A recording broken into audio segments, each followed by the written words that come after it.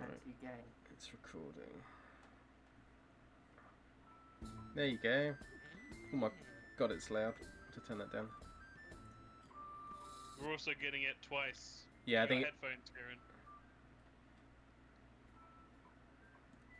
How do you if you go on settings in the little gear bar, then you can do master music volume level. Or you can. right?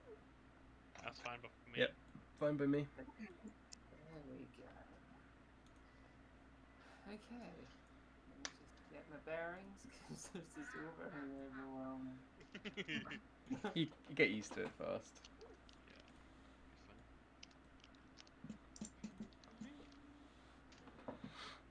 Right. I think Hannah's got to get on roll 20 still. It's struggling. Struggling.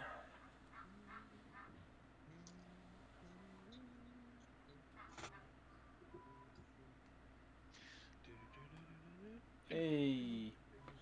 One of you has to change your colour now. I can't have you both being pink. They're very different shades. Yeah.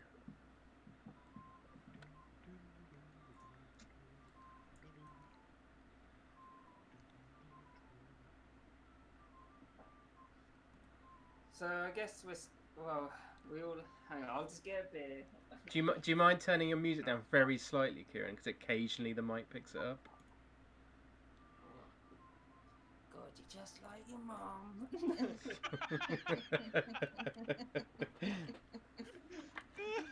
Yeah.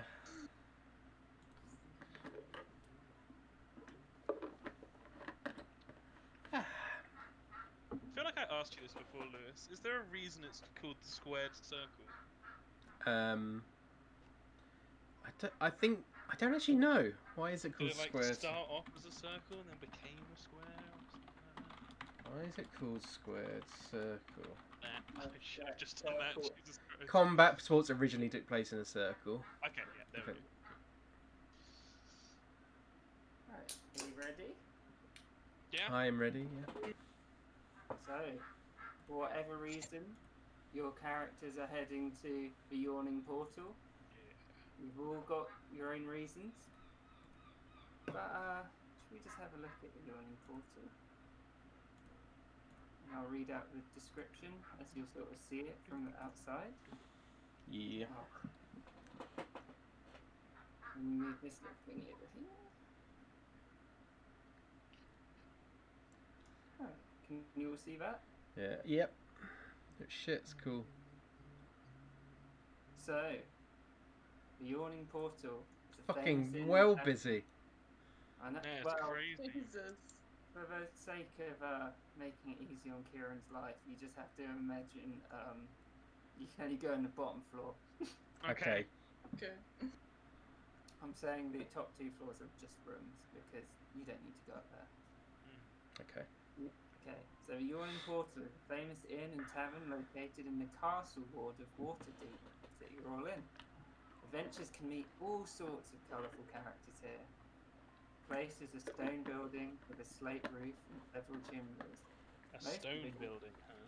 Okay. Most of the ground floor is taken up by the tavern's common room, which contains a 40-foot diameter open well. And can you all do intelligence checks to see what you know about this well? Can indeed. Just straight intelligence, yeah? Yeah. History. History. Good, I'm proficient in history.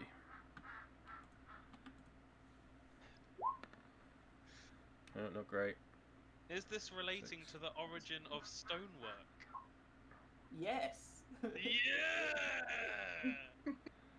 Put one on the stone cutting board, boys. Right, here we go. So I get proficiency. So that's +2. And I double my proficiency. Ooh, so +4. Okay. Huh. Fuck! I rolled a fucking 5. God damn it. Yeah, I rolled a 2, even with the +6 modifier. Right. So even though Ingvar knows a lot about stonework, he hasn't really read much about the stonework in Waterdeep. But So look, so Festina and Ingvar just think it's a well that was probably built here, and then for some reason the cabin built around it. But Naxora knows that it's actually the outer shell of a sunken stone tower that descends 140 feet to the first level of the Undermountain, which is the sprawling dungeon under Waterdeep. Interesting. And he's also heard rumours that a rope and pulley mechanism is used to lower adventurers into the well and hoist them out. Like these guys. Yeah. Yeah. See ya. So I what? don't think- I assume what we can see in the pub is not like true to life kind of thing. So like No, not. we're going to move to the actual pub. in a Oh, minute. okay. Yeah, I get you. Okay. Right. The upper floors of the yawning portal contain comfortable, nicely appointed rooms for guests. You all know that the proprietor is Dernan, and he charges standards amount for this sort of pub. So we'll move over. See, we'll taking that in a bit. It's a big place. It has a really big well in it for whatever reason. Then we move over to the actual yawning portal.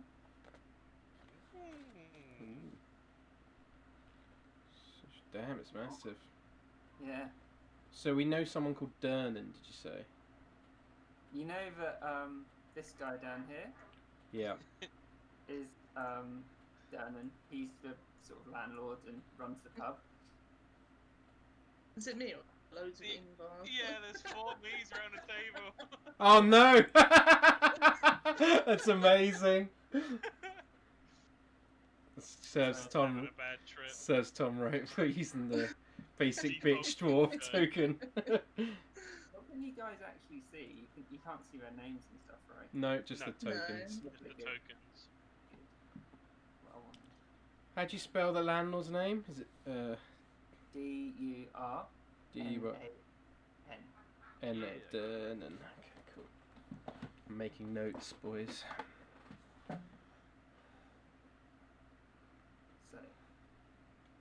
So it's about 5 o'clock, almost at the end of the day.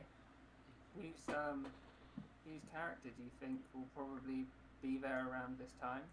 Or if you've arrived simultaneously, is that a good way to start? Yeah, we could arrive simultaneously. Yeah, let's say you arrive Naxora and simultaneously. Faye would be together. Sorry, I interrupted. Yeah. You can arrive at the same time, but not know each other. Mm-hmm. Yeah, Ingvar actually opens the door to allow Faye, not that he knows their names, to allow this mysterious elf and dragonborn through the door. I'm gonna drag my little token on the map. Faye looks to the dwarf and just sort of nods to him and just walks on in with I assume Naxora behind. Be behind you. Right. And then this character here, who is called Bonnie, which, can you see that now? No.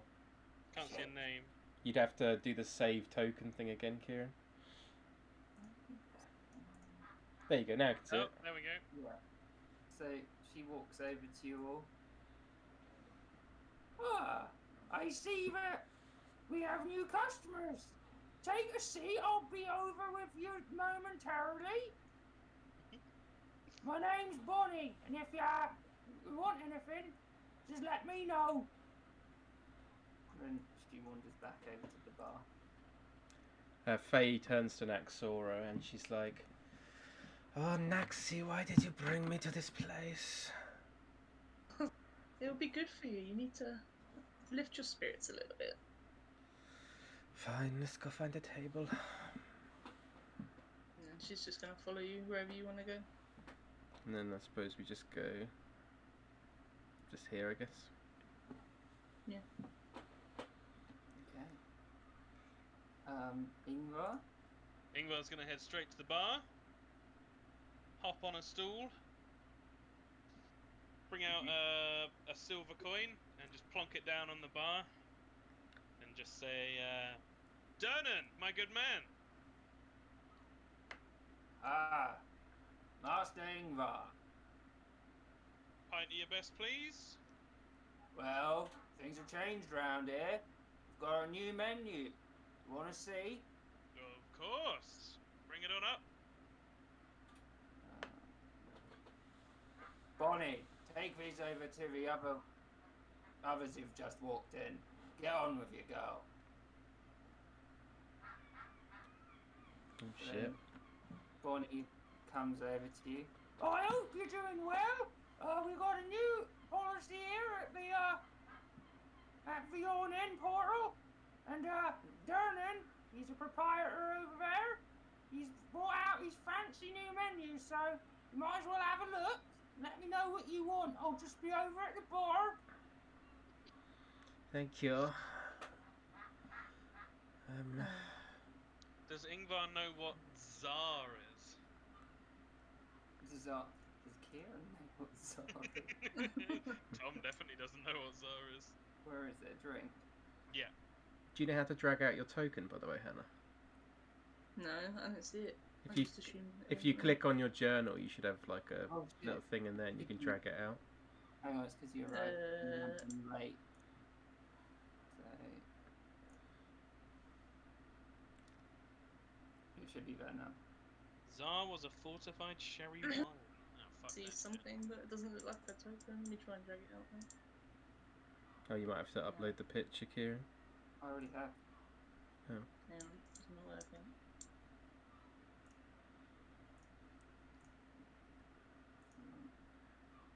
Yeah. Yeah. There. There you go. There she is. Okay, I can't move it though. Oh, I put this. In-house journals can be controlled by. There. I think that's right. Yeah, I You got do it. Hannah? Oh my god, there's two! There's two! Got nothing on me. Watch out for the Ingvar bros. They're gonna fuck you up. With the zoomed out Ingvars. Yeah. The I losers. don't think Ingvar would know what it is, but, well, you can see if he does. Just roll a straight intelligence check. Is this related? No, okay. So straight intelligence. Natural, just two. So I'm guessing not. He doesn't know what it is. You don't even really know that it's a drink. You just assume it's a drink because it's with the rest of the drink. Yeah, Ingvar's brow furrows slightly, but he doesn't wanna seem out the loop. So he's like, yeah, Tsar. I heard that goes down quite a treat. I'll have a tankard of Tsar, please. Tankard? Yeah, or a tall glass, of course. Sorry, long day. I'll have a tall glass of Tsar, please. Well, it's coming up. And he walks over to this shelf, picks it up, puts your little cup out, pours it in front of you, and takes the silver piece off the bar. Appreciate it. What's brought you here tonight, then? Well, perhaps you could point me in the right direction. I'm here to. I heard that Volo was going to be around. Ah, Volo. Yeah, he's here. I mean, I know what he looks like, of course, but perhaps you could point me out. It's quite the crowd here. He looks around and then he sees that this guy isn't looking. He's like, see that big lad over there? Oh yeah. That's his bodyguard. He wouldn't be Victor by any chance? Yes, or Vicky C, as he likes to be called. Right, yeah, I knew that. Alright, cheers, Dernan. Goes to take a sip of the Tsar, and it's like, right, lovely. Thanks very much. I'll be heading on over soon. You know, gotta work my magic. Yeah. Feel free to talk to anyone round. We're a friendly lot in here. Right, right.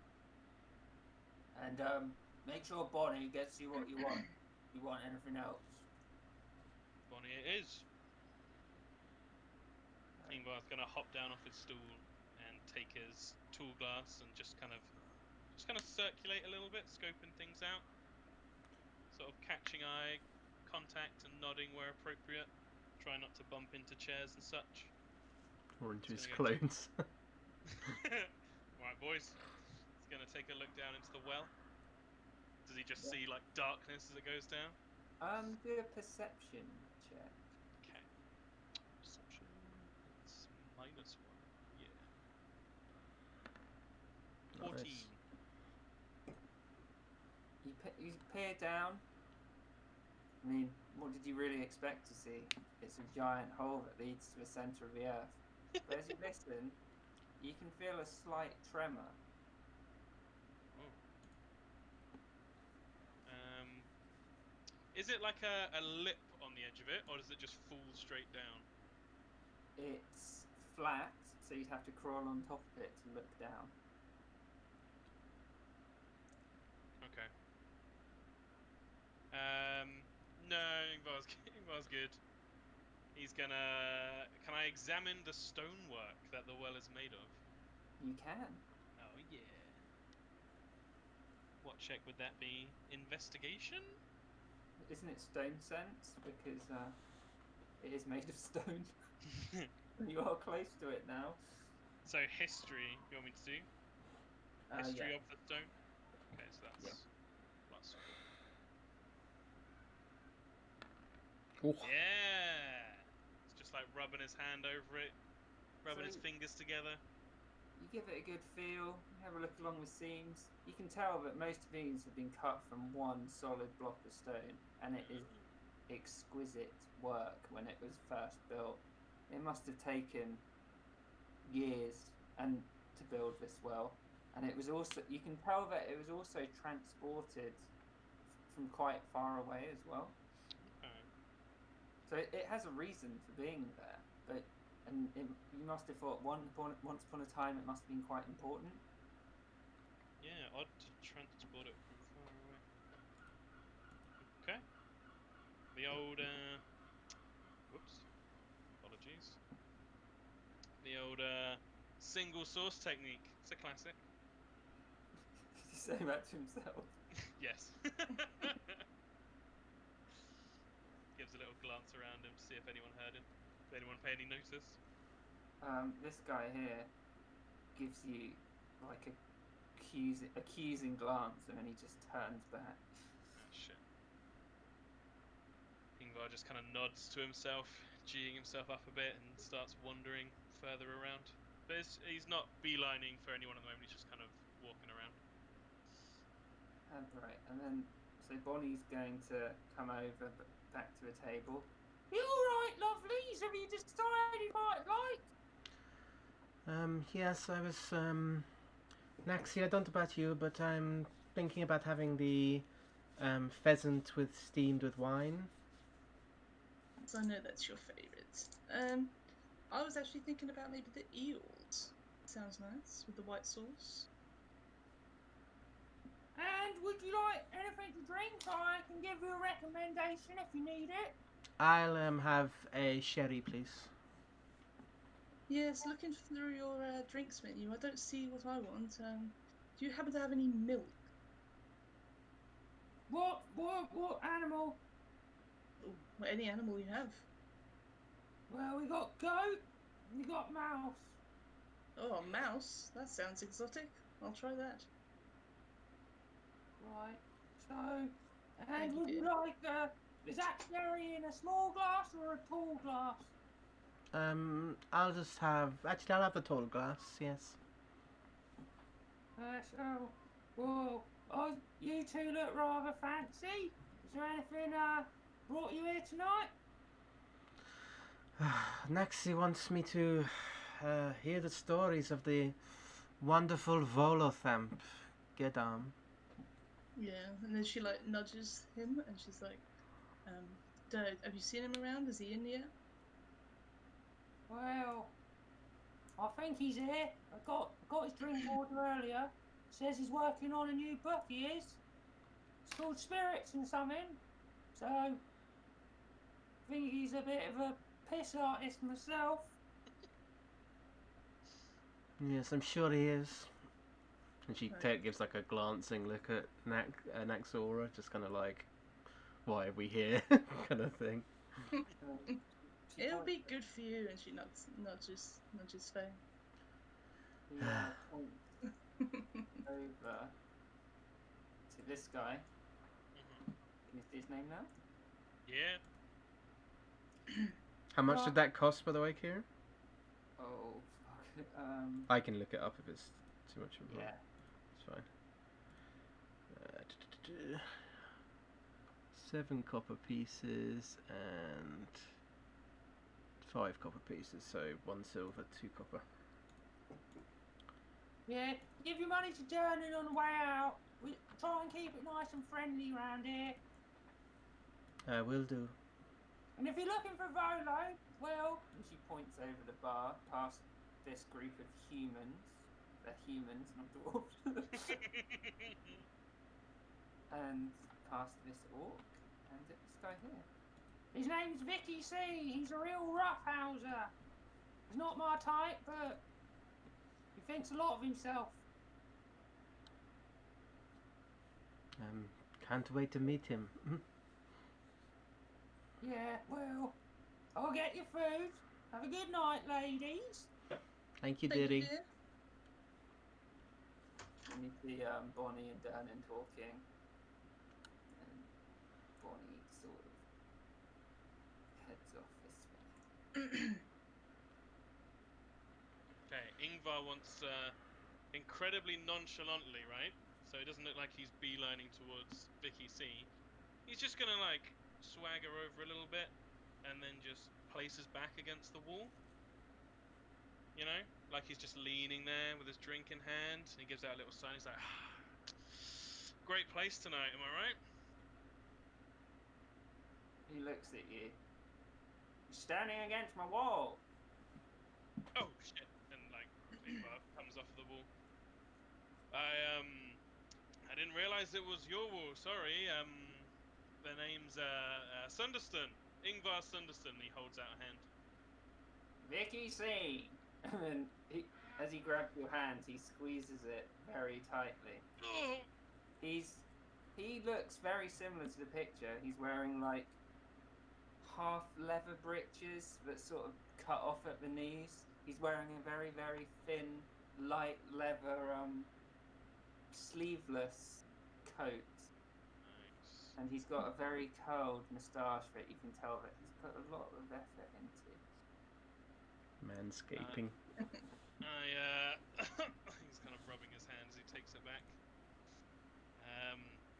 I appreciate a fine bit of facial hair when I see it. And he kind of strokes his long, not very well kept, but still decent black beard. You look like a real piece of muscle. I don't suppose you were a fighter of any sort? Well, you might describe me as the fighter. Well, I can imagine that. He pumps his arm at you. Where'd you do your fighting? Well, what are you in for, buddy boy? Trying to get one over on old Vicky C? Oh no, not at all, my good man. Maybe I could buy you a drink. What's your poison? Well, a drink sounds fine. It's awful thirsty work standing here all night. Can imagine. I'll have some hooch, see? Some hooch, right? I have a nice Look. gooseberry liqueur. Wow, man, a taste. Ingvar sort of looks towards the bar, can't see Bonnie anywhere. It's like, yeah, I'll get that right for you. Well, I lowers his voice a little bit. I'm still fairly new in town, and I'm trying to get a piece of the action, if you know what I mean. What sort of action we talking? The kind you'd be very good at. Fists, blood on the sand. Fight. Oh, well, you come to the right place. Vicky C knows all about blood in the sand. Excellent. He kind of looks around again a little bit nervously. Still can't see Bonnie. Well, maybe I could come and spectate one of these fights. I've got a bit of coin, and he jingles his coin purse. And I'm a betting man, and I'm hoping to put some coin where it counts. Well, how much you got there, Slick?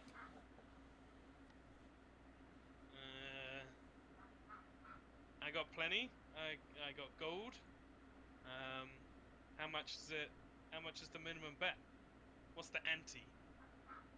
Depends who you betting on.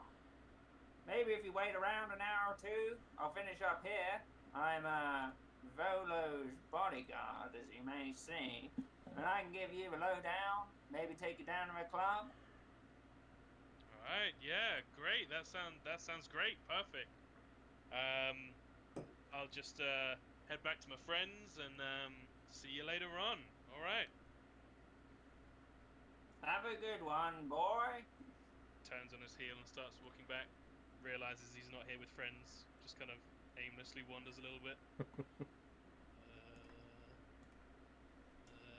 Sits down at this table here.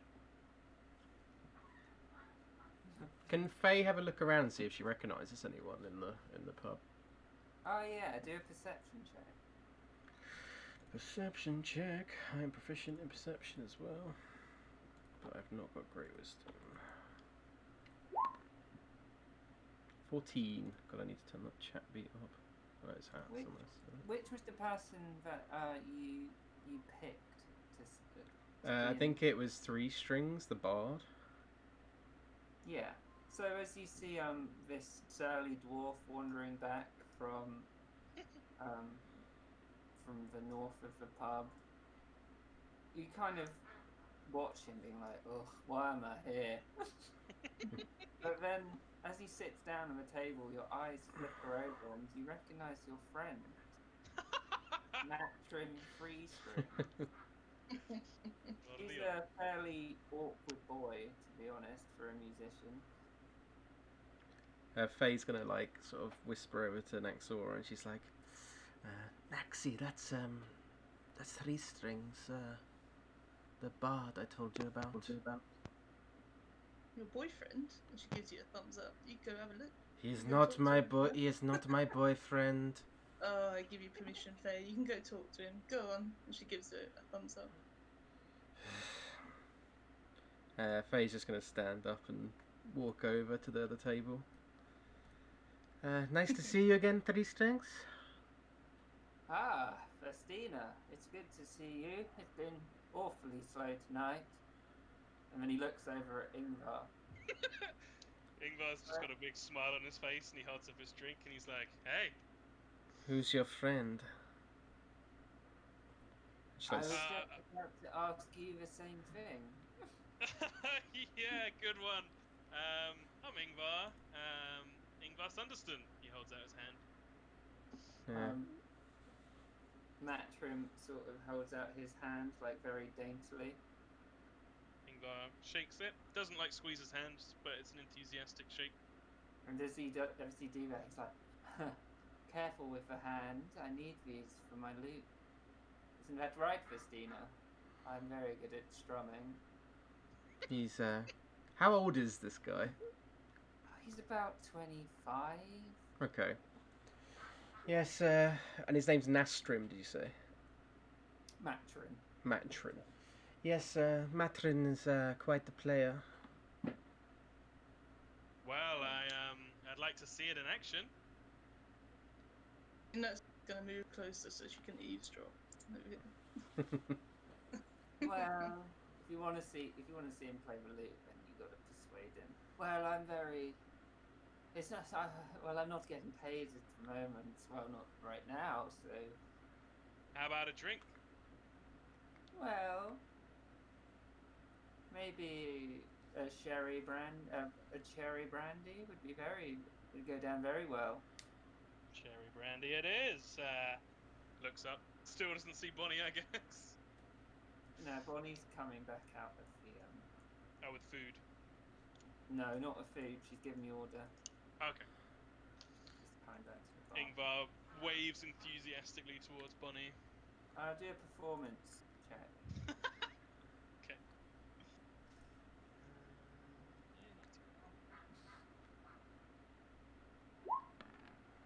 But terrible.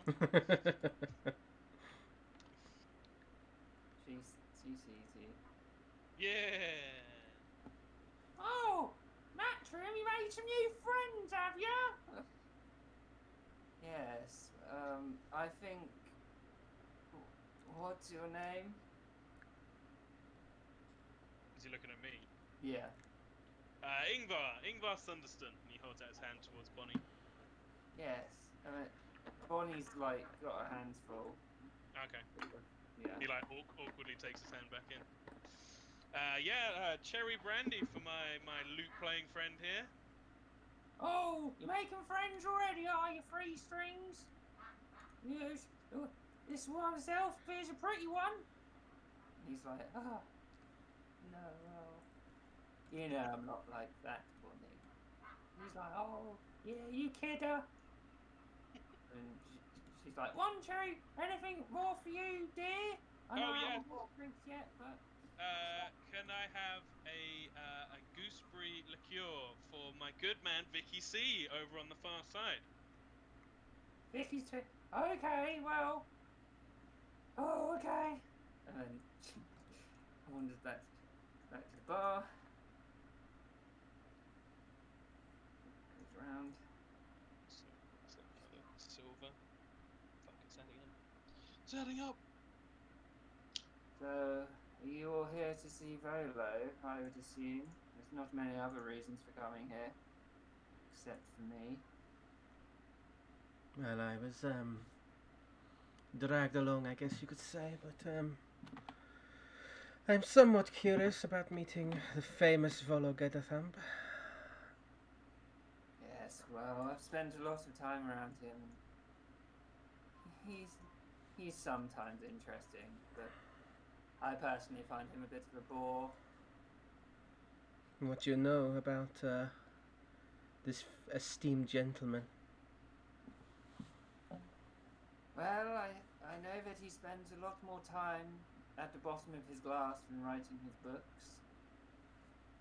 But, I try and stay away from him, really. Fair He's play. a bit of an insufferable bore to such a great bard like me. And then he cocks out his leg, and then he sort of brandishes his lute from nowhere. And do a perception check if you're looking at it. Perception. That's 3.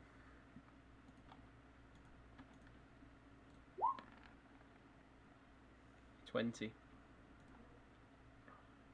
So you notice it only has 3 strings, and you put together. That's why he's called Matchroom 3 Strings. So Bonnie comes back over. Here's your drinks. Oh, got your milk for. Oh, you gonna come over here, dear? You look a bit lonely over there. Come on, Naxi. Two lovebirds might like some alone time there, you know. Oh, sometimes they just need a bit of pushing, you know. That's true. That's what 3 Strings does for me, isn't that right? Yeah. Right. Your food should probably be about half an hour. Well, you know, maybe an hour. Takes a long time around here. Why don't you play us a song, Matron? I'm getting... I've heard so much about the portal, and so far I'm not that impressed, so... So, Have the drinks come Did Bonnie leave off the drinks that Ingvar ordered as well? No, she went to get all the drinks. Okay, cool. So, no, I can't play tonight. I'm too tired, you know. You know what a creative life is like. Come on, for little old me. I'm just going to try and persuade him. Yeah, try and persuade him.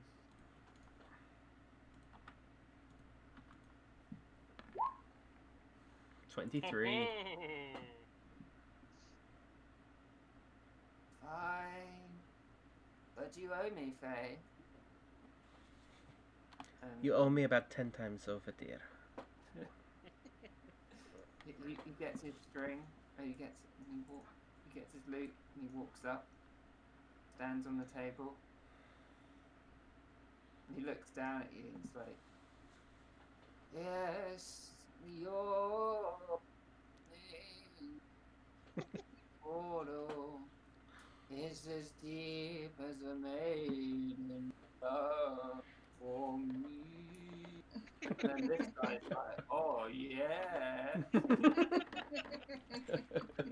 other guy comes over as well.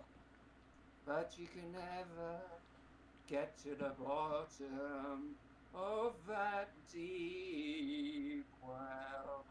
And then he keeps going, and you sort of just settle in to the night, waiting around. You've got a brightly burning candle. There's littered plates all over the bar. There's sound of gamblers spat over this way. And, but then all of a sudden, from a table behind you, you hear a shout, "You pig! Like you kill me mates, does ya?" And then you see this 7-foot orc hit by a wild swinging punch from this guy here. The four other humans are standing behind him. They're not dwarves, they're humans. Ready to jump into the fray. The half-orc, you see her crack her knuckles, roars, and leaps at the tattooed figure. Shit. But before you can see if blood is drawn, a crowd of spectators clusters around them. I haven't put them all on, but it's quite full.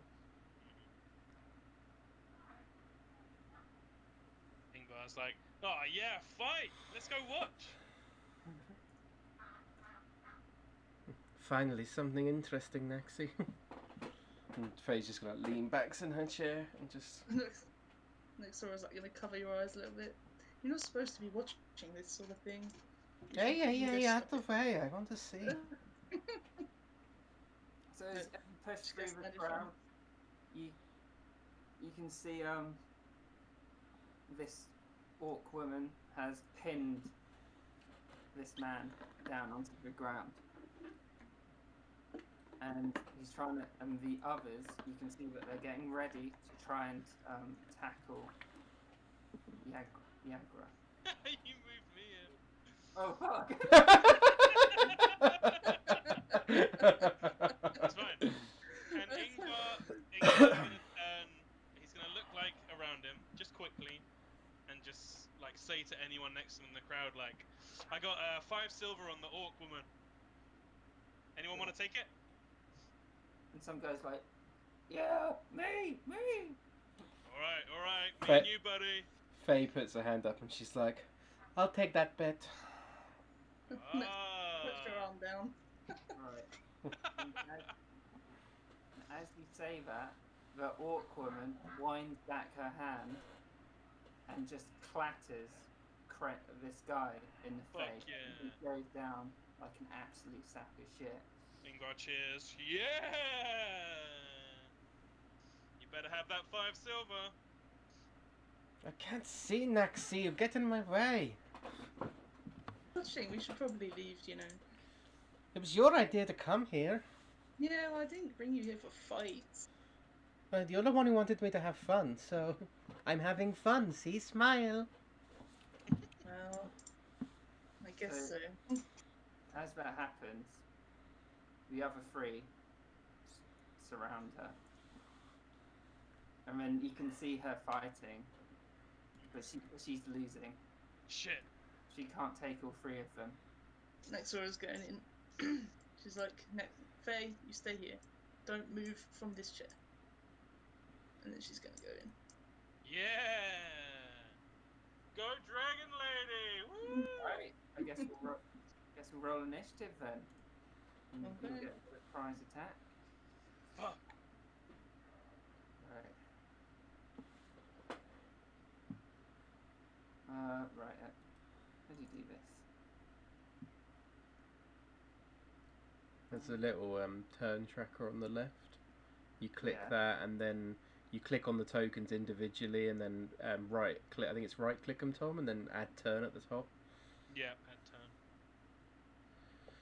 Just trying to find Name's what Vicky kind of C. version.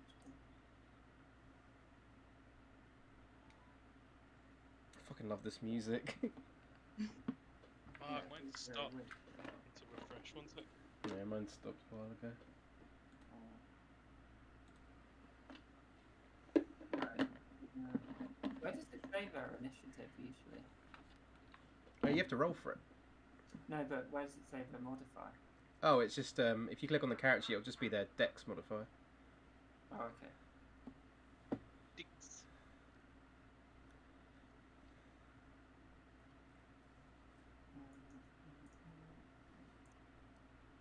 There we go. I got the music back. Oh yeah. 17. So what? You click the clock. Then you right click on the token you want to add to it, and then add. So it should say add turn, I think, at the top. And then you can like click on the little 0 where it says 0 in the turn order. You can click on that and edit it. And you have to press enter for it to save. Yeah. Right.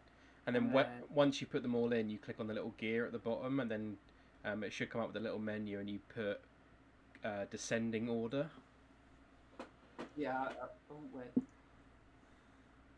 I think I can add mine already because I've set up a macro for it. Yeah, mine's 17 as well. When the 5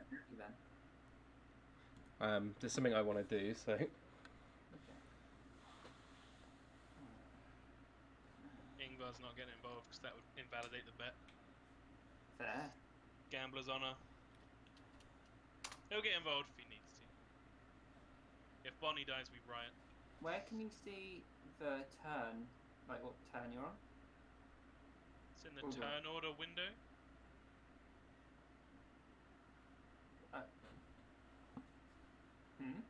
How do you mean? You should have a So- little window that says turn order at the top. Yeah, but how do you know which turn of the combat you're on?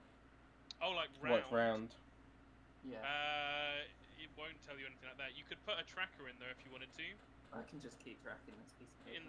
In the window, you can make it like what I do with Blam's Rage and such. Yeah. It says like add custom token, and if you put like round in it, and then in the second box where you can enter stuff, you put +1.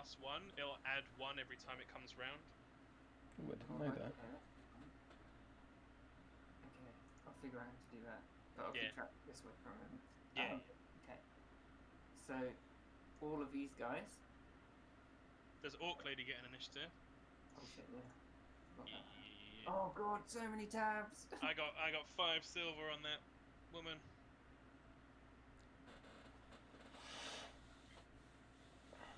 Who's I got? got 5 silver on that woman twice actually. What is the dwarf's dex modifier, Kieran? Or not the dwarf, the human. Sorry. +1.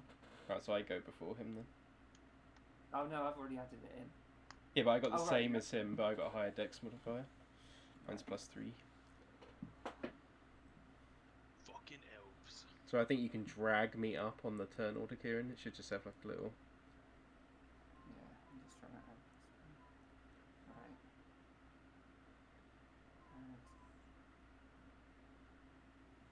So many tabs, Jesus.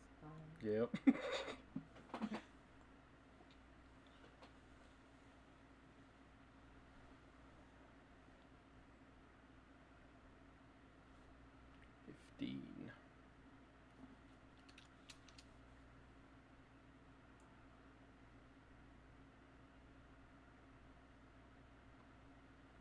Oh, there you go, you're at the top as well.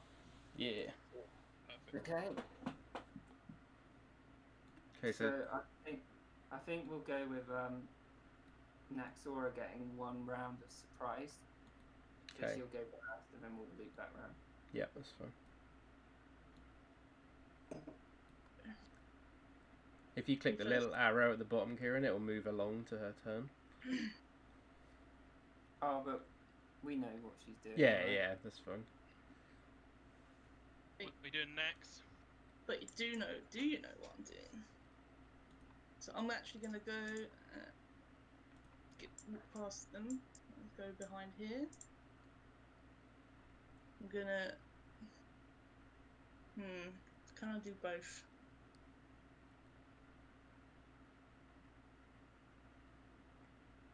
Because what I want to do is I want to cast Fog Cloud and just drag her out.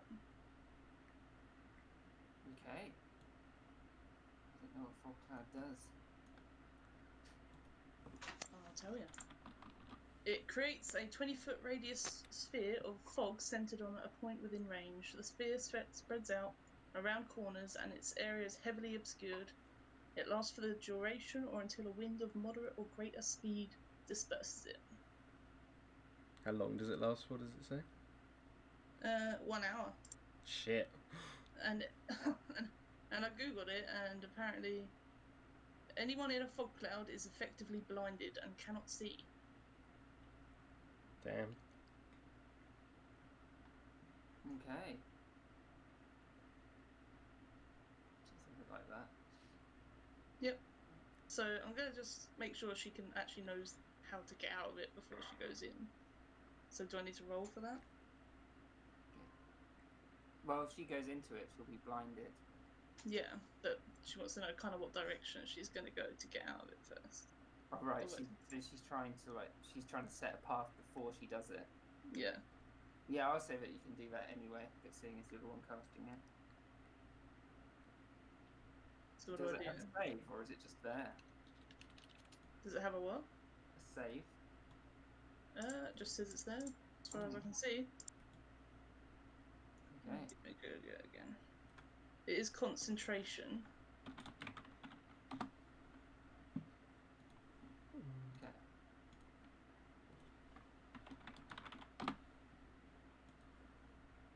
So yeah, she's just gonna take hold of this orc Yeah, lady there's no save on it. and just drag her out. Yeah, you're gonna have to make a contested strength check Okay, because she So doesn't it's know that. who the hell's grabbing her. that's fair enough. But she's gonna but first she's gonna be like, "That's enough, children," and then she grabs her. As soon as So the cloud what's- goes up, Ingvar's like, "Come on, what the hell?" So it's an athletics check, I assume. Yeah. Would it not be an action to drag as well as do the fog cloud? Yeah, that's the only thing. I'm gonna say she can just do it because I like where this is going.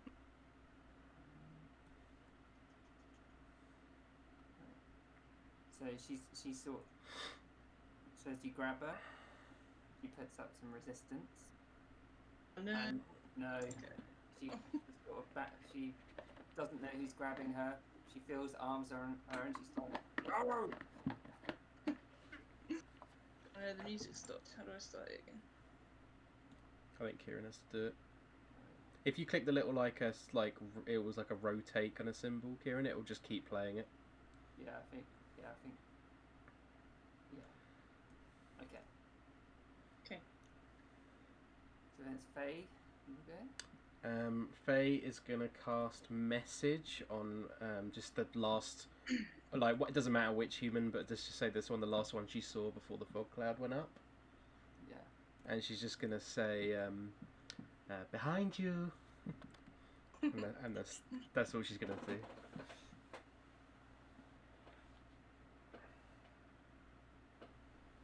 Right. And then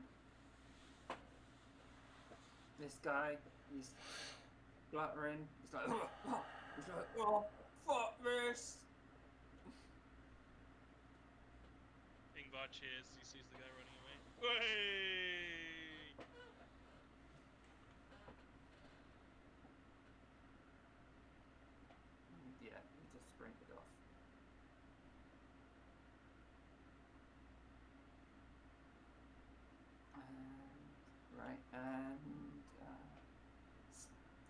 this guy's like, what? What?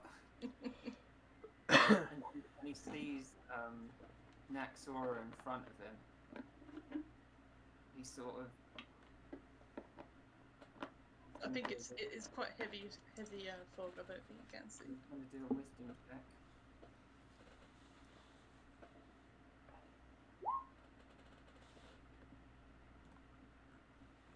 Natural one. Hey. He's blinded, but he doesn't care. He's gonna throw a punch at you. Well, he's gonna throw a punch at you. So it'll be a disadvantage. Yeah, because he's blinded, right? Yep.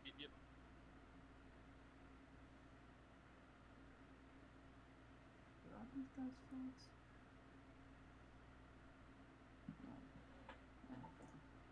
It's like an old school cartoon fight, isn't it? In a dust cloud. Yeah. See the arms coming out and the legs and stuff. You think he was gonna throw a punch, but now because he's confused and he's pissed off and he's got a weird voice in his head, pulls out his scimitar. Oh shit. Oh,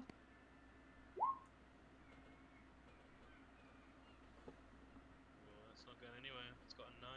And he flails about and he just clatters off like your 6 armor. even. He doesn't know what's going on. He backs up, unsure what to do. He climbs up onto this table. You can take an attack of opportunity if you want.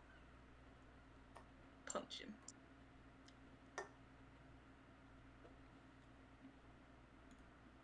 So you'd be blinded as well, right? Yeah. Yeah. Disadvantage. Just so you know, Kieran, they've dropped Yeah. off the turn counter. The what? It's because it's really annoying. It's because the initiative Oh. you put on was attached to a token, and you got rid of that one token. It's taken them out of the turn order. No. This is a good opportunity to add a custom item. You could just put humans in the custom item thing and add it, and give them an initiative of 17. Oh. Or you could just do another token. Yeah, I just go back. Yeah. And if you press the arrow along the bottom of the turn order, Kieran, it'll jump from... Because at the moment it still says it's my turn. Yeah, there you go. Right. Okay. So yeah, you can. Okay. So she's gonna try and just punch him. Okay.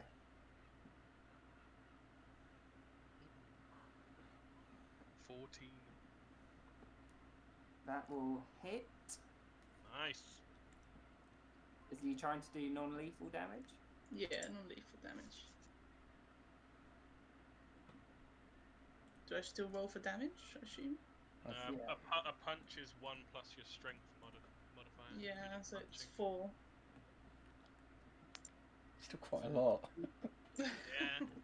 Wow. So after the scimitar strikes you, you respond in kind and give him like a heavy knock in the side, and you hear from the back. I can feel that someone did something good in there.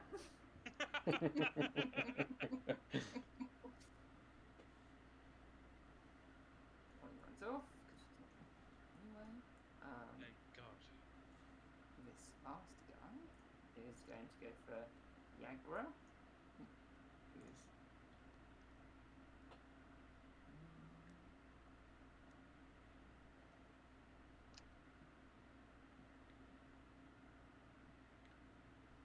oh, 17. he does.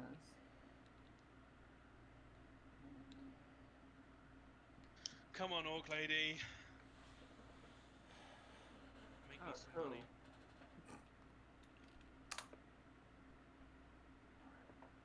That's all of them. Do you remain blinded in the crowd? In the If you cloud? go out, are you still blinded? Don't think so. No, I would assume not. I don't think you're technically blinded. I think you're just considered blinded whilst you're in there, kind of thing. Oh right. 'Cause Yeah. it's- Okay. 'cause it's- heavily obscure. Yeah, heavily obscured.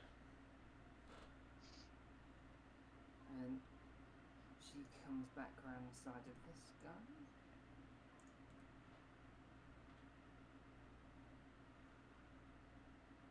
and she pulls out. You can't really see it, but she's pulled out her mace.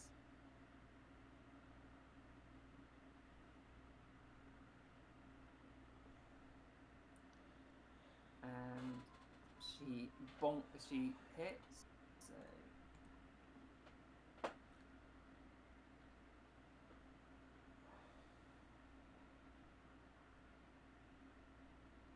and she just bonks him straight on the head with her mace. Nice. Can't see that, but nice. Assume you can hear it, like metal on metal. Yeah, I can hear shit going down. Ingvar's having a great time. He's cheering, slushing his drink around. And at the beginning Fight! of Fight! Fight! Fight! Fight! next Saura's turn. I think she notices that the orc lady has moved, so she's gonna just move into the direction she was gonna move if she had her, and she's gonna bump into her here and be like, oh. She's like, ugh. Yeah. But I don't know how would she notice if it's the orc or not. I think she's just gonna shove her. Gonna shove her out of the fog. Okay. So it's That's contested strength again. Yep. Athletics. Yeah. athletics. Disadvantage? I don't know, because are you using your body or your arm? Well, I've got a shield. I'm gonna bump her with my shield. If you just run into her with your shield, not really Yeah. looking, I think I'd do it without disadvantage, but it's contested anyway. Yeah, it's true. Let's go. Gosh, she rolled really well though. Oh, So you just run into her with your shield, but she is a big lady, and she just holds it and slightly pushes you back, but not. She doesn't think you're one of the humans because they didn't have shields. You, the orc lady? And at That's this, her turn. you hear a rumble coming from the well. Oh. Oh, what? okay. Right.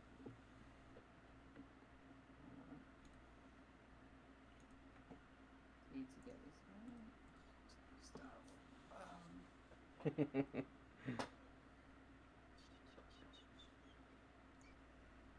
Gives you a whole new appreciation for Tom managing the orc fight. So as you hear the rumble, you start to hear the shouts of alarm suddenly ring out as a hulking creature climbs out of the shaft into the middle of the tap room. Oh fuck. Oh Ah! my god!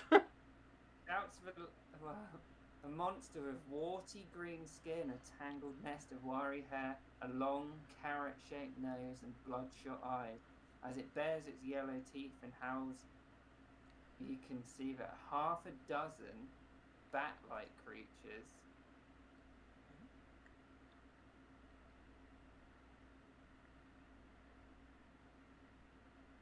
Uh-oh. Holy shit.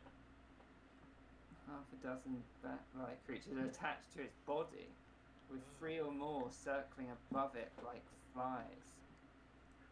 Everyone in the tavern reacts in fear, except Dernan. He steps up onto the bar and shouts, "Troll!" Troll in the dungeon! Yeah. Not sure to know.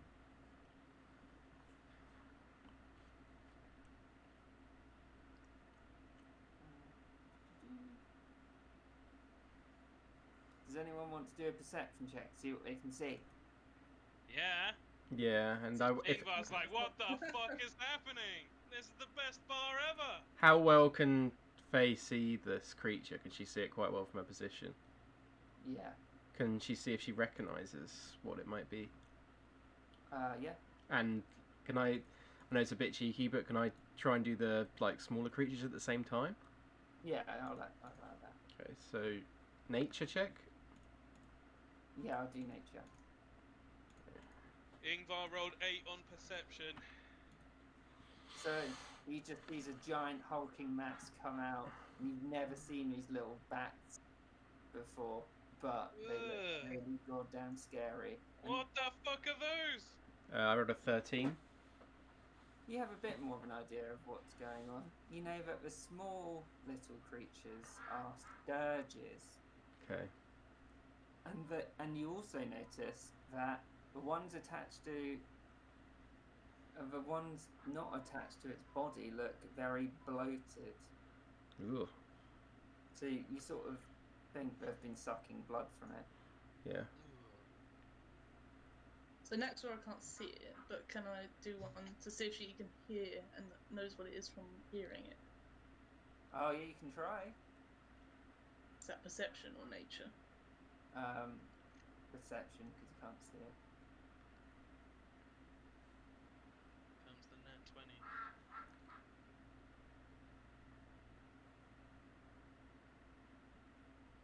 You're just far too caught up into the fight. You can hear banging all around you. You can't really see anything. Okay, Nice. well, it You did hear it twice, muffled but like, "Rrrr!" You're Oh. like, maybe someone's dead. Right, and then let's do the first one, because I don't know why I did it twice. oh, but is it? Was it? It wasn't with advantage, no. Hannah just said just ignore the second Oh one. right, okay. At this point, Ingvar would definitely start getting involved. He's going to start blasting shit. Okay. Yeah, Faye would be kind of taken aback by this and kind of, she actually like leaning back on her stool, like quite sort of with a kind of cocky look on her face beforehand.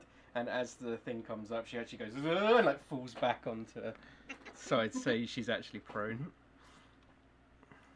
Ingvar got an initiative of 15. Okay. Just need to do Dernan. I was like, you already got initiative of 17. I was like, oh wait. So racist. What a bastard. I think we need some action music as well. I wish the players could control the music as well. That'd be so handy. For themselves? Or just for everyone. Like if you gave them permission to. Oh, right, yeah. If you God, finding music. Just search action and there's a good song called Action, I think. Oh wait, actually that's in the Incompetech bit. Click on Incompetech and then type action in that, and there's an action by Kevin MacLeod, which is just like the best standard battle music in my opinion. Wait, what is it? Action. Action, and then it should come up as Action by Kevin MacLeod. It's in the Incompetech bit, which is the one on the end, and not in the tabletop audio. I think that's the one I was using for Deep Hold. Yeah, I think it was. I love Kevin MacLeod. Holy shit, that guy releases so many free music you can use.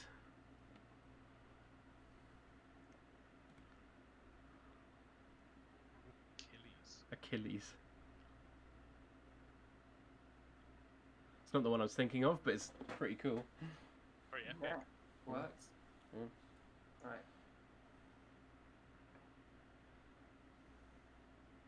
So, as you look around the tavern, most of the patrons and staff are like fleeing and taking cover. It's like a patrol. Dernan, you see him stand up on the bar, and he gets out his great sword, springs over it. He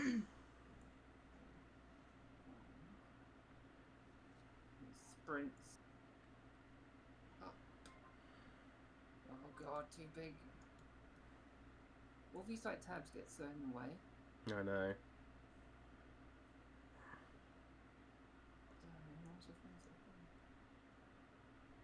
You get used to doing it as you go more. Sprints up to the edge. Oh, you have to loop the music, Kieran, because it stopped playing. Sorry.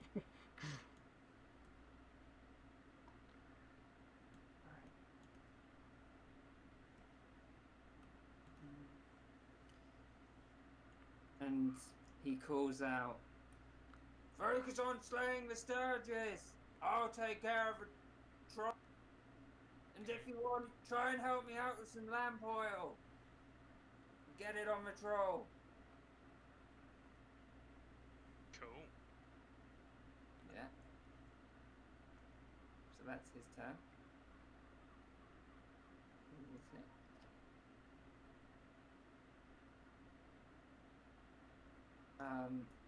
On seeing the troll, this guy runs away.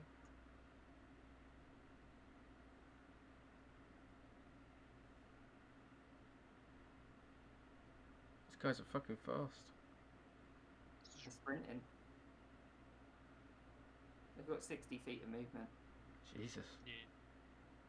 Oh yeah, the dashing, of course. Yeah. I have to keep reminding myself I've only got 25 feet. This guy here, who I'll show you his name before he goes. The life of a short man. Little Mimo. Little me. that wasn't in the book. The full map wasn't in the book. I had to make it. Oh, nice. That's sick, man. Holy shit. Well, I didn't make the map. I put all the tokens and shit. So he doesn't know what's going on. So he's going to attack back at Yagra.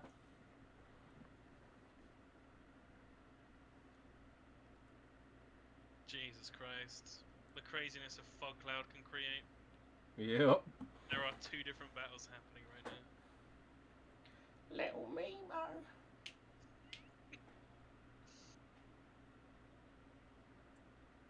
Why isn't it going on? So he misses both of them. He's going to try and run away.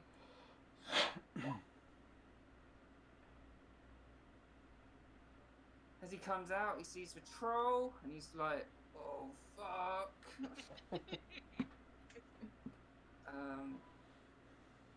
You can take an attack of advantage if you want to. No, I think she's going to be distracted. Okay.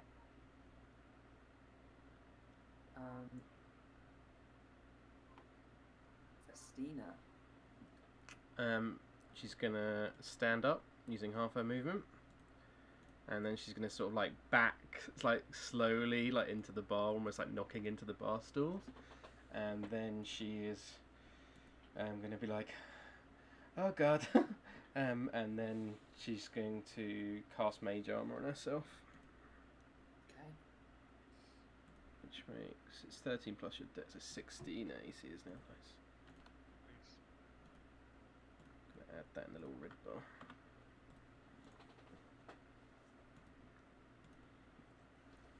And that's her turn. Okay. Ingvar? Alright. Ingvar, who was already up on a chair, is going to step up onto the table. Right. Well, does this guy count as an enemy to me?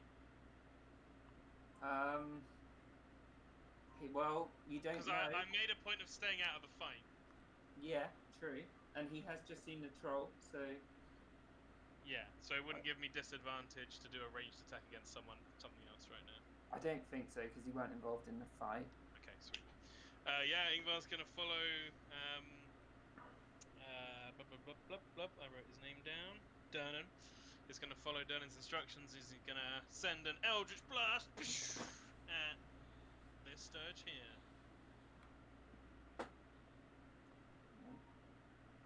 Okay. So it's a +4. So he's still got his drink in his left hand, and then he holds his right hand out, and it's just gonna shoot away. What does it look like? I'm curious. He's gonna say, "I got you, Durnan!" He's gonna hold his hand out, and out shoots this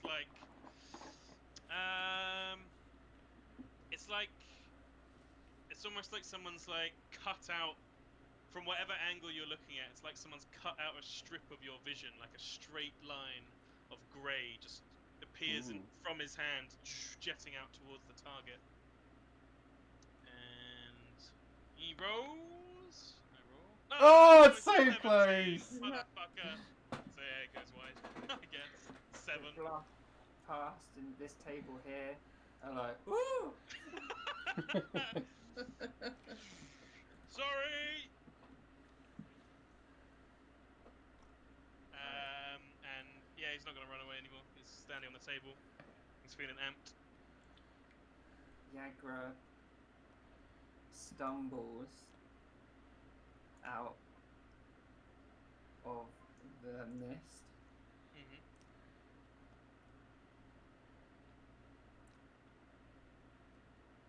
and is going to try and hide under the table after seeing the really big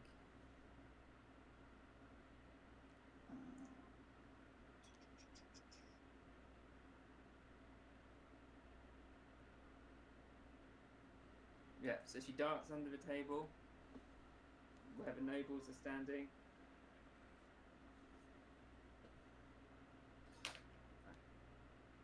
And dodge it.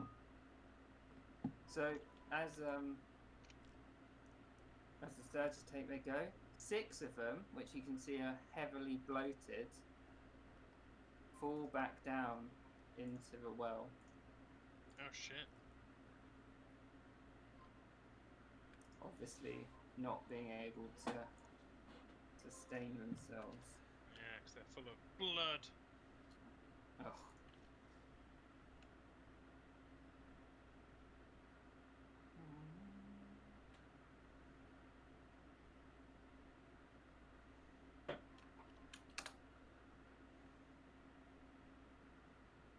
Then these 2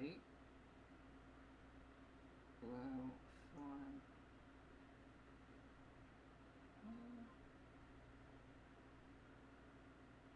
And then use blood drain on Yalesta Silver.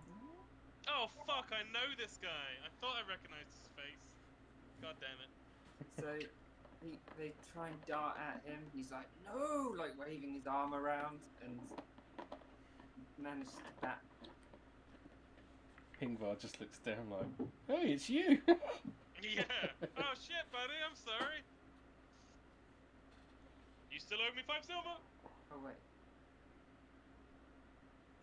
What's it going? Haywire. No. It's the troll's turn. Okay, it's the troll's turn.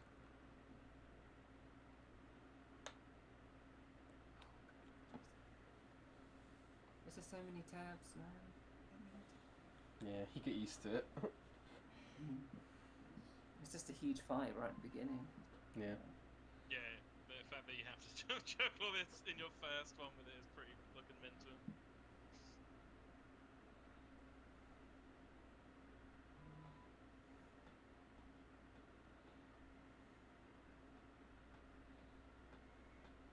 So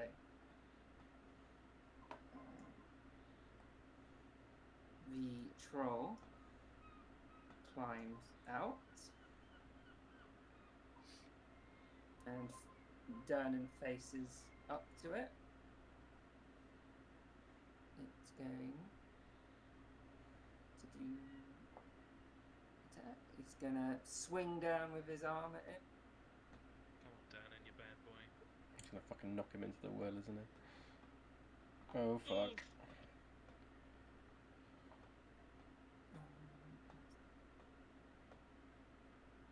But he managed to deflect it with his greatsword. Oh shit. Slams down its other hand. And he backs it off again.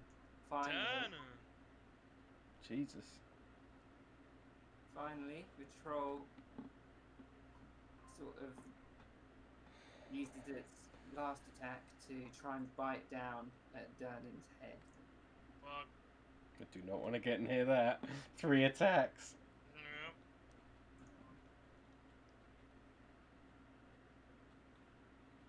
Yeah. And it connects with his neck.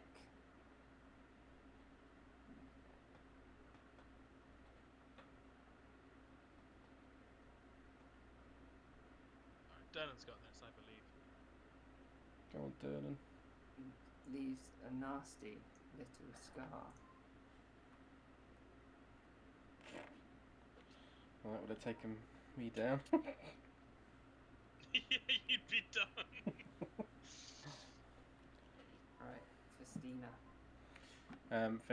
Faye is going to, like, her eyes are like really wide, and she's just like, oh shit, oh shit, oh shit, and she just throws out her hand, and she's gonna shoot out a firebolt. Sorry, I don't know why I said firebolt. That what? At the troll. 11. Does that hit? No. Fuck. The fireball hits, but its leathery hide just Absorbs it. Yeah. You're probably a bit scared, so it wasn't really at your full power. Yeah. And with that, then she'll use her movement to. She's gonna like jump over the bar, and sort of just duck down behind the bar. Okay. Right. And then these guys. Little Nemo sees the massive troll. He looks at Ingvar. He's like, "Have fun with that one, mate." And then he runs out of the bar. Yeah, no worries.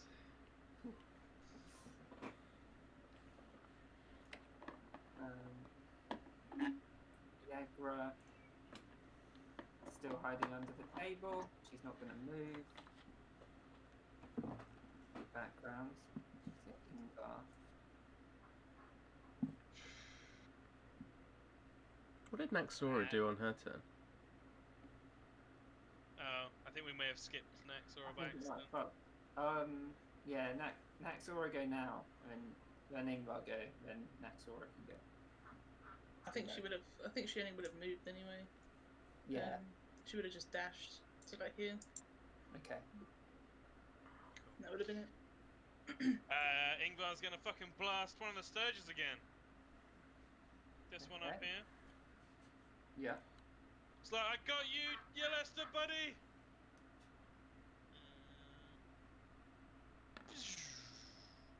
I thought that was an actual one then. So did I. So, 17. yeah, the mystical energy smashed into the Sturge and roll for damage. I think as Naxora would have run over here on Faye's turn, she would have been like, Naxi, help! 8 damage. And the Sturge falls out of the sky. Yeah. How do you do the X thing? Just click on the token, then it has the little like circle button at the bottom, like you would put on conditions, and then you can just has the X along there. Yeah. Okay, back to Naxora. I think she's probably going to see that it's probably a bad idea to go near it. So she is gonna.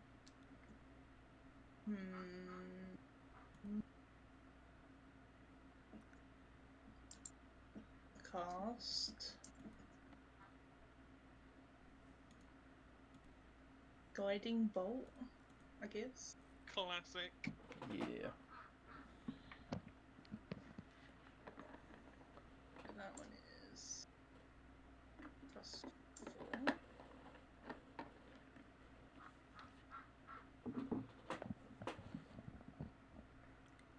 At the troll. Yeah, the troll. Ah, Oh my god, Oh. no. No. Does that still waste a spell slot? it does. That's sad. I know. The pain of being a cleric. I know that feel. So you do the guiding bolt, and actually you weren't concentrating on the troll. You were concentrating on this guy behind you. So they shoot out, but roll for damage on this guy. So I had to guiding bolt. What is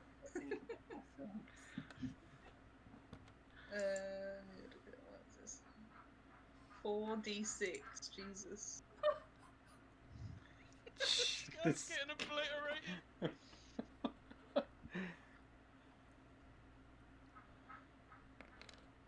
Oh,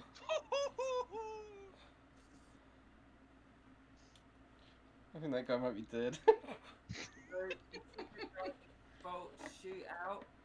It goes under the troll's armpit, and you're like, "Oh fuck!" Looking in the right, concentrating on the right guy. It smashes into a seemingly old man mage behind him. He falls over, and then he like shoots you a look across the room. Oh shit, he's alive. God. It's like, sorry. Missed. Ingvar's like laughing. Nice one.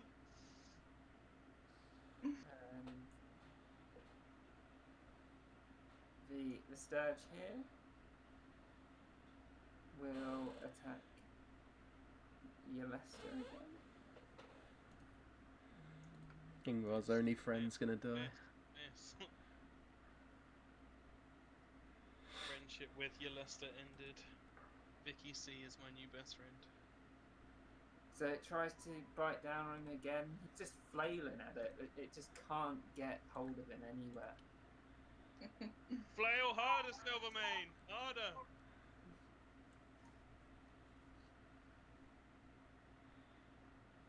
Troll God. doesn't like being around Dernan. So it moves. And it's this man called Rumpus hiding under a table. Oh god! If Rumpus is prone, the troll gets advantage on its attacks. Oh, okay.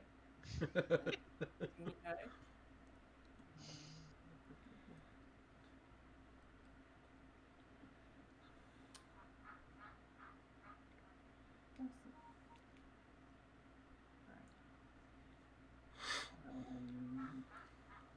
I can't make dice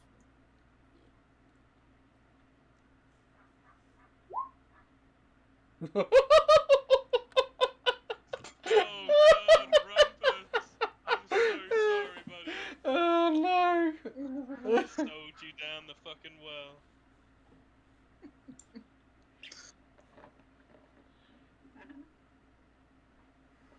So it's angry. Just it doesn't even seem like it knows Rumpus is there. It just smashes the table, and its arms just travel through and absolutely crush the man beneath it. And that's like, that was my best customer. The troll turns back round to face Dernan.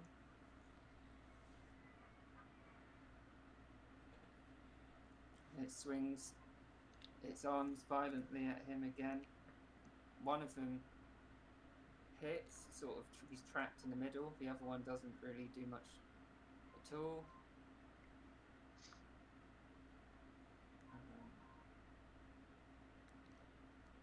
And clonks into him, but it doesn't really seem to have done too much.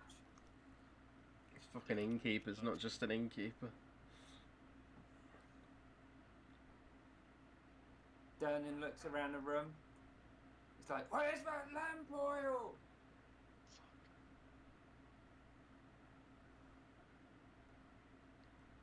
And you see him hold up his shining two-handed sword. And he swings for the troll. Come on, Dernan. Hits. Plus Nice. 8. Ooh.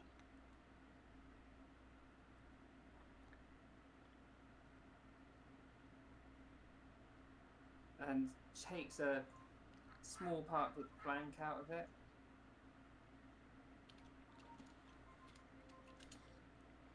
You see him hold it up again.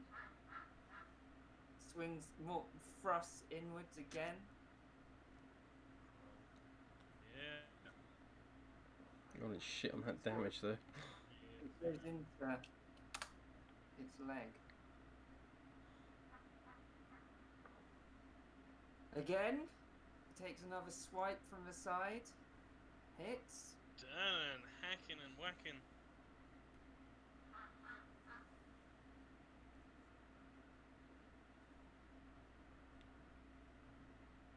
And this There we time, go.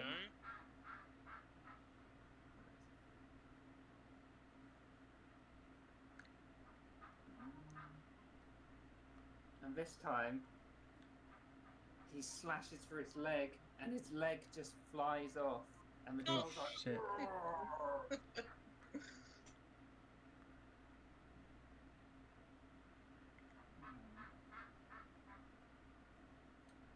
what's that?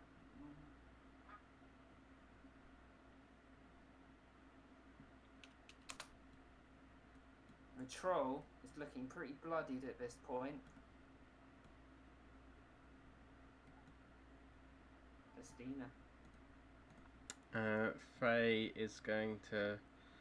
She shouts next to her and she says, "Get that bloody lamp oil he wanted!" And then she's gonna try and shoot out another firebolt at the troll.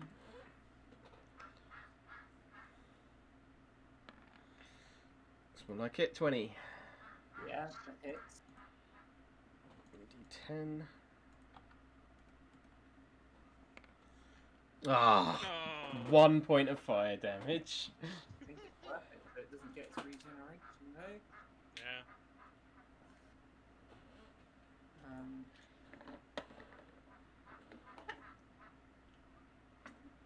It's hiding. Back to Ingvar. Ingvar is still trying to help out his buddy. It's like 1 down, 1 to go. Let's do this. Hooah!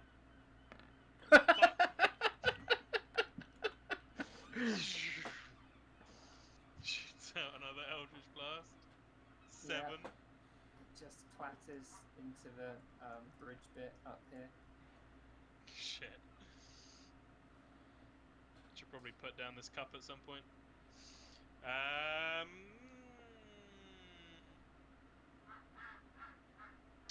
Ingvar is... Yeah, fuck it. Ingvar's gonna use his bonus action to cast Sanctuary Oh shit. on Gelester. So if the Sturge wants to attack him again, it's got to pass a Wisdom save. Okay.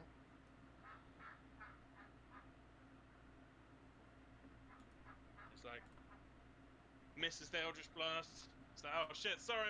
Reaches down, slaps a hand on his back, and there's like it's almost like a dust devil starts whirling around him in the air around him. He's got Sanctuary on him. Right. Is that everything? That is everything. He moves back up onto his table. Next Aura. What did Faye say again? She said what? Get the lamp oil. Yeah, she said get the bloody lamp oil. Oh, lamp oil. I don't think that's got really a reply to that. So she's just gonna cast. What was it? Toll the Dead. Yeah. Ooh. What does that do? Totally dead. You point out one creature you can see within range, and the sound of a dolorous bell fills the air around it for a moment. The target must succeed on a Wisdom saving throw or take 1d8 necrotic damage. Okay. If the target is missing any of its hit points, it instead takes a d12 necrotic damage. So, what sort of sound does the bell make? I have no idea. What sound do you Just make it up. Don't know. Ding, I guess. A dinner bell. Ding. Yeah, like a dinner bell. So I assume it's doing a d12 then, if assuming it's been hit and it's not full health. Did it pass on its... You got a 12. If you look at the top of your spells, Hannah, it'll say save it is. DC. attack save wisdom 12. So Oh. it did make it. I So just it- made it. Damn it. Okay. So as you do that, you see the troll like, "Arr, arr," and he like swings his arms a bit, and he's like, "Arr."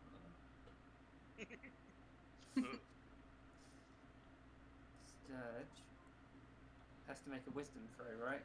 Does. If it wants to attack that guy. Has to hit 12. Yep, it got 15. Yep, so it can attack him. It hits. No. Not old JJ.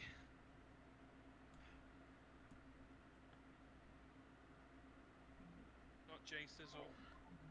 So it goes down and it attaches itself onto his arm. And he's like, "Ooh, get it off!"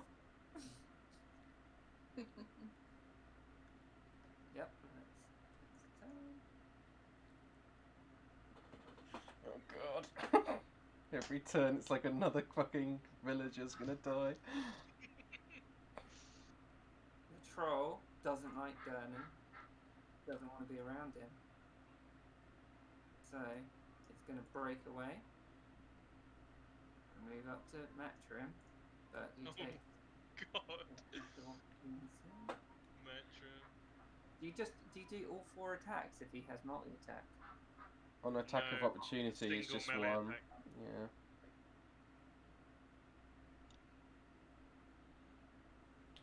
So as it moves away, just a bit too fast for Dernan. And he's like, "Oh!" He's like, "Matrim!" And the troll is going to... God, that loot's going straight up his ass. What loot?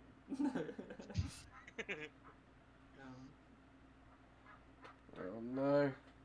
He thinks Matrim's a pretty tasty looking morsel. Oh god. He's going to bite. So he swings down with his mouth and goes, "Oh!" Oh. Mm-hmm. Yeah.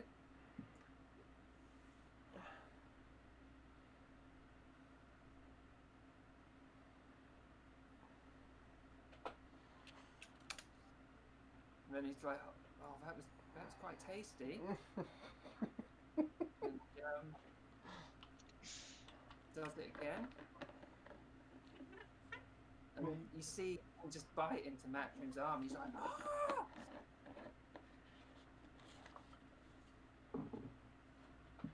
Oh god.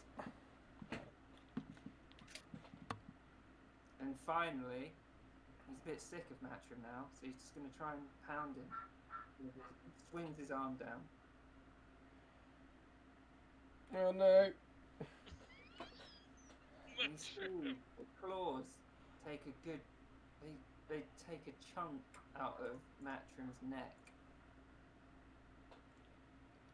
Is he missing any limbs now or anything?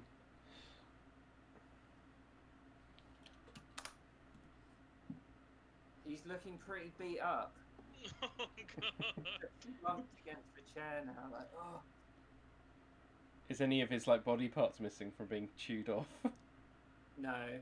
The troll only does that because it's got a variant rule. Oh, okay. It wasn't Kieran, you know, ganking it. Dannon's like,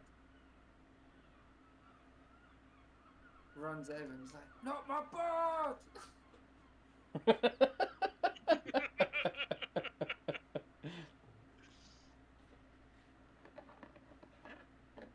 in love with Dernan.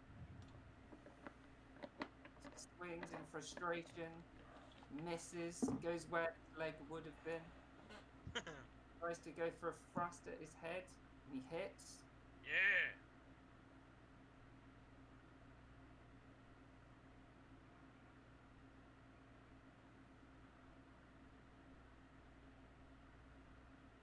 And it plunges into his neck, and the troll lets out a "Arr!" But it's still going. Fuck. And finally, Dernan sees its other leg swings for it, brings it up and round, and removes its head, and taking all its limbs with it. Shit.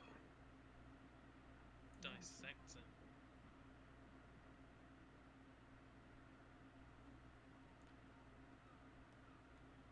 Festina. Seeing the troll drop, she's just going to look left and right and see the Sturge and just fire out another firebolt. Okay.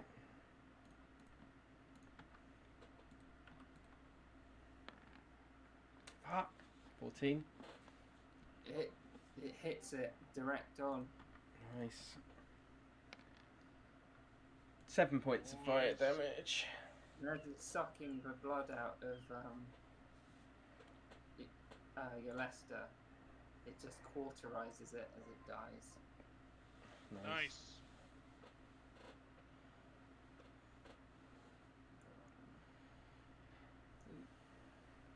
So, I think that's everything.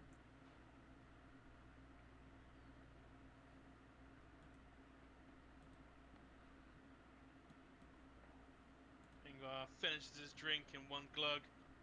Oh yeah! This is the best bar I've ever been to! Next door is going to let out a big sigh and then try and help Festina back over the bar. She'll come over as well. Is it dead? I think it's dead, Faye. I think that guy over there, he got it.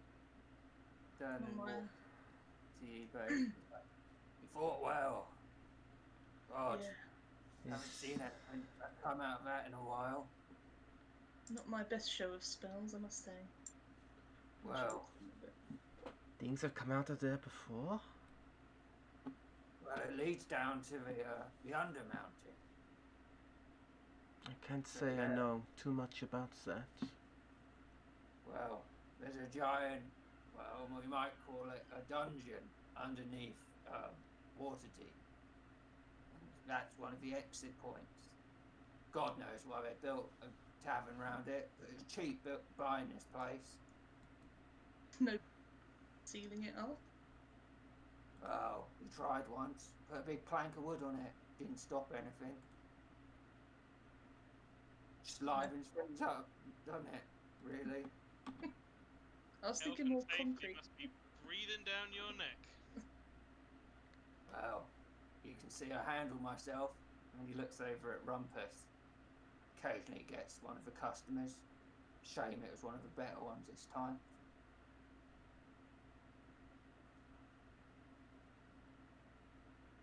And he calls over, Bonnie, get some drinks on. Is the fog cloud still there, right? Yeah, I don't think I can dispel it, although it confuses me because it says it's concentration, Yeah, you can drop it then.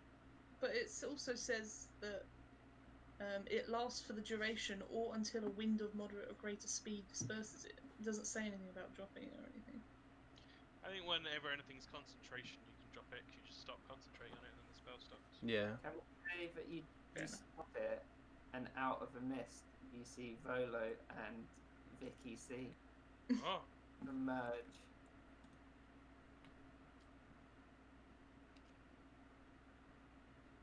Ah, you be adventurous, am I right?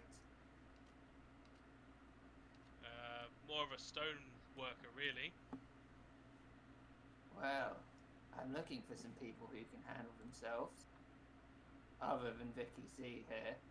Vicky C knows what he's doing. Vicky C knows a lot of things. You right to restart the music for me, Kieran? For some reason it's not playing for me. I tried reloading the page, but it's not working. There we go. Working again. So the figure who approaches you strokes his moustache, adjusts his floppy hat in front of you, tightens his scarf. Volofam Gedar, chronicler, wizard, and celebrity, at your service. Why didn't you come over here in my private booth and we can find a table?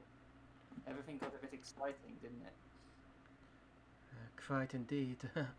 And A lot of fun. we came looking after hearing your name, but wasn't quite expecting a troll to crawl up through the door, through the hole in the floor. Did we, Naxi? Just expecting some interesting stories, but made one ourselves apparently. Well, that creature can go in my next rendition of Avolo's creature. Would you care to join me at my table? Vicky C, make sure they have drinks. Why not? Is that human still there? He's just dead on the floor, yeah. Oh yeah, fuck. Oh jeez. Like, sort of awkwardly steps over his body in her high heels, and it's just kind of like. Ingvar wants, before Ingvar heads over, Ingvar wants to nudge Yelasta. Yeah. And he's like, hey, 5 silver. Oh, yeah, you can have. He gives you a gold piece. Thanks for trying to help me out with it. Yeah, no worries, I got you. He gives Jelasta his empty cup and starts striding over towards Volo's booth. You see Elasta sit down and sort of tap his arm like, fuck. Yeah.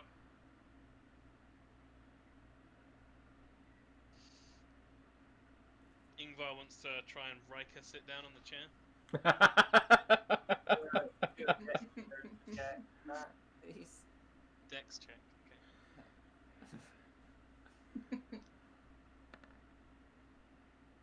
Yeah. Well, maybe not yeah. 11. So, yeah, you turn the chair around, sit on it like Riker, nothing goes wrong. Yeah. Rolo looks at you like, right.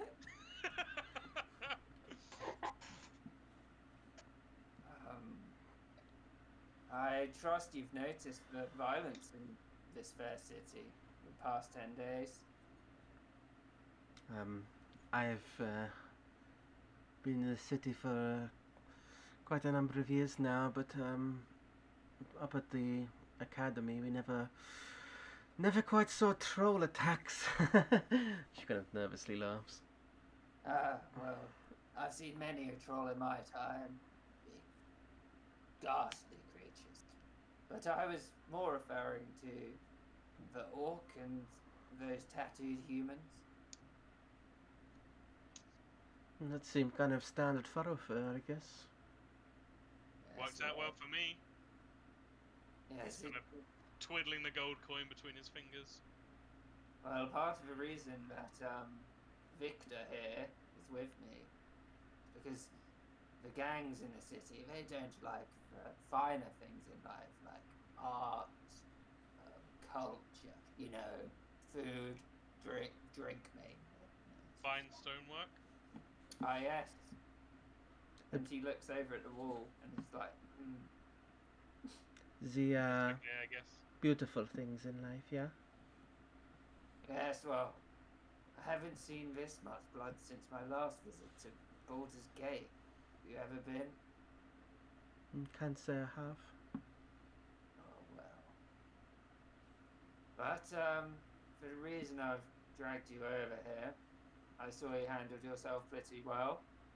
And, Victor here could always use some help. Ingvar, without saying anything, wants to try and catch Victor's eye and just make a motion with his hand like a drink. Do a performance check. Okay.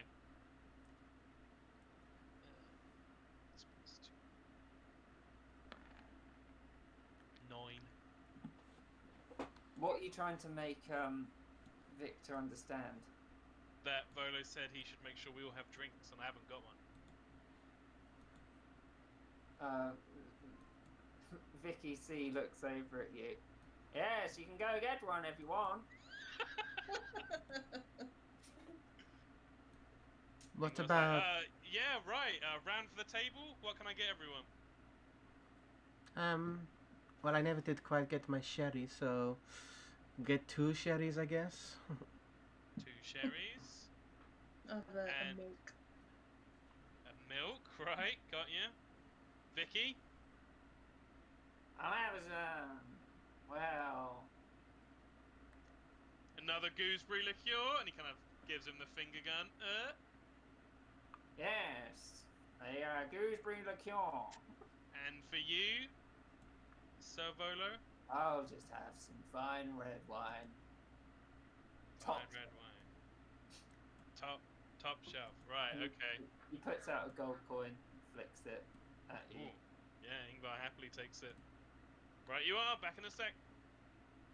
He goes to step out. I guess sees Bonnie immediately right there. Yeah. Excuse me? Oh, you alright, dearie?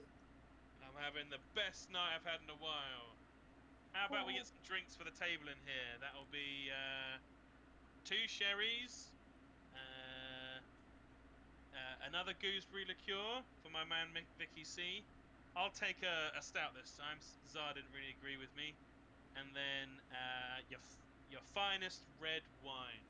Just a glass, please. Is that for Volo? That's for Volo, yeah. Yeah, I'll get him his stuff. Right, you are. He likes a bit of opium in it. But he didn't mention that, did he? He likes what? Opium. Oh, no. Is opium available here? Well, if you slide me another gold piece, I'll get you. Well, I don't know. Well, we haven't got much. Maybe save it for Volo. Yeah. All right. So, yeah, it's a stout for you then. You're looking pretty stout yourself. If you don't, it's a joke. Oh yeah, good one. I haven't heard that one before.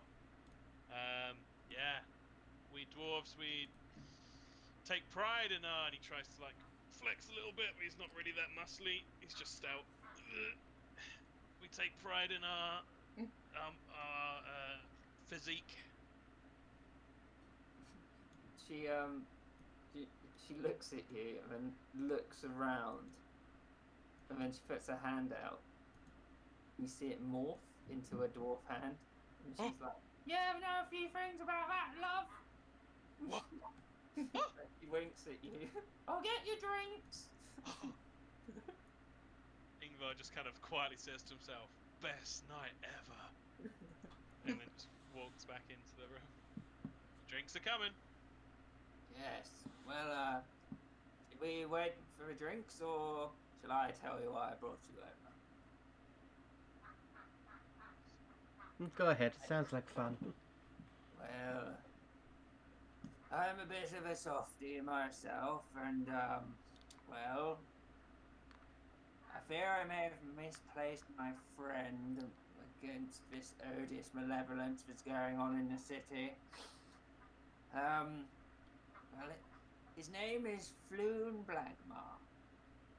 He's got more beauty than brains, and I worry he took a bad way home a couple of nights ago and was, fell in the river, got kidnapped, that sort of thing. Or possibly worse, you never know in Waterdeep.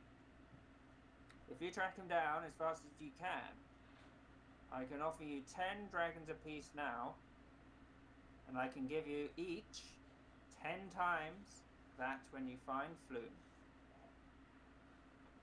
And then he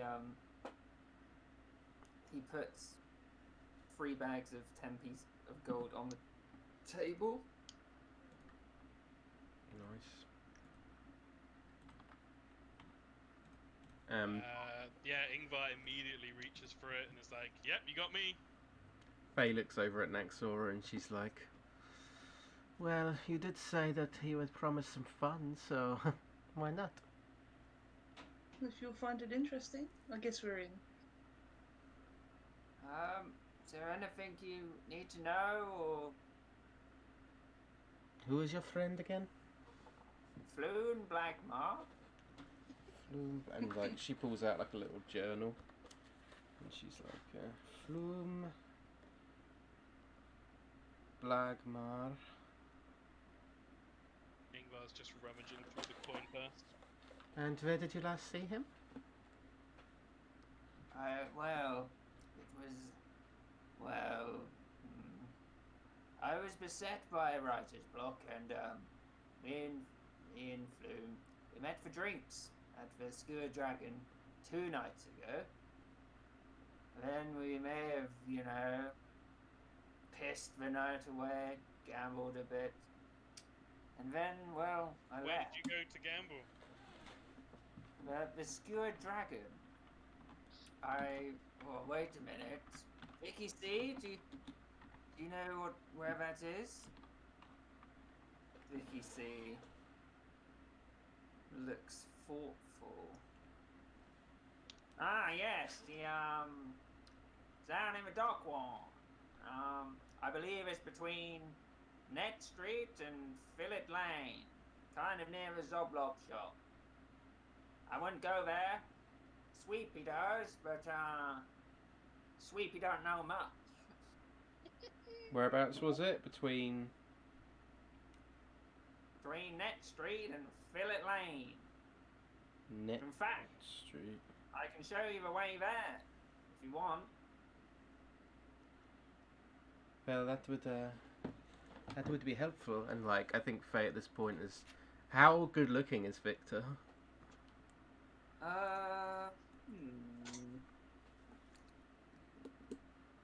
Is he's reasonable. Okay.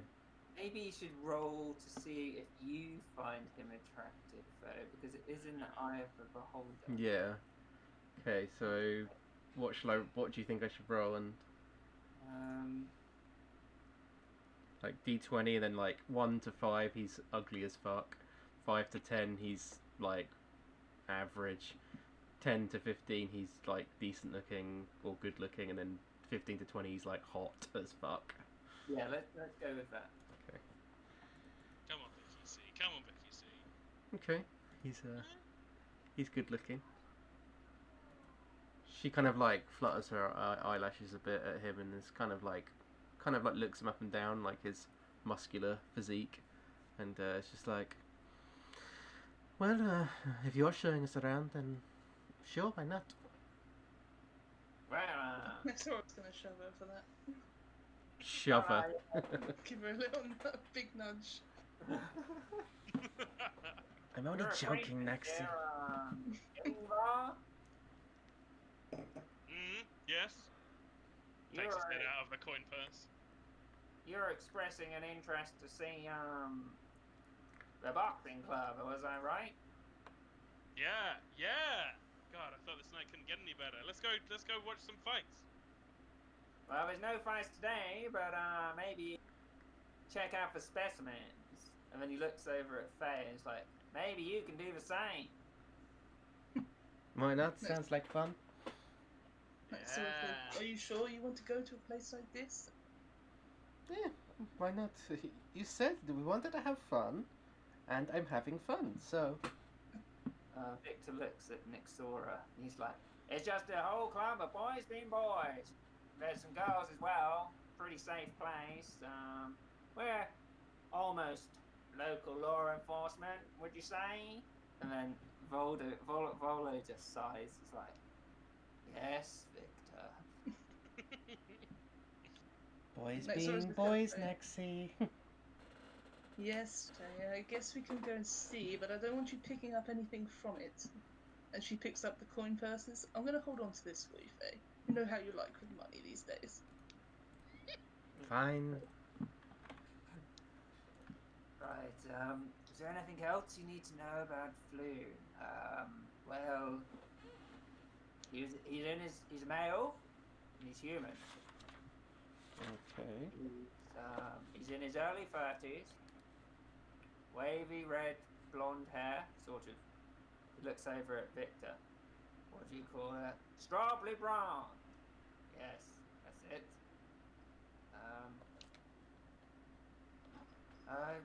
The locals at Skewer Dragon are unsavory. Might be hard to get anything out of them. don't mention me. That's another thing. I might have got in a tiff with some of them. Just say you're looking for Floon and you should be alright. Sounds good to me. What about you, little dwarf man? Kind Would of you puffs himself up a bit. Yeah, sounds good to me. As long as we get to swing by Vicky C's club, I'm game. Volo, you said you gambled. Was this just you and your buddy, or was this some kind of game running at the Steward Dragon? Well, occasionally they have some Dragon Ante games down there. I've done my own betting on Victor's. What do you call it again, Victor? Yes, the Fish Gut Bully Boys. Yes, the Fish Gut Bully Boys have some specimens, I can say that. And don't you have some fights soon, Victor? Yes, we've got some running in the next few days. The big tourney's coming up in a month. I'm going to be fighting fit. You can see Ingvar's eyes are like sparkling at this point, practically. And Volo is going to try and whisper something to you. Ingvar. Sweet. As he's doing that, actually, can Faye see if she hears what he says? Yeah. How did he whispering again? You would do your perception, wouldn't you? Yeah. Yeah. Okay.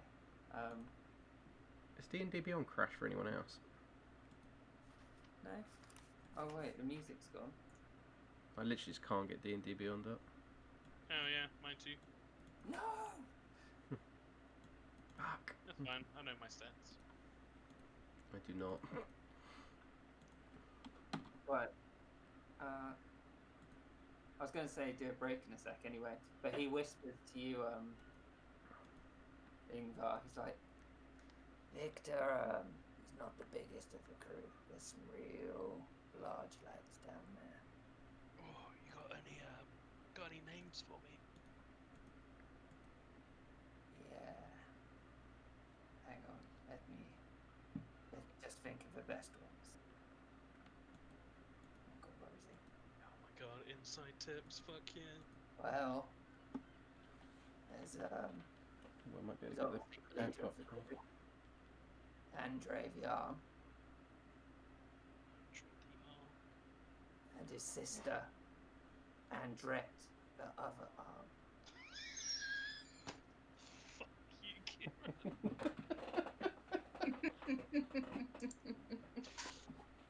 Right. And, well,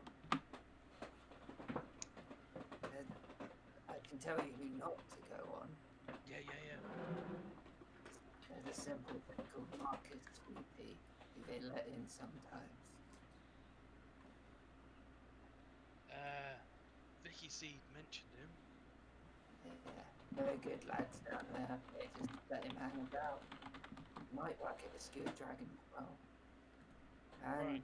the only other one I've seen fight properly is Galvin Guppy. He's a human. Did I mention about Andre Viarm and his sister? Yeah, Andrette the other arm. Did I say they were Goliaths? Whoa! No? Did I say they're big Goliaths?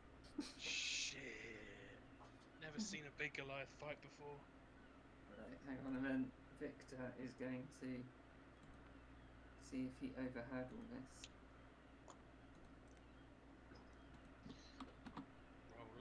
Roll low, motherfucker. Good thing he's got really bad. Can Faye see if she overhears it as well? Yeah. Pretty sure it's +3 on my perception. I can't check on D&D Beyond, but it's only a 9 anyway, so probably not. Oh no, but both you and Victor get caught in sort of the chatter and the sounds of cleaning up of the rest of the room.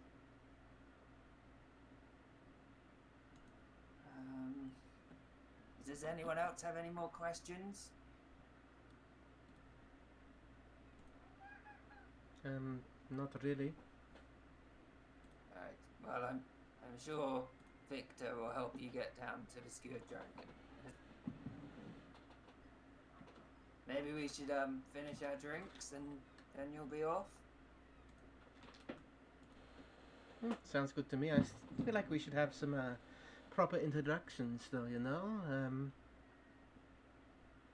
this Vicky C and you, little dwarf man. What's your name? Ingvar Sunderston. And he holds one hand out towards Faye, and he holds the other hand out at the same time towards Volo. She kind of like lightly shakes your hand. Yeah, like just fingertips grips it. Yeah, pretty much. Yeah, Volo shakes your hand as well. Double shake. Nice to meet you, Mr. Sanderston. And likewise.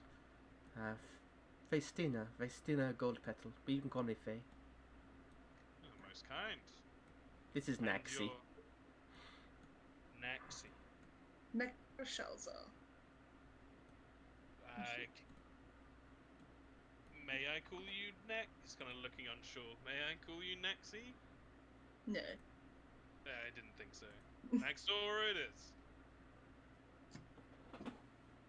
Well, and of course you all know me. I'm Volo Vamp, get on. And I wrote many, many leather-bound books. And, well, I was going to do a bit of a speech here tonight, but looks like that's off with the troll.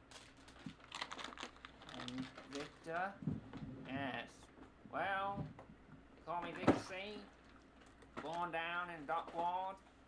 Went travelling with the circus during my youth. Got sick of the world and came back. Now I'm an honourable member of the Fish Gun Bully Boys. And yes, I do some side gigs. And he looks at Volo.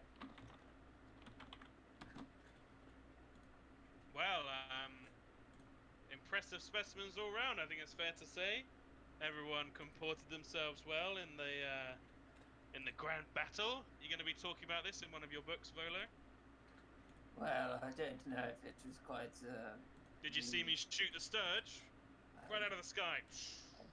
I did, and I'm not sure if it might be better for a fictional book rather than true. I didn't see much of that huge cloud in a way. It's not a very good account if you can't see anything. Was that you, Naxora? Is that fog? Yeah. Yeah, well, I had to hide it from Faye somehow. She can't be watching this bar fight. Seems like she saw a lot worse with the troll. Yes, and she sighs. That's fair enough. So overprotective, Naxi. It's just a bit of fun. Everyone! She plonks him down on the table.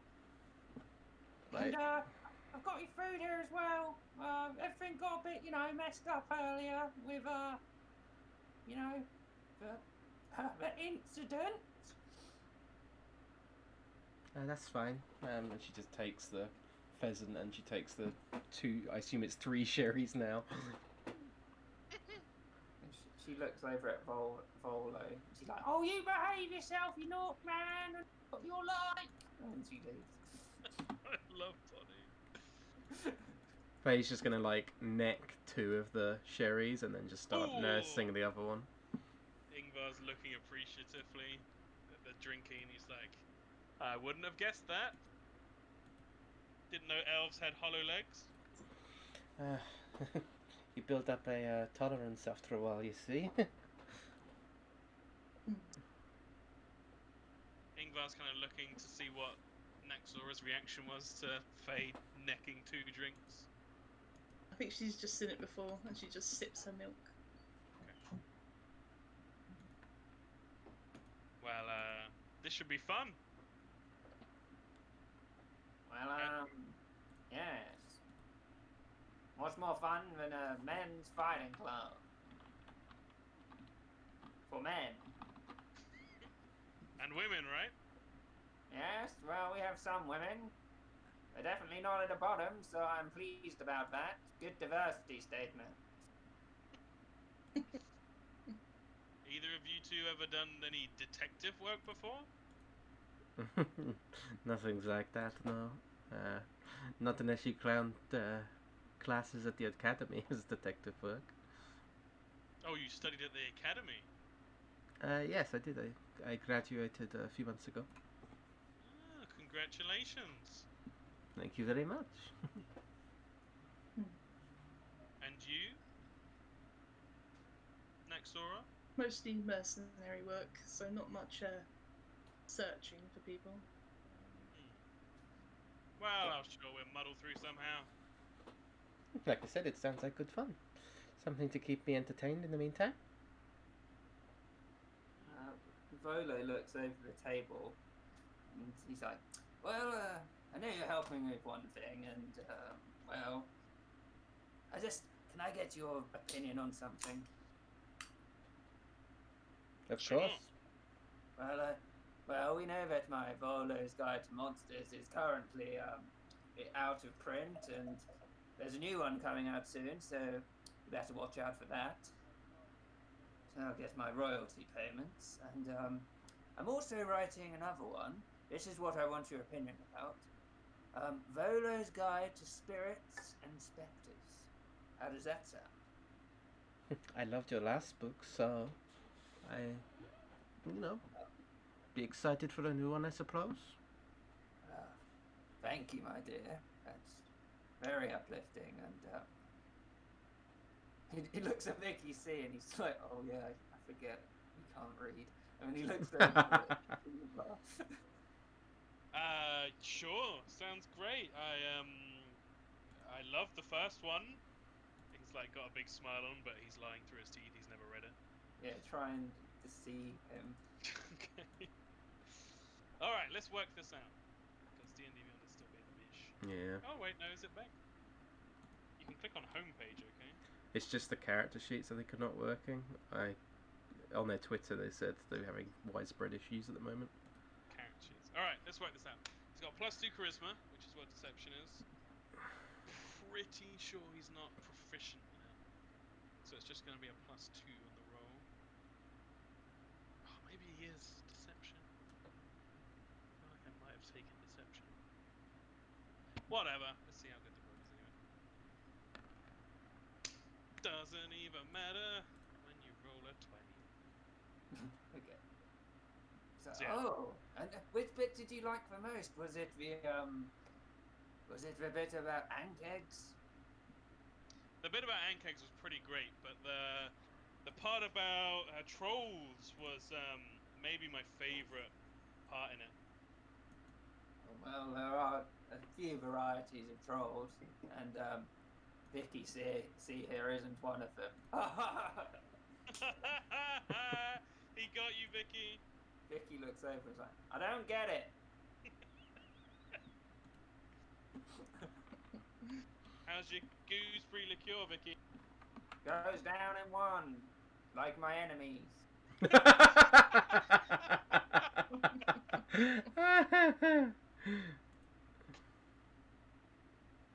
to Working know. up by the sweat. Well, the new book sounds great, Volo. Spirits and Spectres is sure to get the crowds roiling for more. To be honest, I know more about alcoholic spirits than actual spirits. Oh. Yes, there's some people in this tavern who might consider going down into the Undermountain, but I haven't wanted to yet. It's a bit dangerous, and I'd rather send some others stake it out so I can look around myself in safety. Right.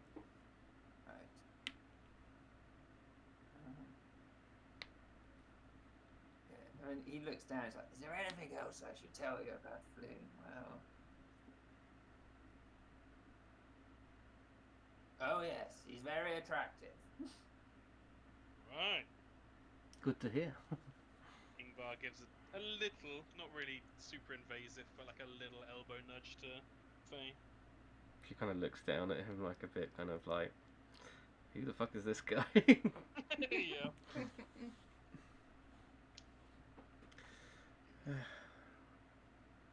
Right, well, this has been a lovely chat. I can tell everyone's really chatty and, you know, should we make a move? Yes, let's get a move on. Floon isn't going to find himself. Vert looks at him, he's like, well, he might, but remember, there's 100 gold pieces for each of you when you get back. Not you, Vicky. Lead on, Gooseberry. She necks her last glass of sherry and carries on. Gooseberry. Victor turns round. Ingvar immediately sort of shrinks back into his seat. Oh, hey, I didn't mean anything by it. You like the gooseberry liqueur? Now, I suppose you're right. They're just a bit small. And do I look small? Quite the opposite, big man. I'm looking forward to seeing you knock out some of those the other fighters down at the bully boys, the fish gut bully boys. It should be great. I appreciate being compared to a fruit because they are quite succulent. So maybe just call me Victor Melon.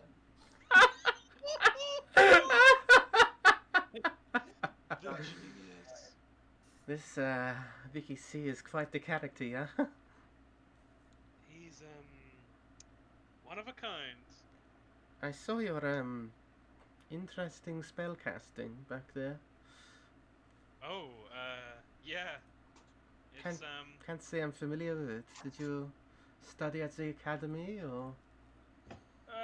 No, not at the academy. I'm from further north, and we have a bit of a tradition up there of our own. We do a bit of study, but it's not really formalized, and we don't tend to open the doors to outsiders. No offense. And he is lying through his teeth right now. Can Faye do an insight check, see if she believes him? Yeah. Give me my character sheet back. I know, it's so fucking annoying. I think it's a +1 for me because it's +3 for perception, so. With proficiency. Yeah, which is proficient, so. Yeah, fuck it. 9. Well, I might. So, yeah, I think it's still +2. I think I took persuasion Just- rather than deception. But yeah, 17. I'm just gotta go with best guesses we can do. Yeah. Looks like. Fair, Yeah, no offense. yeah, fair enough. You know, maybe another Yours is time. pretty impressive. Yeah, Throwing fire all over the place. I could have been a little bit more proficient. My aim and seeing the sight of that troll was quite shocking. So you know, but it won't be as bad next time. Yeah, closest thing I've seen to that was my Uncle Harry. He looked pretty troll-like on some nights out, let me tell you. That sounds like there's a story behind that one, yeah. Yeah, maybe another time. I think Vicky C's getting away from us. Yes, perhaps we should catch up. Come on, Naxi. Have we left the tavern? Yep, Ingvar Yeah. walks straight out. He's not making eye contact with Yelasta. Actually, Faye on the way out would go up to 3 strings Oh, okay. and see how he's doing, and just be like, "You okay, Matrim? You took a nasty bite back there." Yeah, Bonnie's like helping him dress his wounds. He's like, oh, I'm alright. I didn't think that they'd. Why me? I just wanted to take away your talent, dear. And holds out his lute. He's like, they broke another string. I guess you're only 2 strings now, hey, Matrim. You see him sob a little, and Bonnie's like, that's pretty mean. Naxi, get over here. Come help Matrim. Yes, dear. What's wrong? Matrim's hurt and his silly guitar is broken, so can you fix it? Or fix I him? can give it a go. I have got no more healing spells, I'm afraid. Christina, can you do a perception check? Yeah. Natural 1, baby. Okay. Well, you look at Bonnie and you thought she was looking at you weird, but she's just kind of smiling at you. Okay. She just smiles back. Try and fix the thing, but you know she's got reptile fingers. You're going to do a medicine check. Do a medicine check, but I don't know what my medicine is. Yeah, fucking D&D Beyond is completely down, basically. I remember it being decent, wasn't it? We've been I think I wisdom, was so proficient in it. I think you'd have +4 then. Because I think your wisdom +4? modifier was +2. And then you're proficient, Yeah. so +2, so it should be +4. Okay, we'll do +4 then. We're just guessing at the moment, boys. And girls. Going old school. Oh. Well, just take one of them. Yeah, just one of them. Roll a d4, Hannah. Roll a d4. Yeah. See which one you get. Okay. Ooh, come on, number 4. Roll that d4. Ah, Could have been second worse. worst. Well, it's 15 altogether. Yeah. It's not terrible. Yeah, you patch him up. He gives you a smile. He's like, thanks. And he looks down at the troll. I really wish I'd just get that thing out of here. Right. Well, I hope you're feeling better, Matrim. Sorry, Naxi couldn't fix your guitar. Well, I may have to get it restringed and then I'll be 6 strings. And he walks away.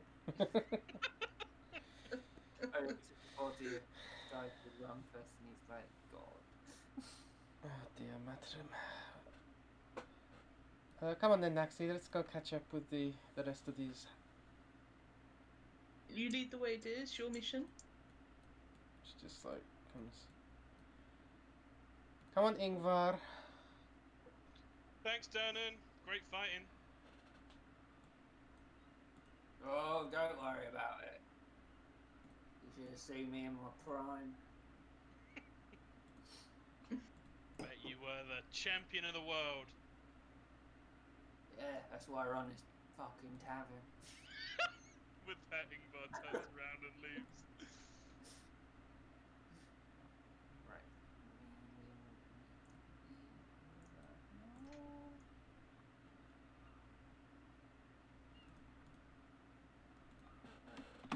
I assume you can't see the crosses or anything.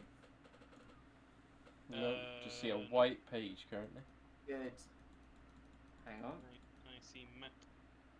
See map. Good.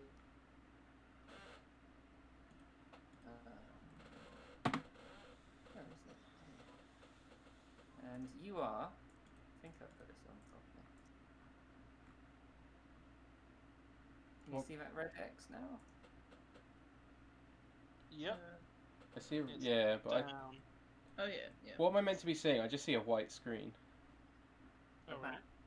Yeah, I don't Is that see right? the map. Let me Very detailed map. reload the roll 20. God, it's a whole city. That's so cool.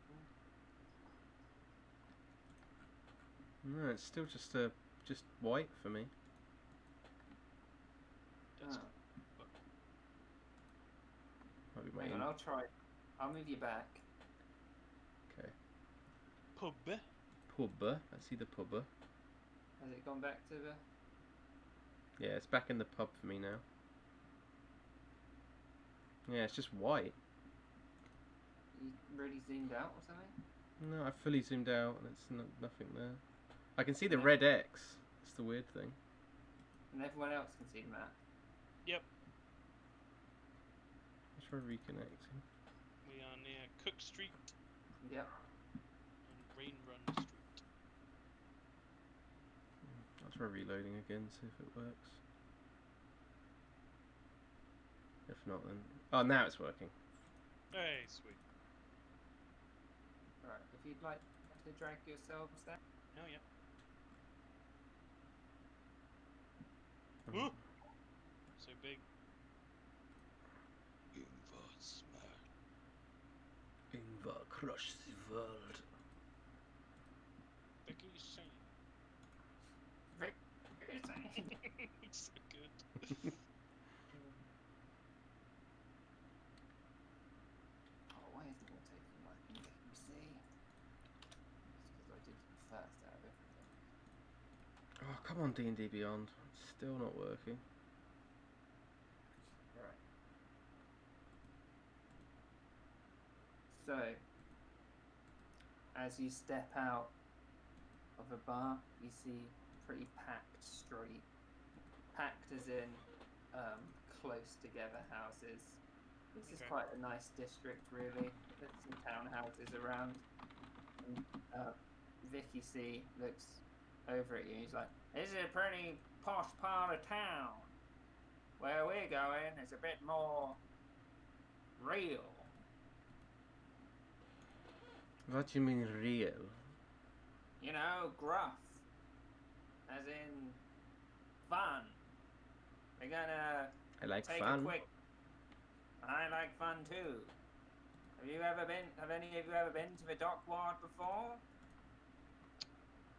I spent most of my time at the academy and the seaboard, so... Well, you're missing out, sister. Fuck, where did we say the guild hall was? Trade ward, right? Yeah, and your other place is in... I'm not sure what they'd say. Yeah, Ingvar's just taking in the fresh air. Freshish air. We're gonna take a little wander down Gut Alley, as you can see. And the boxing club is just off the top of the corner. Lead on, Victor Mellon. So, you're walking down this road. It's quite busy. Not loads going on. But then, Yeah, is it quite late at night? it's about 8 o'clock. Okay, so no, yeah, not hugely. So the day's winding down, as it is. And as you get to the turnoff at Lyra's Alley, Ah! Oh, no, shit. it's not that. Not Ah. that, Lyra. It's L-E-E. Damn it. this scene.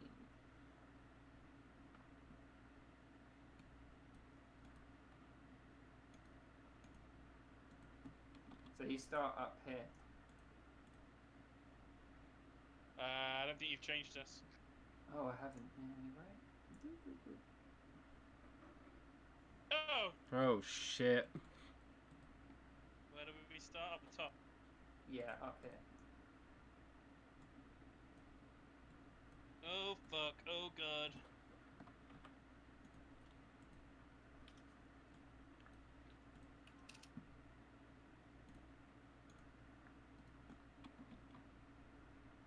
So As they're walking down, Explorer's gonna cover McFay's eyes.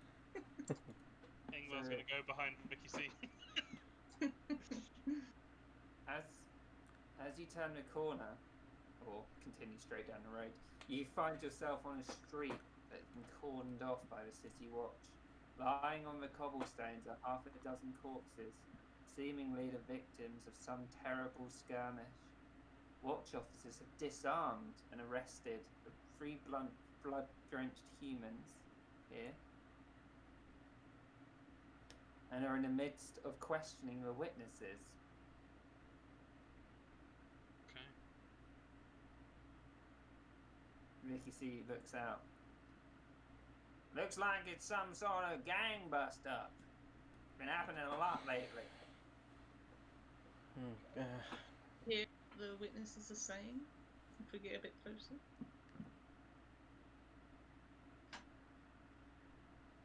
Yeah, Ingvar's a little bit buzzed from what he's been drinking. He's gonna walk. Do any of the officers look unoccupied? Like, is one of them doing the question and the other two are just standing there? Two Or are just standing there. This guy's talking to them.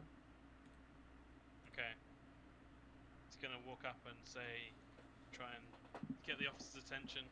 Officer, What? what happened here? That's none of your business. It's kind of a fair point. Fair. Looks nasty. Did you have to see some action? Give him the old long arm of the law? Well, wish I had. Fucking center him. Right. Yeah, fucking center him, am I right? One of these guys turns around and just like glares at you. Oh shit. Before the guard like snaps him back to Filth they are.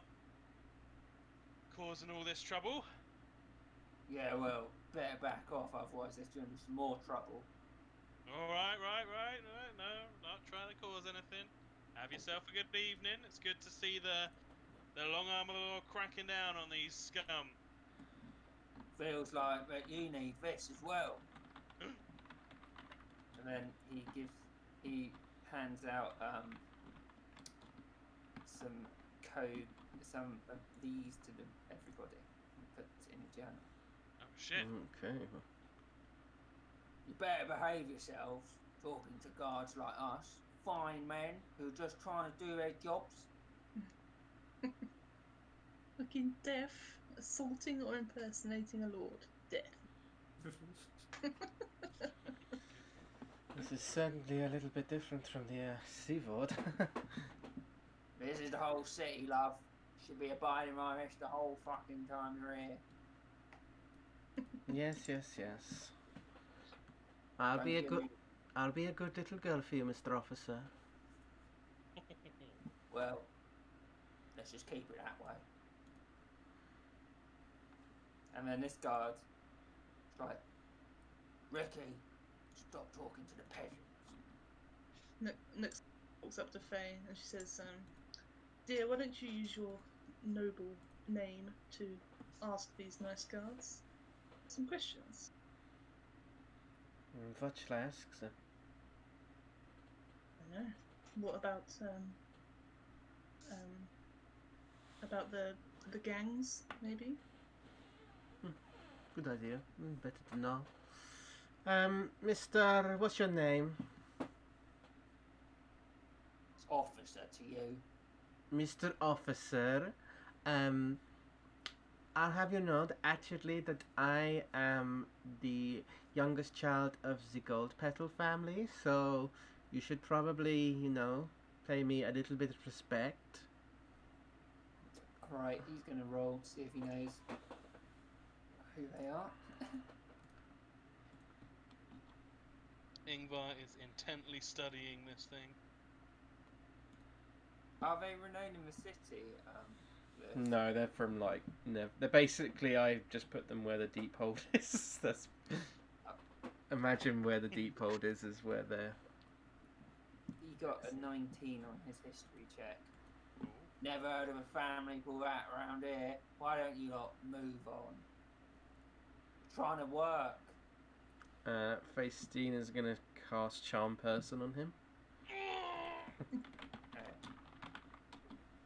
Oh, have you read the document?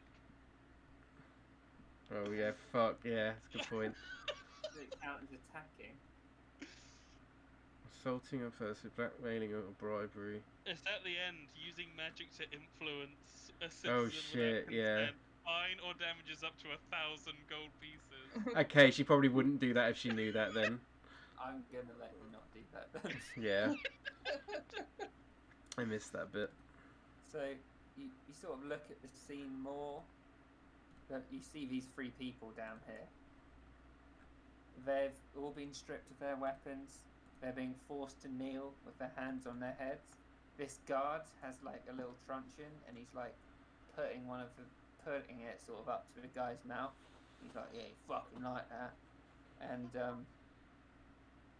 but the other two are just like glaring at the rest of you. Well, this is all fun and games, but Vicky, haven't we got somewhere to be?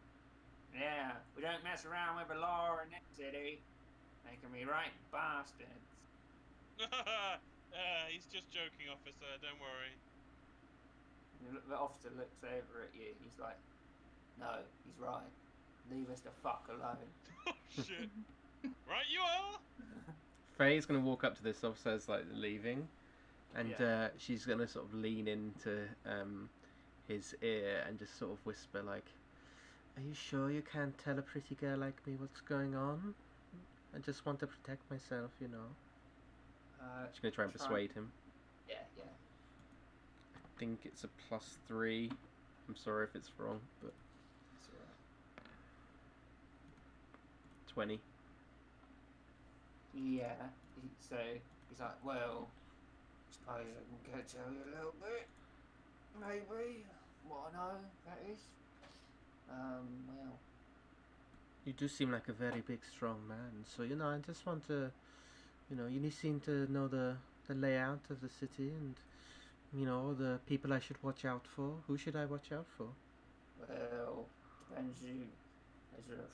Well, I think, well, recently there's been a bit of a bit rising gang tensions between the Zentarim and the Xanthar Guild. How much? That's what this is all about. Does Faye know much about them? Would Faye know much about them? I don't know, if she's been sequestered away, she probably wouldn't. Yeah. Okay. Should I roll a history check to see how much I know, or it's up to you, obviously. No, let's not do that. Okay. She just I doesn't feel know. like we did in section Yeah. 0, didn't we? I will. Oh yeah, I've actually written it I down. know Ingvar didn't roll very well. I've got it written down that he's only vaguely heard of them. Trying to find out. Faye knows about the Xanathar. Yeah, she knows quite a lot about the Xanathar. Okay. She doesn't really know much about the Zentarim though, so she'd be like. I remember she knows the mark, doesn't she? Yeah. I remember the Xanathar. They're the ones with the symbol of the sun, aren't they? Yeah, that's them. They tag you everywhere. What do they look like? Do they wear anything, or? Well, some of them have tattoos. I can tell you that. Tattoos, interesting. What kind of tattoos? Well, usually of that mark or some variety of such. Tell you one thing, there's a guy down in the dock ward, runs the Zolog shop. I think he's involved with it. Not sure if he is though. Guy down in Dock Ward. What shop was it called? Zoblog. Zoblog. Zoblog. O-B-L-O-B. Zoblog shop. Probably just a minor character, but we've got an eye on him. Got our eyes on a lot of things, actually. What about this nasty lot you got behind you? Are they the Xanathar or are they the Zentarim?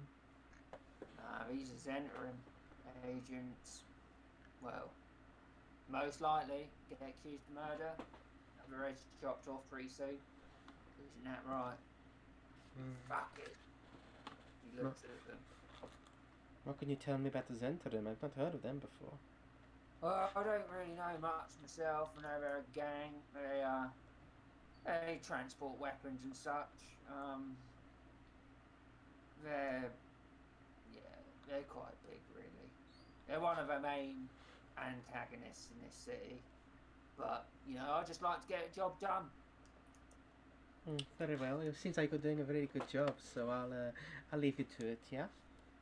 Yeah, you have a good day, miss.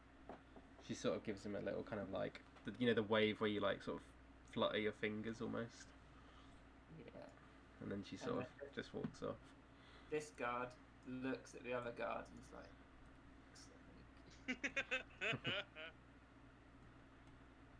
She walks up to sort of here and actually no, she'd walk up to Naxora and she's like, lots of mean gangs in this part of the city, it seems. Yeah. Yeah. I do worry for you, Faye. Do you really want to carry on with this dirty mission? Seems like fun to me, Naxi. I don't know what you're getting so worried about. I just worry about your 5 HP, you know? I'll be fine, Naxi. You don't have to worry so much. Right. This is okay. Right, we should get going. Come on Right then. you are, Vicky. So we gotta go round. They blocked off the main road. After you.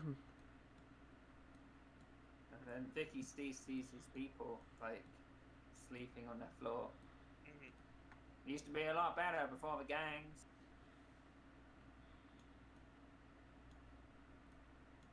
I remember when I had to sleep on the floor, but the club takes care of me.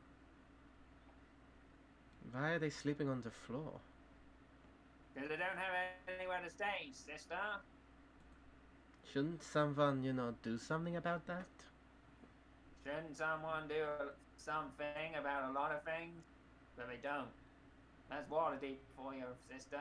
Nothing happens. Where is this junction? Hang on. Vicky sees just like getting to the end of this road.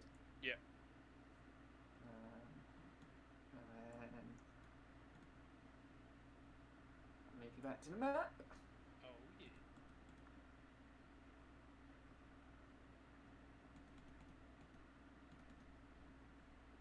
So this was near Lyra's alley. Okay. I'll just mark it for you.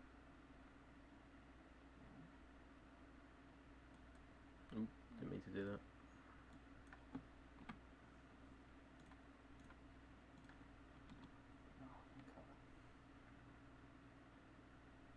Yeah, D&D Beyond's back up, boys. Oi. I was hoping, I was so glad, I was so sad that we were going to get the box into up and it wasn't going to work.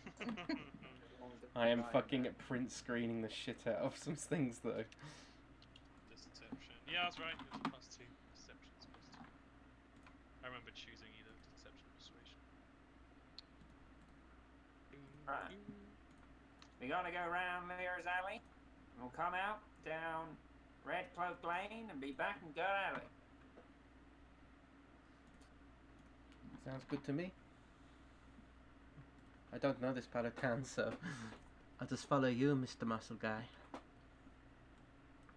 Wow. You do that, sister. You'll be very safe. We're near the boxing club now. So now it's about 9 o'clock, I'd say. Okay. What do these streets look like? They look pretty run down, I'm assuming. Yeah, as you come down from the castle quarter, it's got a lot more rundown. Yeah. And Would the Sea Ward be comparable more to the Castle Ward? It's quite a nice area, I assume. yeah, you're up there. Yeah, this is definitely the roughest part of town. Okay. Look at the names of the fucking roads. Yeah. Picklock Alley, Adder Lane, Spiderweb Alley, Three Daggers Alley. So, as Vicky C walks up to the boxing club, it looks like a rundown warehouse. It's quite small. He's like, here we are, home at last. It's an honor, Victor Mellon, to be brought to your place of whoa, yes, your place of work. Wow, I wouldn't call it work when I enjoy it too much to be work. That's an admirable viewpoint. They say if you like what you do, you'll never work a day in your life. Well, he's trying out in the circus. Right, yeah. Right, you all on this map now? Yeah. Yep. Get me in there. We're coming in through here. As we're going in, Faye turns to Naxi and she's like, "Boys being boys." So So as you walk into the boxing club, you see a lot of crates. It looks like there's a sort of impromptu ring made out of benches and like pallets and old barrels. There's a sort of raised area above you that also has some benches. It doesn't look the best, but it looks like they've done what they can with it. Yeah. And Vixie walks in and he's like, "Honey, I'm home." What can we see like regards to the people? Right. Okay. So we'll start over here. Yeah. You see two quite well armored dwarves. Okay. And they look quite similar. You might think they're related somehow. Okay. They're just sitting by the bench, seem to be away from the rest of the members of the boxing club. Yeah. You see the back of a man who he looks ropily muscled. Like he's not as big as Vicky C, but he's quite well ripped. And then behind him, absolutely towering over him, like this, and who you assume is a massive Goliath woman. Okay.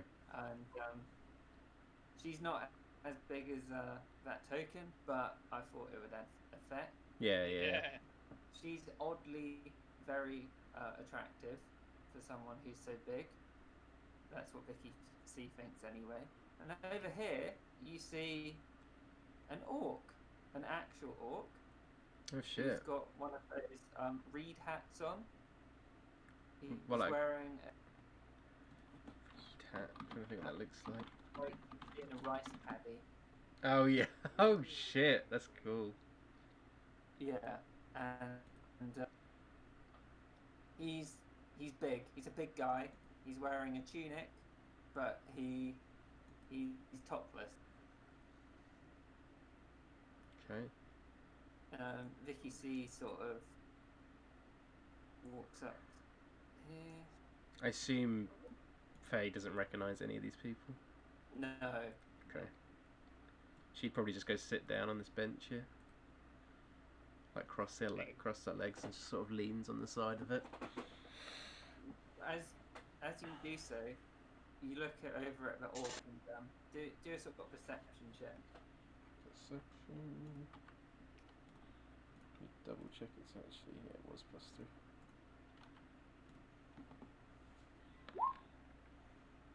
Oh, 20 was so close. Yeah. 11. You look over him and you can tell he's a big guy, and you're wondering what a full like orc is doing in the middle of a boxing club in a city. I've never really seen one that's been not in the wild, or I don't even think I've seen one in the wild. No, I don't think she would have ever seen one before. And So yeah, she kind of nudges Naxi and she's like, "It's an orc. Like a full orc, not a half orc." Yeah, I wouldn't mess with him. Yes, I don't plan to. Victor walks up and he nudges Freddy Fish Gulper, and he says,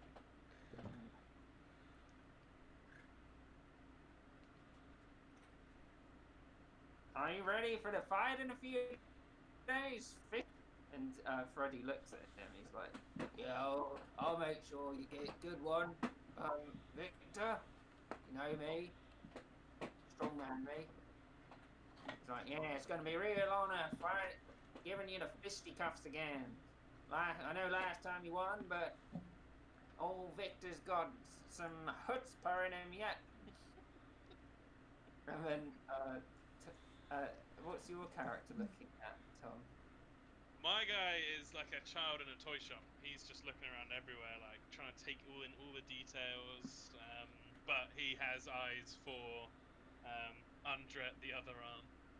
Okay, so as you as these two are talking, you see her be a bit like, oh god. Yeah. And Andret looks over to Victor. So, Victor, who are these friends you brought? Well, Andret, the two gals over there on the bench, Naxora and Festina. They haven't expressed much interest in pugilism, but my new friend Ingvar, he beckons you over. Yeah, Ingvar steps up. He wants to check out the talent. Hey, it's an honor to meet you. You must be Andret, the other arm. Yes, well, Your reputation precedes you. my brother is the muscle of the family, and you this Goliath is not small for a Goliath. She is fucking huge. How tall is she? Well, aren't Goliaths like 10 foot normally? They're like 8. Yeah, 8, 8 9 foot. feet. She's about 9.5 feet. Fuck. She's like 3 Ingvars. No, that's not true. She's like 2 and a bit. But he's just awestruck, and he steps forward and holds out his hand. Ingvar Sunderston, it is an honor to make your acquaintance. She puts out her little finger. He takes it enthusiastically. Will you be fighting soon? It would be incredible to see you in the ring. Well, Victor, would you tell him about the coming fights? And Victor looks down. Well, tomorrow you got Sweepy, and then the other two people look like, oh god. Versus Oswald, who's over there. Points at him. Pleasure to meet you, Oswald. Walks over, puts his hand out. Ingvar Sunderston. Oswald Oakhand.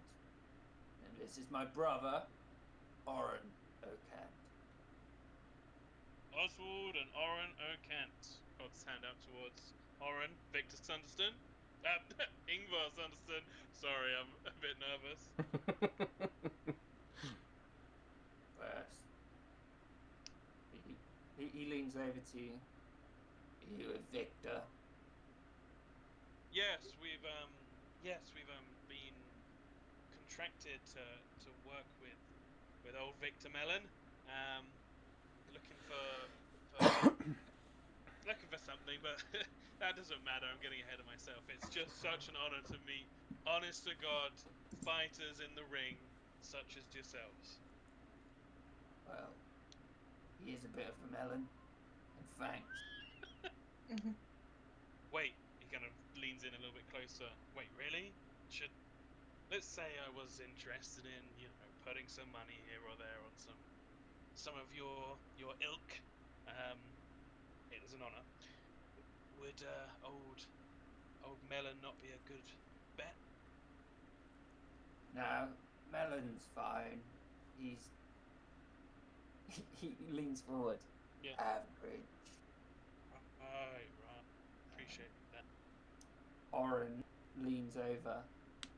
Do well putting a bet on Oswald though. He's fighting Sweepy. I've heard a little bit about this Sweepy, and not much of it good.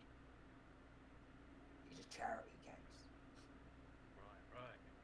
I appreciate that, lads. And he's gonna pop a silver piece to each of them, give them a little wink. They both take it, and in tandem they nod. Roger that. 2 silver removed. He's gonna walk back over. Well, sorry, Victor. You were saying about the fights? Yes, and so tomorrow Sweepy and Oswald, and then Oren versus Leanne. I don't believe I've had the pleasure. Leanne? Andret speaks up and she's like, Leanne is a fine fighter.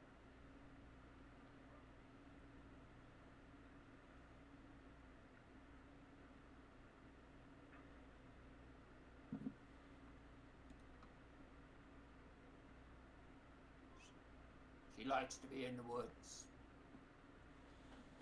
Alright. She's not one for city life. She, bit of a wild child. Let's say we don't know what to expect from her. Right.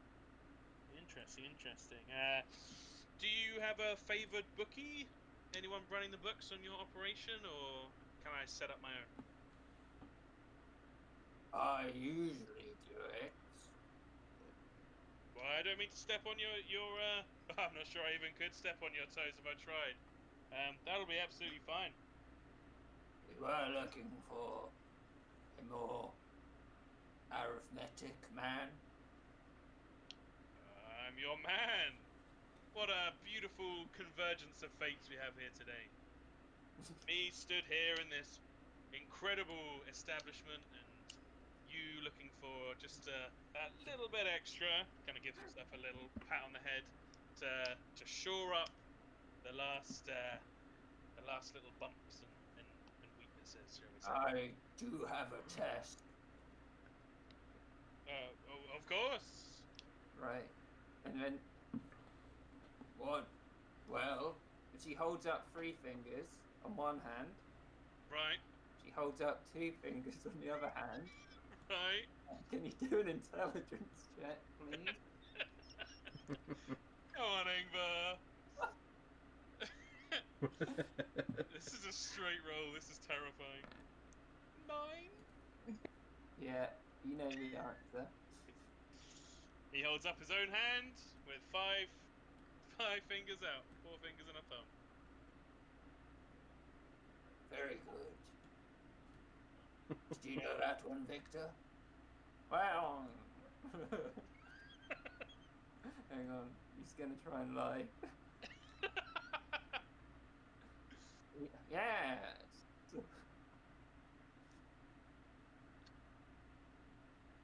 So if anyone wants, they can try and just see if he's lying. Yeah, Ingvar definitely will. I don't think Faye's paying attention to the main group. Insight, which is +1. What's lying based on? 16. Oh, Deception.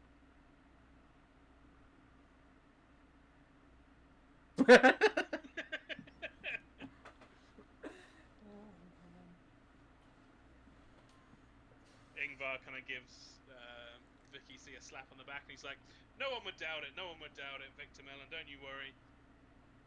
Well, it would be an absolute privilege to run the book. Do the fights occur here in this establishment?"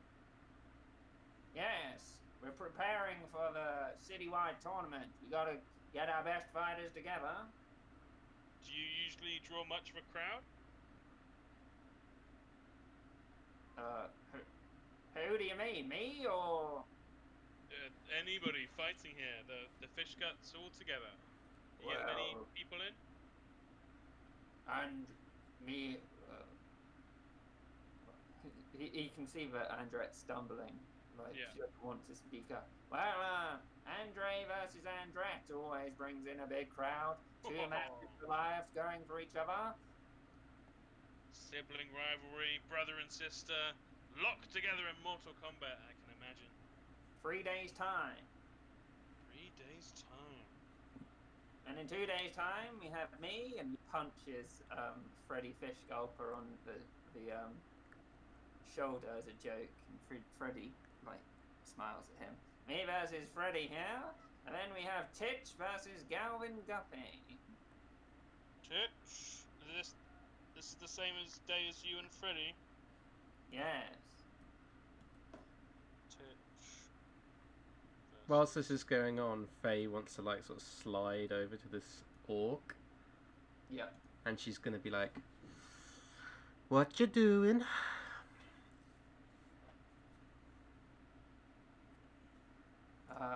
You got a try and distract him somehow. Distract him from what he's doing. He's meditating. Oh, okay. God, he's a badass. Is he like just sitting down on the floor meditating? Yeah. She's just gonna like just tap him on the shoulder like din din din with one finger. So he's sitting on the floor. He puts his head up. He opens one eye and looks at you. And she's gonna cast message to him, and again just say, "What you doing?"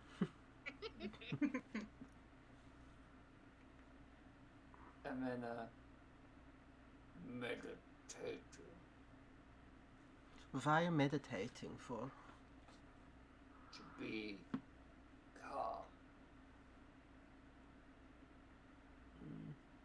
My name's Faistina. What's your name? Crump. But calm. Crump the Calm. Do you fight here in the ring as well? I want to. But you haven't yet. That's why I'm here. Well, I'm not much of a fighter, but my friend Naxi over there could probably take you, I reckon. They're preparing a test for me as we speak. What kind of test is that? And are you whispering or not? We're talking like... No, I don't think so. Andret, like... But I imagine this conversation's going on like whilst they're talking over there, so I don't know, maybe she like would be distracted with that. Listening. Yeah. Listening. Okay. Yeah, I'm not being quiet then, so... And Andret comes over. Yes, we were just about to test out Trump here. He wins his fight, he'll be in the group. What fight is he going to do? He's going to do a little match against Freddy Fishgulper.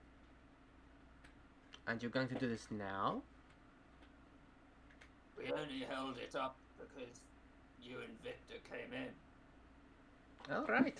Well, I look forward to watching, I guess. I'm new to this fighting business and whatnot. Can't say I've been this way before. And she looks back over at Ingvar. You said you wanted to test for talent. For sure, yes. The only greater honor I could receive would be seeing a true fish gut bully boys fight right in front of my very eyes. I only ask that you make a donation of whatever you Sure. wish to watch the fight. I'm happy to give a donation. How about 5 gold? Well, that was much more than I expected. 5 gold would easily cover you all. And she puts her hand out. I'm happy to pay. You can pay Right. next time, Naxi. I'll have to get you a hand-knitted fish gut bully boys scarf when you're next What? here. Fuck. Oh, I can't wait. Now, Mr. Crump the Calm, I'm going to say you're my fighter, considering I don't think... Naxi, do you want to fight? No, dearie, I don't. You sure? Come on, Naxi, be fun. I don't think I can take that large Andret lady over there. No, I think you could take Freddy Fishgulper, though. Possibly. He looks like a little weenie. You know how I am with fighting, dearie. I don't really do it for Yeah, but fun. it's just for fun, you know? We're just testing. Miss Andret, Naxi wants to fight Mr. Fish Gulper too. Mr. Fishgulper is fighting Crump. Maybe Oren or Oswald would be up for it. Who looks the sort of scrawnier out of the two? Do you want to do it like a perception check? Yeah. Okay. Natural 20, baby. So you look over. You don't act that because they're related. They look exactly the same to you. There's no real difference. Oh shit. Okay.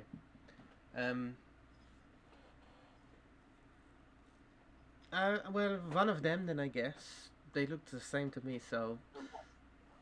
Oswald is better looking than Oren. I'll give you that. I can tell. But they're both not great looking, I imagine. No, then not really. Naxi, fight Oswald for me. You see, dear, this is why I didn't want to come here. You have obsession with fighting these days. And she like. This No, obsession with having fun. And At my expense, dear. you're gonna But win, I guess- though. Well, I mean, I guess you are the boss. And she sort of picks up her shield. Come on, Naxi, it'll be fun. You'll win. You're not you're fighting Crump the Calm. You're fighting Oswald. Yes, We yes. will do Crump and Freddy first, if you would like to take your seats. And Faye like walks over here and she's gonna like perch herself in one of these boxes. And Direct goes over and sits on these barrels, and you hear a creak, which is very worrying, but nothing really happens. Is the warehouse wooden and it's the dirt floor? Yeah. Come on, Ingvar. And she like taps the little bit next to her. Right, you are. So you weren't joking when you said your name was Gold Petal, flashing 5 gold around like that? 5 dragons? Hey, I don't lie about that kind of thing. Just gonna go to the toilet. You know. Oh, I've waited so long for Kieran names. I know. Kieran ridiculous. Freddy Fish Gulp. Fucking hell. Andre the other arm fucking killed me. Jesus Christ. I love that your two characters are connected. It's so cool seeing the dynamic. I love the fucking role playing you've done so far, dude. Thank you. Really like unique and different. It's really fun. It's made me realise that it's good to give yourself motivations properly before rolling. Yeah, it really is. Makes it so much easier to roleplay. Yeah, completely. You're just like, oh, yep, that triggers my thing. Let's Yep. go do it. That's crazy! Fucking troll crawled out! I know, I wasn't expecting that at all. I thought there might be a tussle or something, but yeah, not Yeah. a fucking troll. I was fully prepared to sit out the fight and be like, yeah, that's fine, that's what my guy would do. And then, yeah, the troll came out, it's like, oh shit. That guy got fucking turned into jam. What was his name? Rumpus. Rumpus? Fucking hell.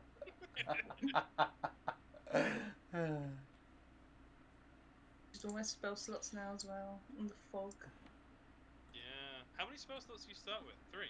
And I've only got 2. 2. 2's, yeah.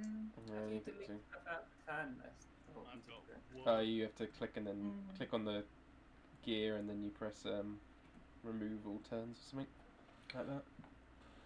Thank you.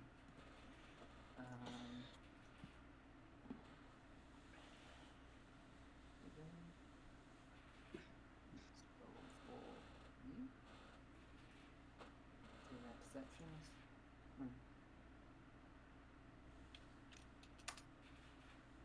Crump.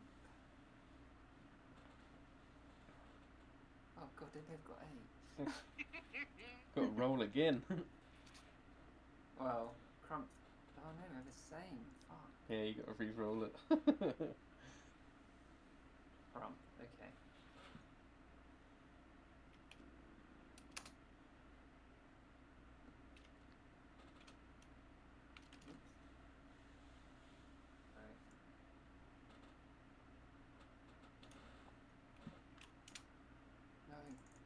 Is anyone going to make any bets before? Yeah, Faustina was gonna lean over to Ingvar and be like, I'll bet you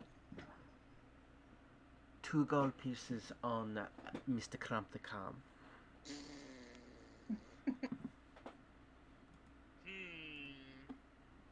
Or is that too hot for you, Mr. Sanderson?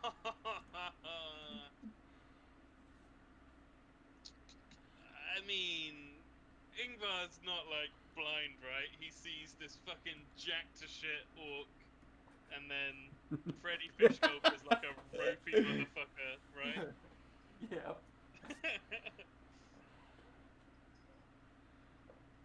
You know what? I'll take it. Yeah, you got your bet, lady. Oh, good. We'll see. Go. Come on, Mr. Crump the Calm. Go on, Freddy. You got this. Right. Come on, Naxi, get over here. So Andret bangs the barrels, and she's like, "You may begin."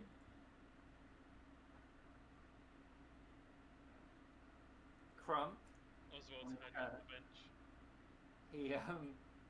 he just remains perfectly still, and he puts his fists up. He's like, "I am calm." So cool. Moves to Freddy. Woo, Crump the Calm. I fucking knew you'd spell calm with a K. I even wrote it down in my notes when you said Crump the calm. He walks up, throws a punch. Come on, Freddy. Yes! Hits, and it punches right into the torso of Crump the Calm, and Crump doesn't even react. Oh, fuck's sake. God damn it. Crump, at this point, as the blow hits him, you see something in his eyes just go. And holding it in. And holding it in, he's such an angry boy. And he starts to rage. Oh no. Oh, shit. Crump puts up his fists. And he brings up one meat haunch of a fist. Throws it. And... oh wait, he's got advantage because it's rage, right? If he takes reckless attack. Yeah, it depends if he takes reckless. Right, what does rage actually do then? Adds damage to your thing, and you gain damage resistance. Yeah. Right. Yeah, so Freddy Fishgulper like bolts out of the way. Freddy Fishgulper moves round. Go on, Fred. Come on, Crump the Calm. He slams into his chest again, but Crump doesn't even look affected. And as you can see on Crump's arms, he has very I already ornate, fed them earlier, so they can walk. shining gauntlets. Like, not gauntlets, because I don't know how to describe them. Braces. Right. Yeah. And Crump throws another punch straight to Freddy Fishgulper's side. Freddy Fishgulp's good. And doing that, hits him in the side. And as he hits him,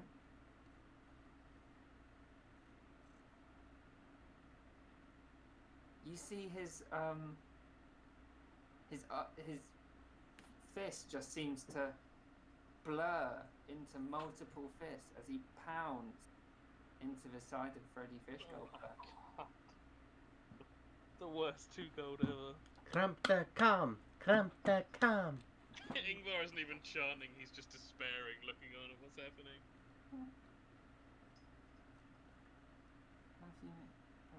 and then it just works out.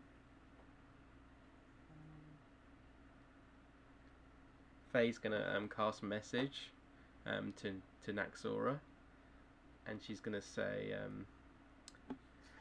Naxi, I think this Mr. Sanderson might be a bit of a fool, yeah. And it sends Freddy Fishgulper reeling. He's like, oh! And he's just holding his sides, and he's like, oh! And he limply throws out another punch at Come on, man. Crump the Calm. Nat 20. And in doing so, he punches so hard it hits one of the braces of Crump and breaks his hand in doing so. Freddy, you piece of shit.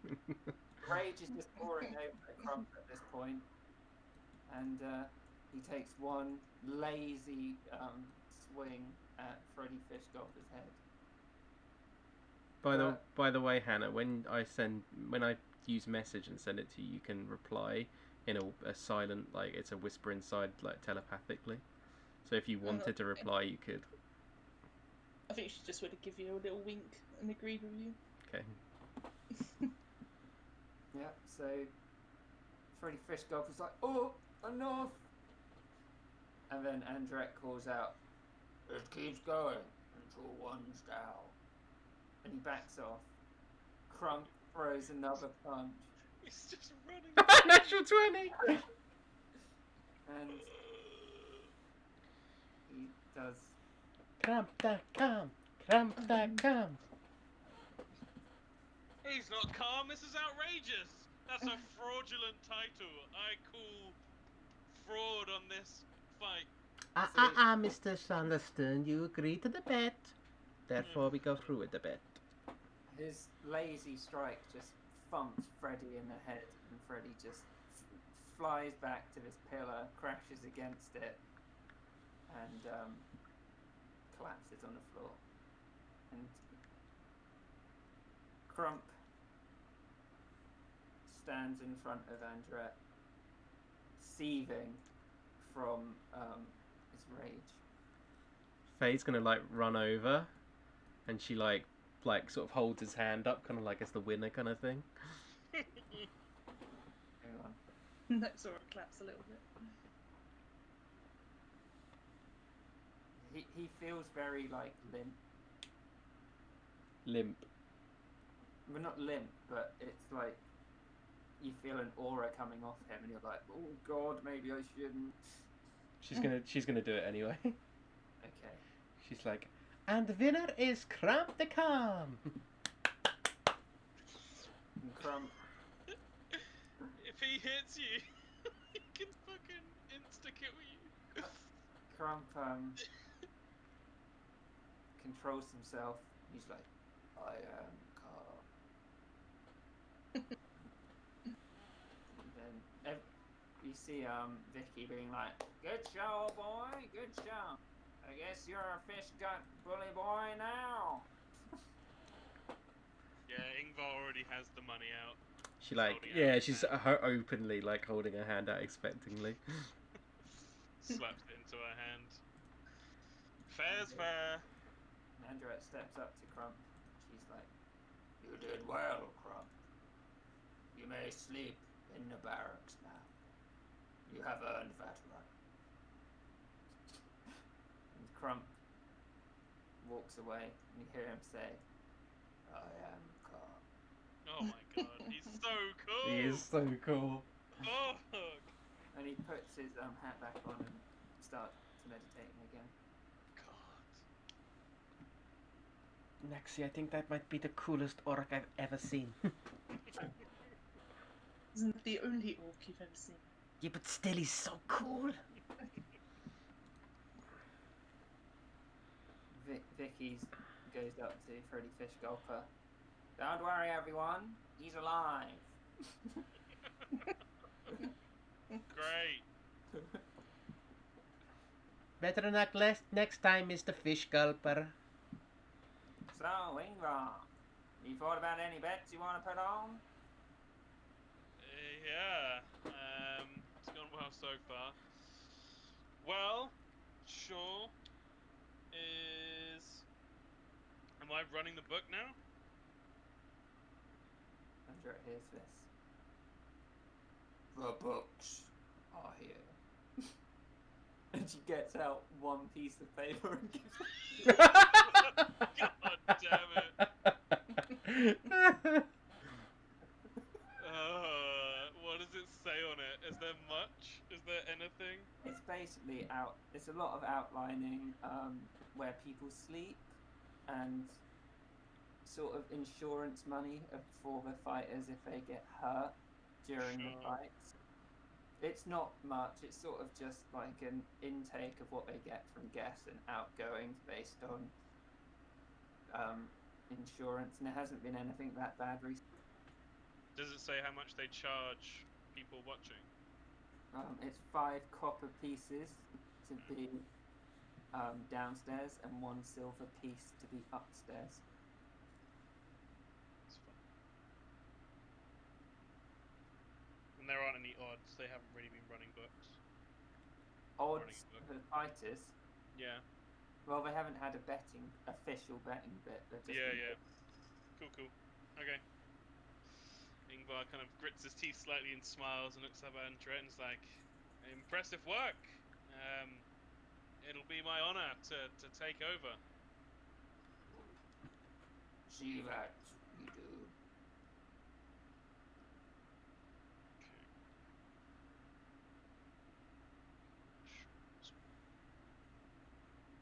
Come on, Naxi, it's your turn. You're gonna beat Oswald. Kind of shakes her head a little bit. If I really have to. Go on, it'll be fun.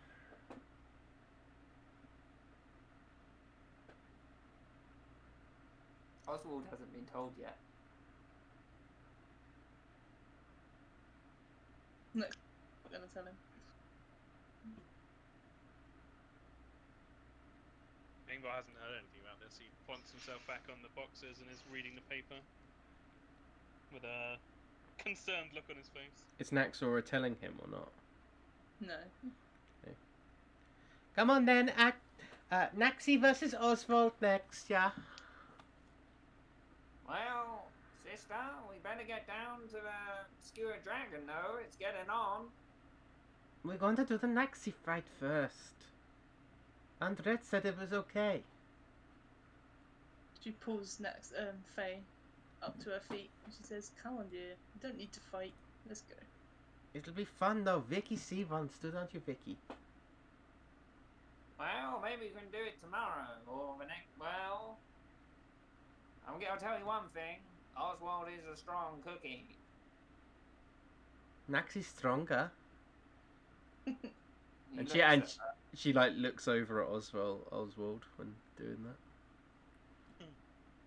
I bet Naxi could beat you with one hand tied behind her back if she wanted to. I'll take that bet. Well, I'm always a betting man. Shall I go talk to Oswald? Yes, do the fight. Shake her head. Yes, no? Yes. Come on, Faye. At this point, Andret can overhear you. I don't mean to be rude, girl, but Oswald is strong. Naxi's strong too. And I gave you 5 gold, so, you know. If you want to see your friend laid out on the floor, and she looks over at Freddy, like him. So her head and she's like, "Faye, if I go unconscious, who is going to protect you?" What about Vicky C then? He doesn't look that strong, but... Yes, I'm always up for a fight. Fine then, fight Vicky C. Oswald is so strong apparently, and Naxi could definitely beat him, but, you know, I'd rather see her fight Vicky C, obviously. Yes, well, I'll give it a go if you're up for it, Missy. Go on, Naxi. You couldn't beat Vicky C. Maxora stands in front of her and looks at Victor, and she just shakes her head and sort of pushes him a little bit with her shield. Should I do a strength athletics check?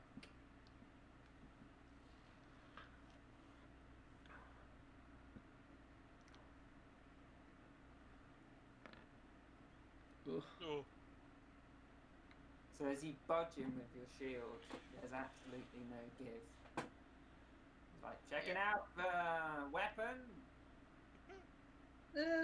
Mostly just testing my own resolve. She sort of shakes her head.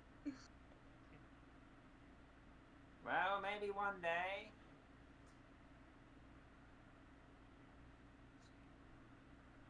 We done everything we want to here? Checked out the goods? I thought you were going to fight. He doesn't seem to want to, sister.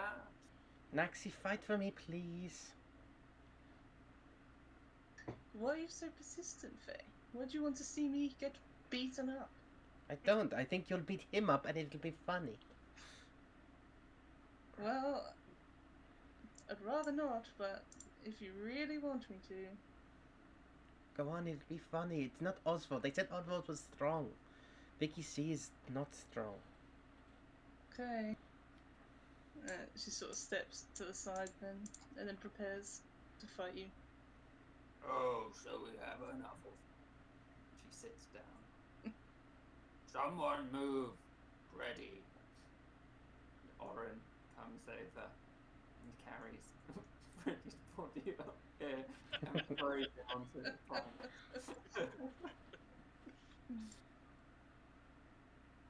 Faye's gonna look over at Ingvar and she's like, I'll bet you another 2 gold on Naxi. oh yes. How about we make it interesting? Double it up. 4 gold.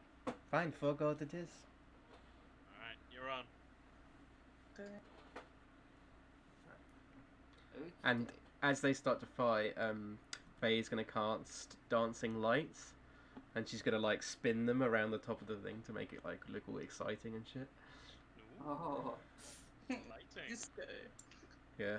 Brett sees this and looks over at Ingvar. Make sure to put that on the expenses. As in, that's a good idea for the future. Sure. Right, roll initiative. Come on, Naxi. Come on, Victor Mellon, you got this.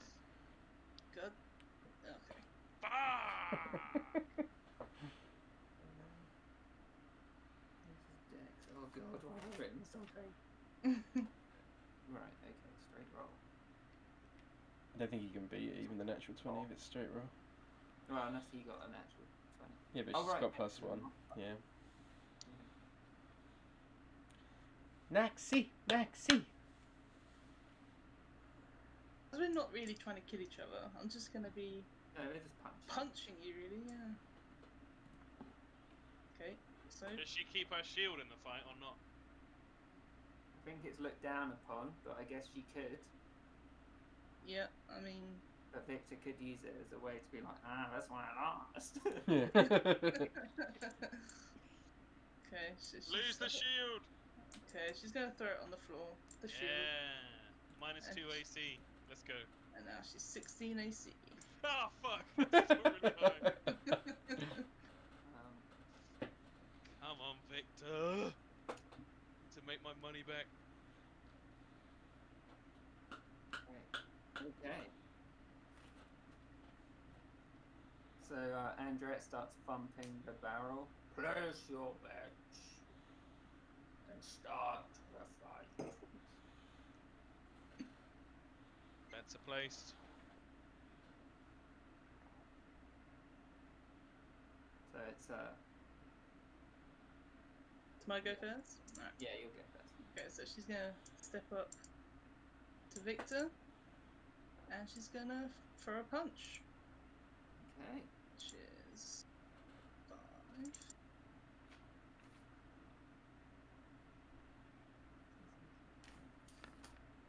God damn it. Okay. So So you throw a punch, but he's got his like fisticuffs up, and it goes straight past his head. Oh shit. You're gonna wish you didn't find me, Missy. She's like, yes, I kind of wish too. Come on, Victor Melon. Come on, Give her the Naxi. Give her the honeydew haymaker. You can do better than that, Naxi. Come on. That's a melon reference. Oh God, I didn't even fucking catch it until you just said. So he throws a punch at your gut. Yep. Is that my thing? Is actually is 16 now, so The hits. yeah. Vicky C. You know me. And it does. Should do 1 plus a strength modifier, right? No. Oh, he's a fucking pugilist. I forgot. Yeah, boy, give me your money. So yeah. And then, oh God, what's that? 5 damage. Hang on, I think you can do something else.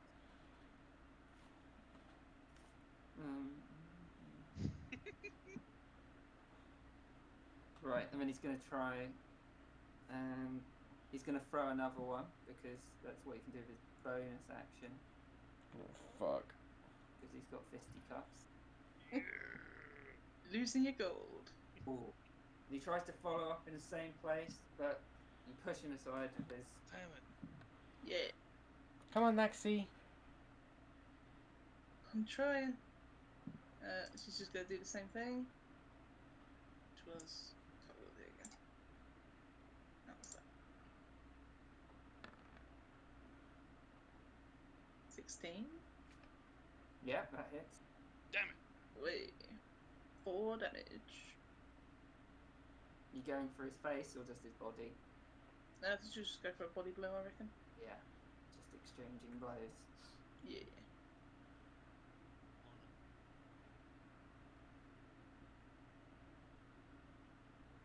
Crump McCarm is the future serial killer, I can feel it. It's just gonna snap.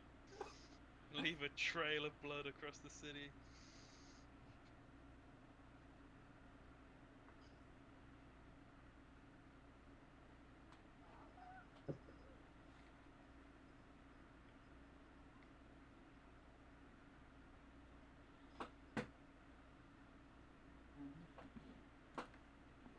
Vicky, so you taking his damage?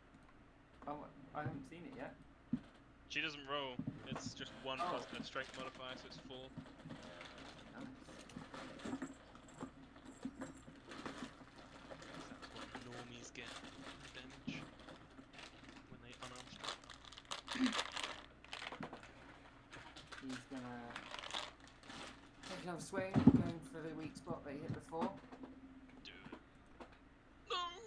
Vicky, see, you're killing me. And then he's gonna bring it back round with another one the other side.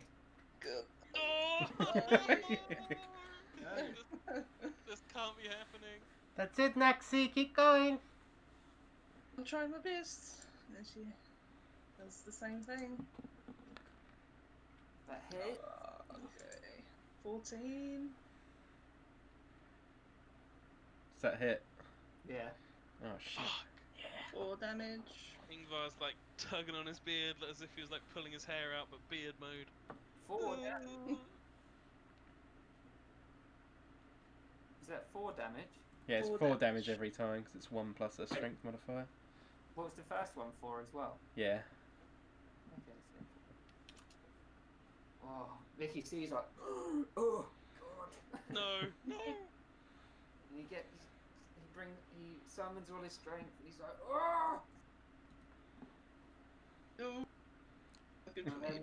one more with left Oh, hand. Vicky, see, come on, man. Oh.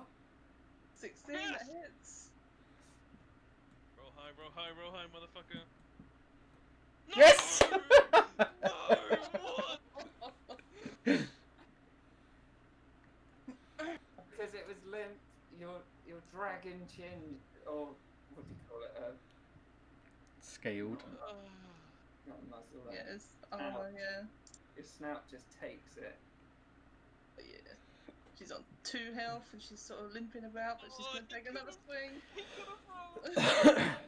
Fuck. Come on, Naxi.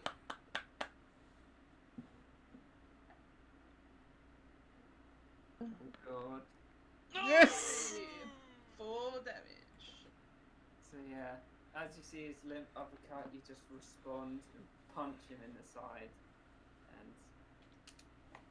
and he goes down. That'll be 4 gold, Mr. Sanderson. Remind me never to bet against you, Gold Pedal. Jesus. What can I say? I've got an eye for talent. Nexora's going to walk over, sort of clutching where he Andrew, hit, and just like, ugh, and sits down. That was most impressive. Thank you. Good job, Naxi. You did really good. I'm so proud of you. Between you and me, Vicky can get overconfident. Yeah, that's fair enough. I don't blame him. He's got a strong right hook, but no defense. Yeah. And she goes and picks Vicky C up, puts him on there, goes up to Freddy Fish Gulper, brings him here too. And How are we gonna find the fucking tavern now? we just beat up our guide. she pulls out 2 potions of minor healing. Oh, nice. And gives one to both of them. What's minor potion? 2d4 plus 2? Yeah. Nexora says, I think we may need to rest a little bit. Yeah, she looked a little bit beaten up after that, Naxi. But good job. Yeah, a little bit. God damn it. They're meant to be professional fighters. I'm down 6 gold. Naxi's a professional fighter too. Oh. Yeah, I guess. Victor wakes up and he was like, "My, that was a good bout." And Andret looks at him and he's like, "Well, you stood on your feet most." And Freddy wakes up and he's like, "My side." Oh. And he looks at his hand and he's like, "What?" And then she laughs. She's like, "Crump did quite a number on you." He looks over him. He will be a fine addition to the fish gulper. When can we put him in for a fight? Well, she looks at Freddy Fish Gulper. Oh, Christ. Well, how is your hand, Fred? I don't think I'm going to be doing any fighting the next few days. Look at it. Maybe Crump can fight Vicky. Yeah, sounds good. That sounds like a fine idea to me. Yeah. Sounds like a great idea to me as he's slightly glaring at Vicky C. I don't I'm think sure you'll want to that'll take be a bet okay. on that one, Mr. Sanderson. No, I'm not taking a bet against you ever again, Gold Pedal. You got me over a barrel. And he slaps the barrel next to him. She just smiles and just looks away. But, as far as anyone else knows, it's going to be a newcomer against an old hand. So maybe we could make a bit of money off of this. We'll see. Maybe don't let them see him before the fight. That's a fair point. Maybe we could have someone else come in and pretend to be him walking around, and then he emerges. Maybe we could spread some information around. Maybe they could think it's you. Yeah, that would work. You seem to have a silver tongue. Most kind. Silver tongue unfortunately didn't help me against the gold pedal this time around, though. Never will. Alright, Vicky, we got places to be. Yes, we better get moving. It's quite late, isn't it? Hey, have you got any of those potions for Naxi? She took a beating as well, you know. Vicky C's got a hard punch. Yeah, real hard.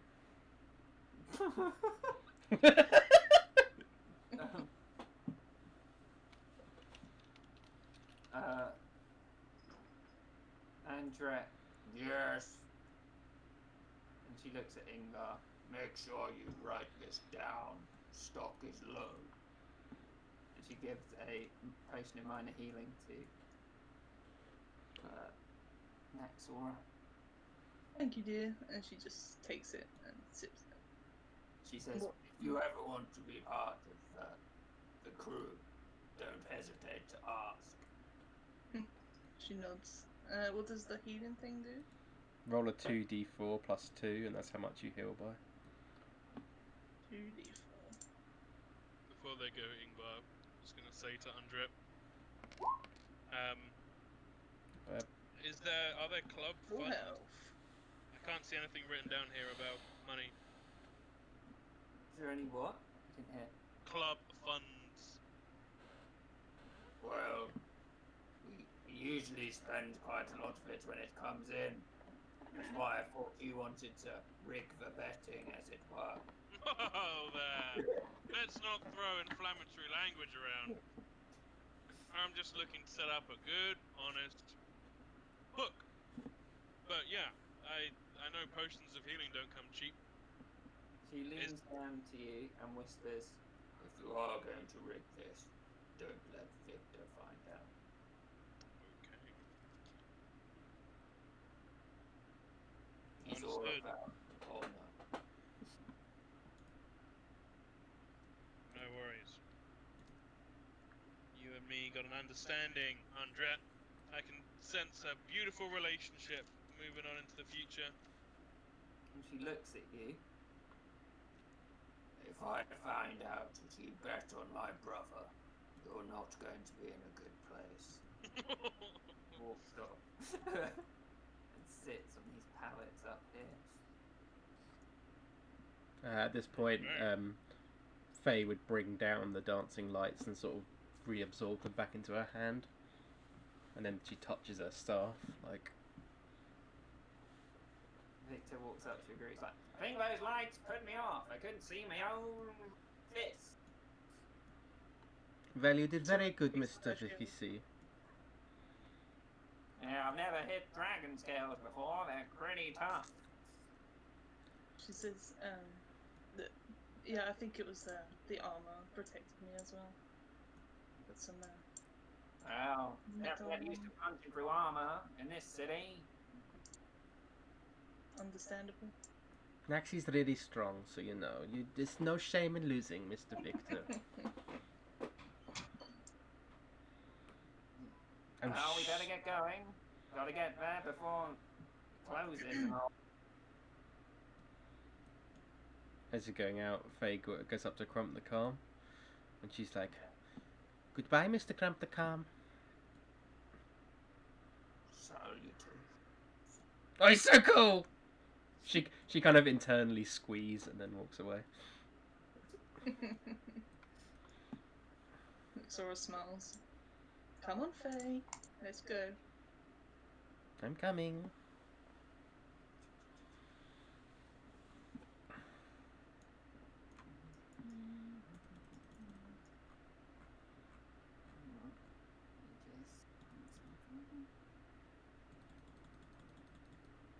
I like this map that you can reveal like places. Yeah, it's awesome.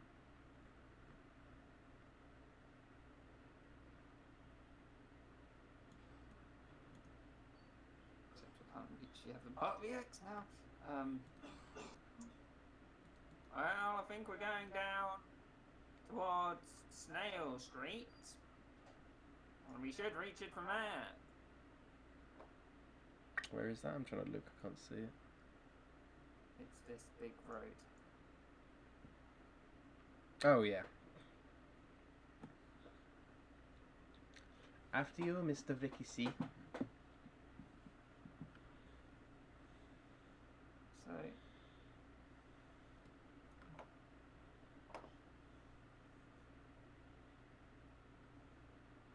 So at this time of night, it's pretty quiet. What time is it now? Like 10 o'clock. Yeah, especially on this big road, it's less likely you're going to be robbed or anything. Okay. Just moving along, the buildings are getting more sort of dilapidated as you go around. Just reached the wharf side. Whoops. We can skip round on Shrimp Valley. Quicker.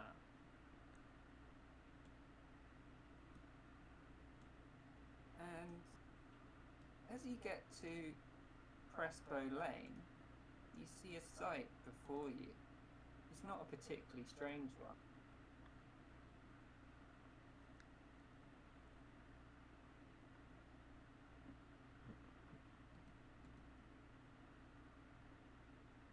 Where have I put it? Oh god, it's the wrong side. Oop. Back at the boxing club. You can't ever leave.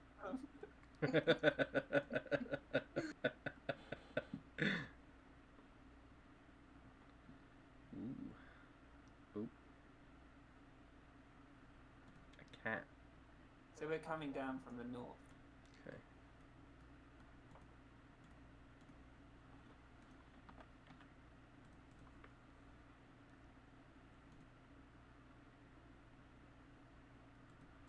So what do I see? Hang on, let me just get the PC out. You see a cat directly in front of you.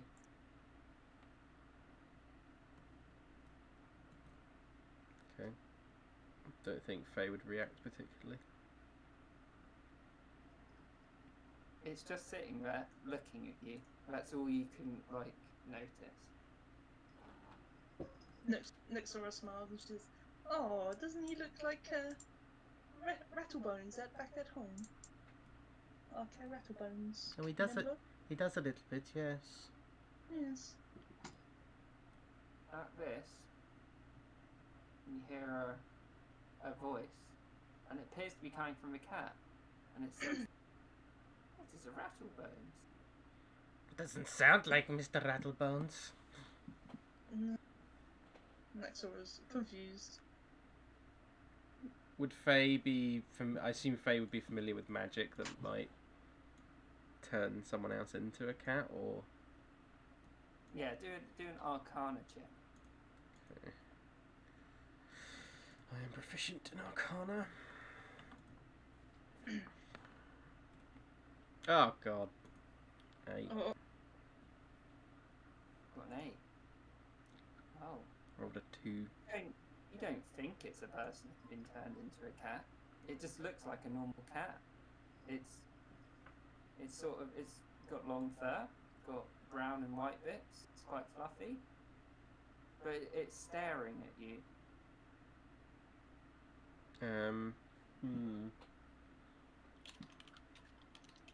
Faye's gonna cast a tech magic. Okay. So it zooms out, and you get a ping, not from the cat, but from somewhere up here. Can I see anything up there? Do a perception check. Ah, fuck, 9. You think you see a blur, but it moves. There's And then something... you hear a voice coming from the cat again. Why did you do that? I think there's something up in that window. And she points to it. She says it's loud enough so Ingvar and everyone can hear. And from behind you, you hear a lion roaring, I think like over here. Faye jumps and turns around. Next in that direction. Does she see anything? Do a perception check.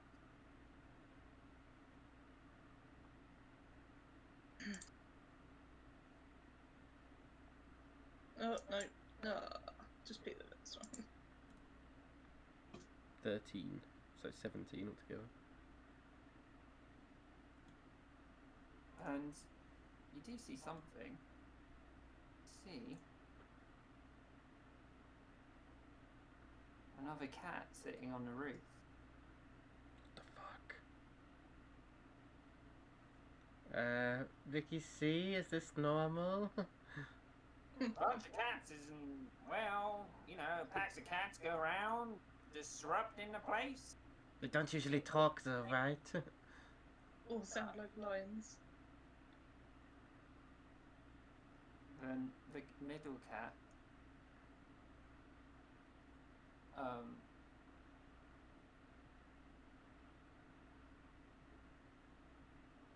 where is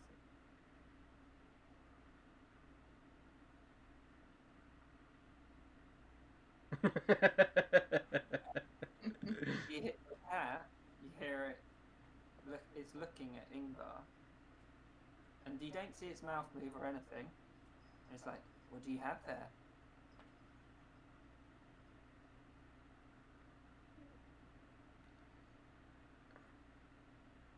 Can't hear you, by the way, Ingvar, if you're talking. How about now? Yeah, I can hear you now. All I said was, "Whoa there, cat! Come on now." He's got his hat, both his hands out in front of him. What do you mean? I got no cat food. What do you want? Oh, I thought I just sensed something about you. And then it's like walking around your group. Mr. What's your name, Mr. Cat? I have a lot of names. You can call me Tibbles. My name's Faye. This is Naxi. This is Ingvar, and this is Vicky C. So, you know, we don't mean any trouble or anything. We're going to go now, yeah?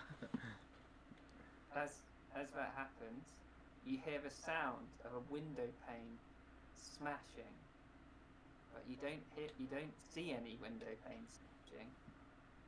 And from the top layer, you see another cat appear from here. It jumps down off the roof. Cat. I think we should move, like, now, maybe. Vicky, see which way we're going. I think next one stood in front of You're you. getting a bit weird, see? And at this point, you hear a panther roaring from behind you. He's raising a shield. And another cat appears. What the fuck? Stay behind me, Faye. There's two on this side and two on this side. Just stay behind me closely. And these two cats come closer to Ingvar. Hey, kitty cats. And from all three cats, all cats you can see at the same time, there's overlapping voices. It's like, what do you have there?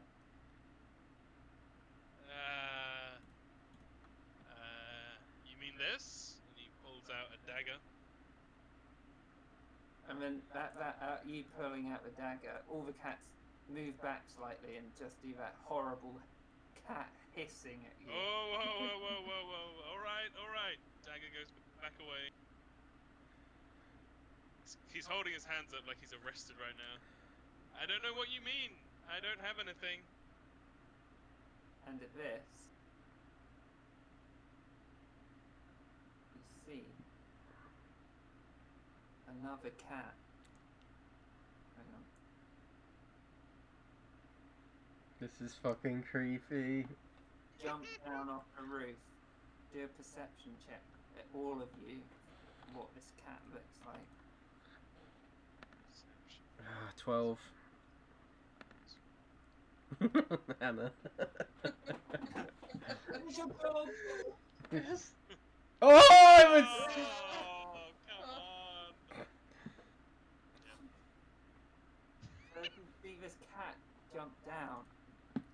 your mind's eye, you see these glaring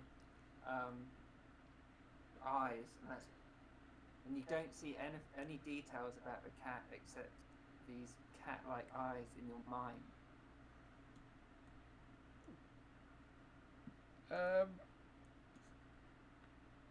Fuck, Faye's panicking. She's gonna shoot a firebolt at the cat in front of her. Oh god! Oh, no.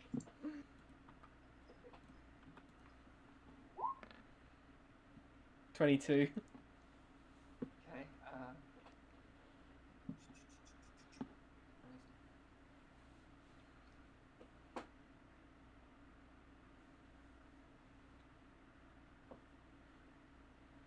Yep, it hits. Okay. 1d10. 6 points of fire damage.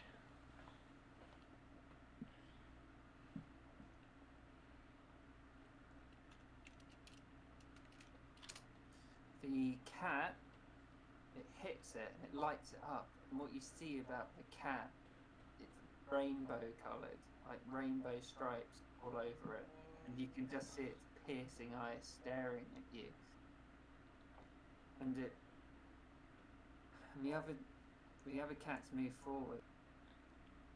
And the rainbow cat, you can see its mouth moving now. It's like, that wasn't very nice, was it?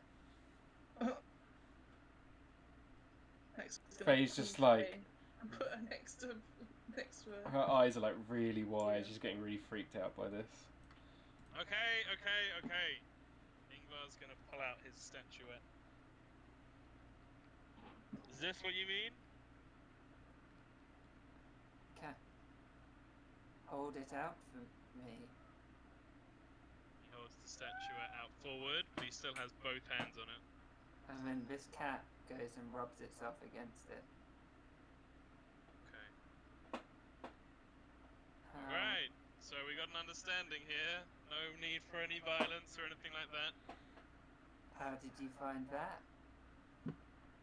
It's an old family heirloom being passed down for generations. Lying through his teeth. Cat knows. Faye's gonna cast message to Ingvar and be like, "What the fuck is going on?" And then the cat. The message comes back telepathically. Just relax, I got this.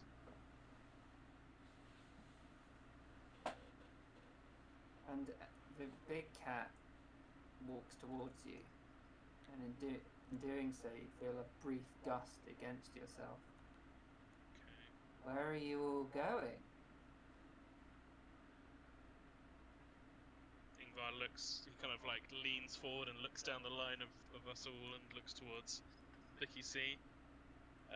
Old Victor Mellon here is taking us to the Skewered Dragon. We're just looking to have a drink. I see. Well, have fun with that. We'll be seeing you really soon. And at that, they disappear. Well, the cats run off, and the Cheshire cat disappears. What the hell was that? Did you not read about this in your books, Faye? No, nothing like that. Ingvar puts the statuette away. What was that thing? It was pretty coloured. Not like a normal cat. Why were they so interesting in that thing you were holding, Ingvar? It beats me. It's not even that valuable. It's just I keep it for sentimental reasons. Cats usually like a scratching post. That's what I think. Do I believe him? Yeah. Deception. Insight Just say check. this next door, I believe him as well. Oh god. You Ins- both get to roll insight. You gotta be a 4. 17. Nope, you do not believe him. Nope, you do not believe him. He looks pretty shaken from the encounter, and it's pretty clear that he's lying. If we're going to be working together, Mr. Sanderson, I think you should probably tell us the truth, yeah? Fine. It is valuable, alright. He found it down an old mine. I think it's worth a pretty penny. So you think they just wanted it for its monetary value, yeah? That'd be my guess. Can't see why else. You know what cats are like, Faustina? They're greedy creatures. Mm. Not any cat I've ever met like that, but I'll take your word for it. Usually for food. Mm. Rattlebones I was want just like that. cat. Rattlebones would never shut up meowing. I'm just saying, Faye, Faye wants your food now. What is this bones creature you keep talking about? Oh, he was a family pet, you know. Right. What do you think they meant by see you soon? What do you think? They're probably going to be, you know, following us or something. There was something magical up from coming from that building, though, so maybe it's someone nearby. Maybe. Maxie, go see if you can see anything. Maybe they just want a cheap ticket to the fight. Next, go check out there first. Just pull ourselves up and look up there. Are you climbing up onto the roof? Yeah, but only to peek up above it. So not completely, just like Okay. peek. So when you look over, you just see a roof. It's a normal roof, and there's a few tiles which are missing. That's about it. You can have a closer look if you want. No, I think she doesn't see anything, so she just leaves it. So no, don't see anything up there. I think it was coming from inside, so. Inside? Inside the window up there. Well, I don't think we should be breaking into any houses. No, You know, it's pretty rude to look through windows, you know. maybe it's somebody casting some kind of spell. With these cats. Yeah. Maybe. What are we doing? We're breaking in? Nexora's against it. What do you think? I see no Ingvar? need to break in. Now we've got a job to do. Fine, whatever. If some demon cat comes and eats you in the night, then don't come running to me, okay? Oh, if worst comes to worst, I'll just give it a statue. It's valuable, but money's just money. Quite.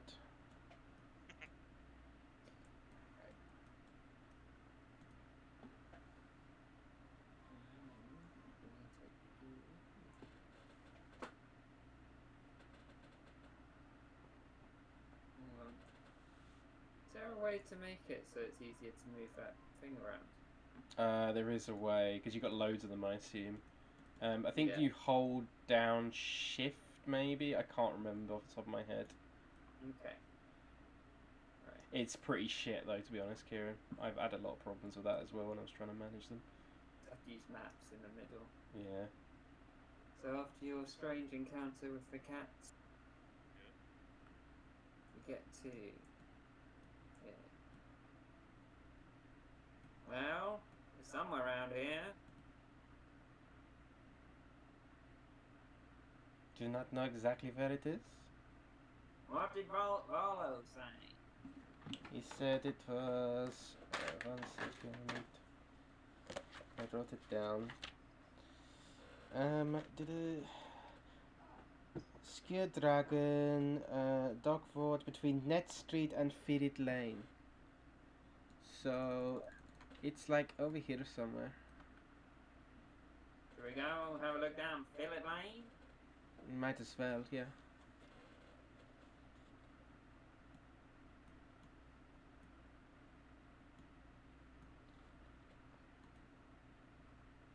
Does anyone want to have a look around on Fillet Lane? Yeah.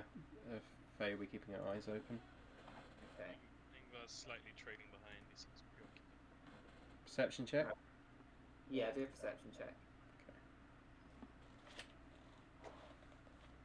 It is rolling, it's just taking a while. Roll. Oh, come on. Oh, that's pretty good still. 19. Oh, okay. So, hang on. Let me just get it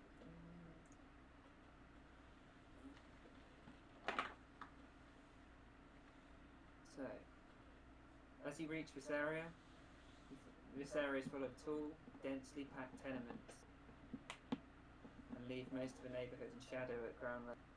Most of the street lamps have had their glass smashed and their candles stolen, and the smells of salt air and excrement linger as you pass by rows of rundown buildings. Faye like slightly gags and starts holding her nose. She's like, "This seems less fun than I thought, Naxi." So, as you're looking around Fillet Lane, you do see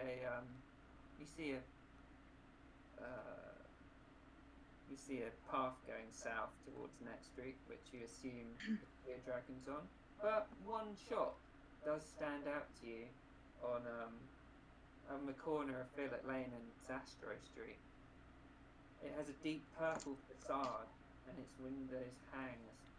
their window hangs a stuffed beholder. Above the door hangs a sign. These elaborate letters spell out Old Zoblob Shop. And it's still open. You can see the lights pouring out from the inside. What? Still open at this time. We should be careful going into that shop. That town guard said that the Xanathar, he might be involved with them. So we want to stay away from it? Well, I'm just saying we could go in, but just so everyone knows. To watch your back, you know. We're not here for the shop, we're here for the inn. The pub. Vicky C looks down. I think the pub will be open for a few more hours. If Festina wants to check out the little shop, I do know a little bit about it myself. Quite for curiosity. What do you know about it, Vicky? Sells knickknacks, that kind of thing. Oh, I do like knickknacks, Naxi. Haha, knickknacksy. You can go in if you like, Faye. Doesn't seem too suspicious. Come with me. I don't trust it, so. Sure. We better be quick though. We've only got a few hours. We'll just have a quick look, okay? We'll just have a quick look. And Faye kind of like totters off to the shop and kind of just like pushes it. You coming in? You coming as well, Ingvar? Or are you gonna stay out here with a shit smell? He's been sort of looking at the ground and he kind of starts a little bit. Yeah, sure. Let's go look. Sounds fun. So, move over to the Zoblob shop.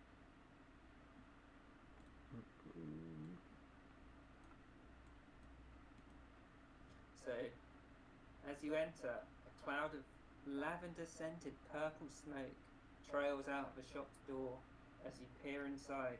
Every wall is painted purple, and every dusty knick-knack on the shelves is dyed a deep violet, just like the picture. A hairless old gnome sitting cross-legged on the counter wears plum-coloured robes. His cheeks are decorated with 9 purple-faced painted eyes. Now this is my kind of place.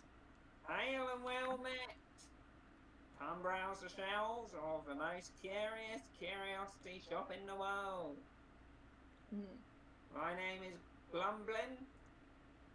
Hello, Blamblin. My name is Faye.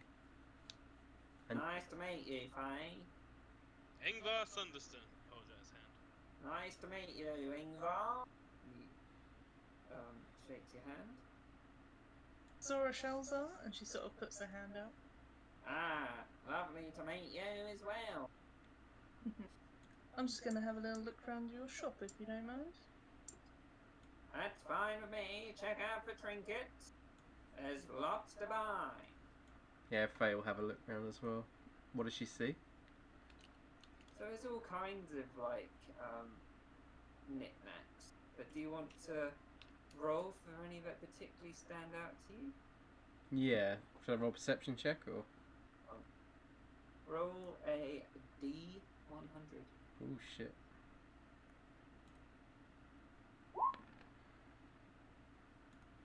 $20. So you see a keychain holding the head of a broken key. And you look at it. What do you think? Keychain holding the head of a broken key. Glumble coming round. What? Oh, a fine item. What's this? Well, it's what it looks like. A key. You know. He looks bemused. Is it a key to anything in particular? Well, it may be a key to the heart of a prince, my dear.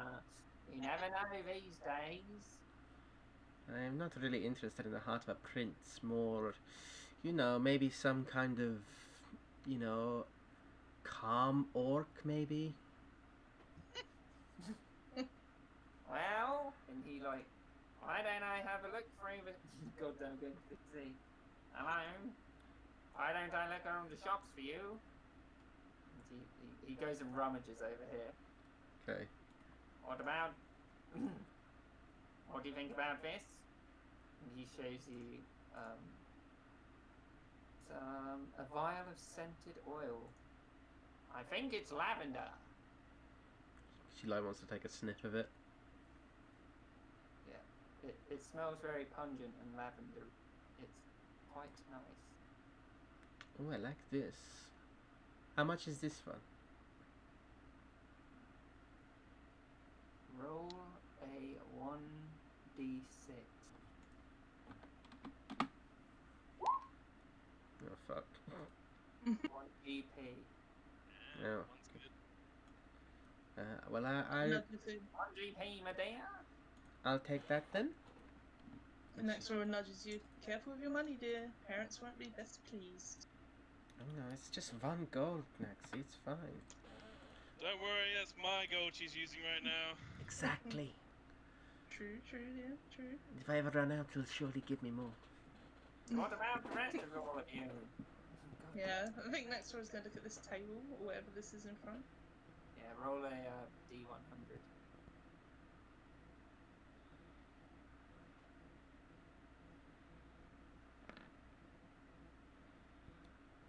$43. So you see a torn page on which is written death, plop. The barge is down in the river, flop, flop, plop, above, beneath. She picks it up. Is this a poem? Well, not quite sure. Why would you be selling this half-baked poem? Well, I wrote it myself, if you must know. She puts it back down. Is there anything Yes, else? it's very nice. Can Faye see anything that looks vaguely magical? Not really. Most of this is like knickknacks. Yeah. Ingvar will roll the D100. We'll investigate. Oh, you buy as much shit as you want. 17. You see a glowing blue-green line, 6 inches long, but with no discernible radius. What? Roll again, that'll make any sense. Yeah, sounded awesome. Sounded like a lightsaber. I just like radius. 76.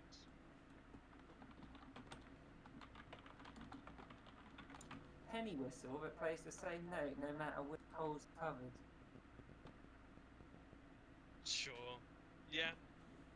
How much for this, Glumblin? Well, it's about, I think I'm probably going to roll on. I want to have another Hey. look. Okay, so you go to the other side of the shop and you're like, there must be something in this worthless load of shit. And,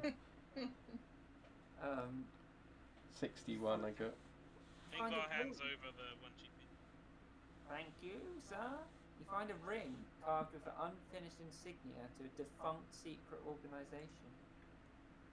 Can I do, like, is there like a history check I can do to see if I recognise it at all? Yeah. Go ahead. Any whistle? History.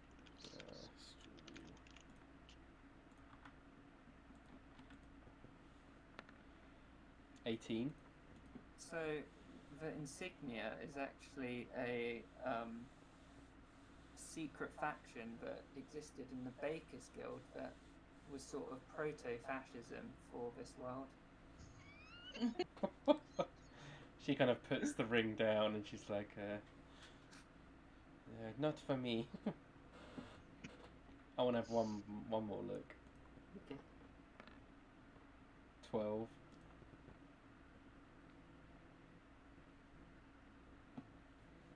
You find a 20-sided dice. Ooh. Meta. She like shakes it and she's like, Mr. Glumblin, how much for this one?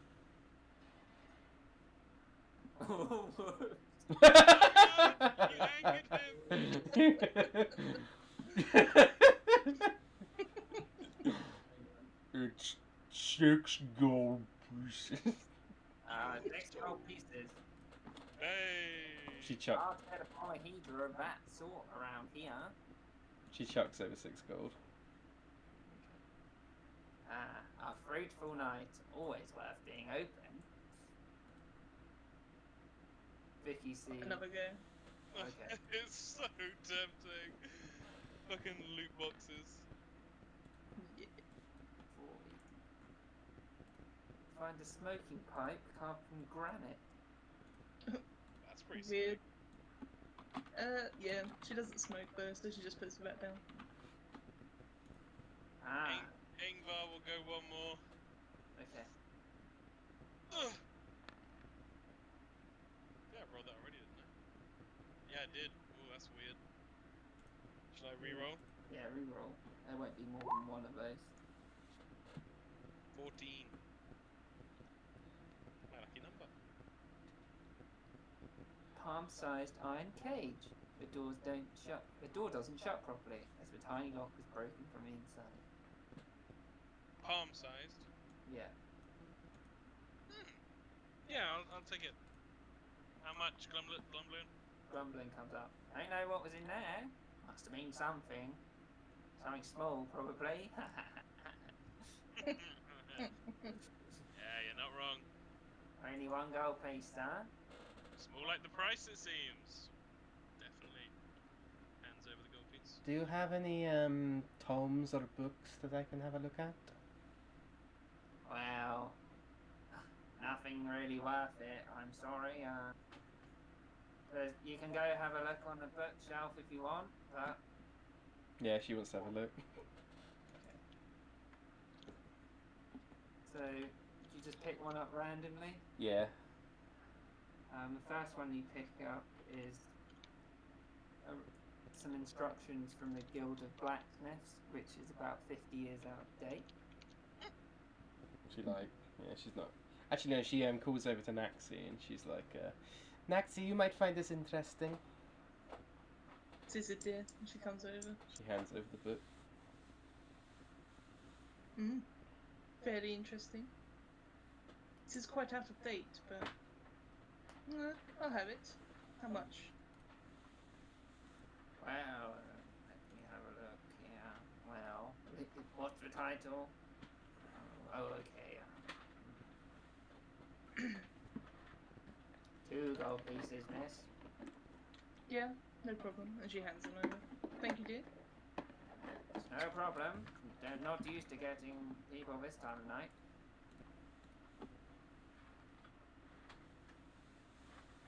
Well, maybe we should go now. This is, I think I could spend all my money in here, so, I didn't find any boxing merchandise. I was quite disappointed. No. Mr. Grumblin, Yes? I don't suppose you've ever heard of a... sounds ridiculous, but a rainbow-coloured cat at all?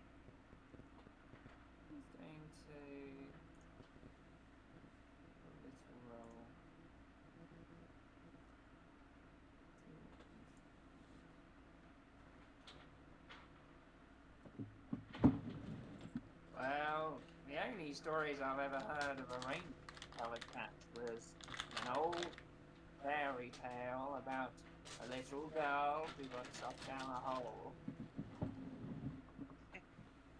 she got lost in a magical land. That something about the Queen of Hearts and a cat who had hypnotizing voice, and I can't remember. It was years ago since I read it. Wow, sounds interesting. Do you stay open this late most nights? We're open all night. So we're just looking for a friend of ours who we haven't seen for a few days. We think he was around here, actually at the Skewered Dragon 2 nights ago. I don't suppose you saw a human male. He's quite attractive, really. Strawberry blonde hair, wavy. Strawberry blonde. And how many nights ago was this? 2 nights ago.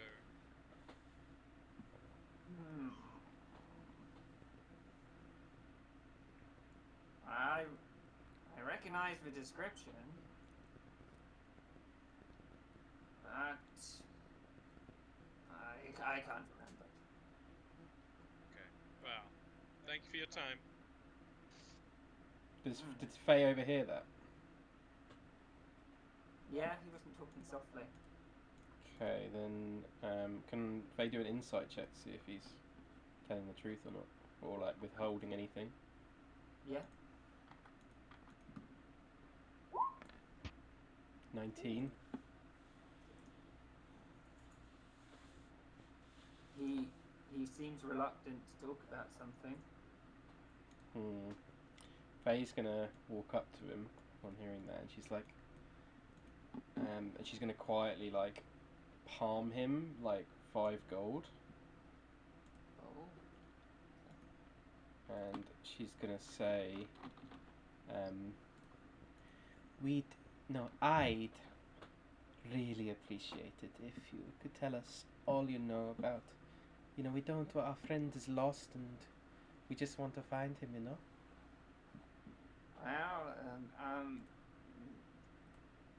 Well, I recognize the description. He was well dressed, and he's with another man. Yes. He looked very like him. I don't know who he was. What did he look like? Well, he had strawberry blonde hair. He looked like the other fellow he was with. And Did they have any discernible differences though? Was he wearing anything fancy? they were both wearing fancy clothes. I can tell you something more though. I might have been watching the street for some reason.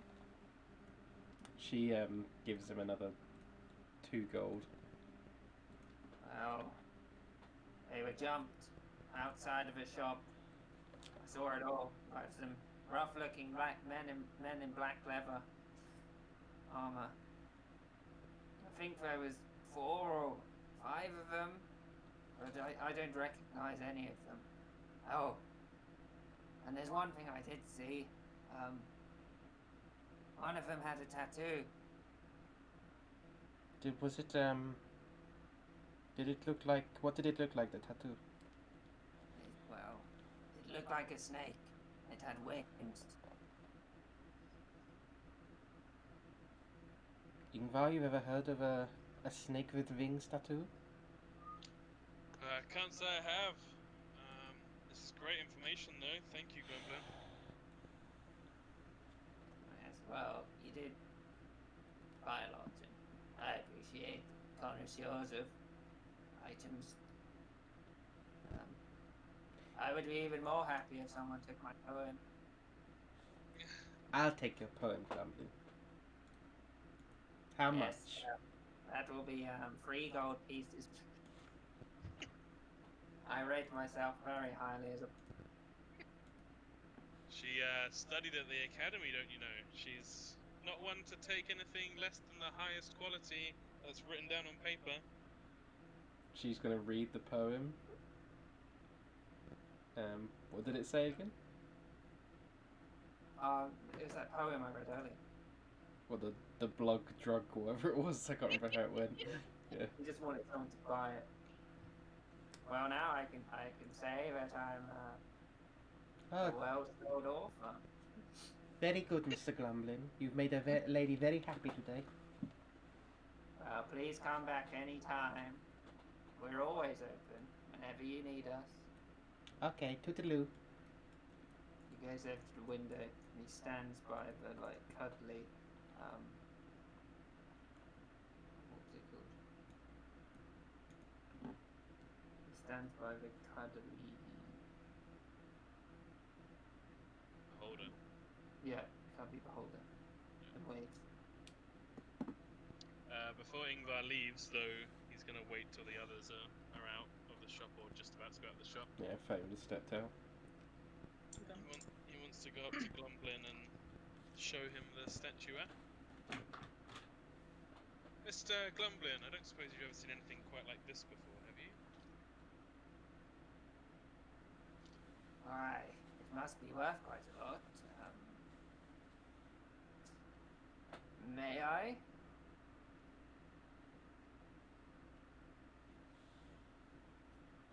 He's offering, can I have a closer look? Yeah. Sure. He hands it over. Well, he looks at it. I can give you 10 gold pieces for it. No, this has sentimental value to me and my family. I couldn't possibly part with it. I just wondered if you'd ever seen anything else similar. He hands it back and he's like, no, most of what we sell here probably wouldn't. That thing looks far more valuable than these trinkets. Don't put yourself down. Think of how many things we already bought from you today. Clearly, there is value in them. Do a perception check.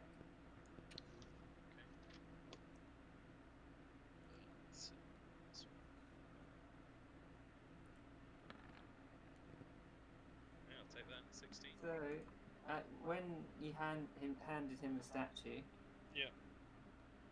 after he gave it back, you noticed that he looked at the beholder. He looked at the plushy beholder. Yeah. Okay.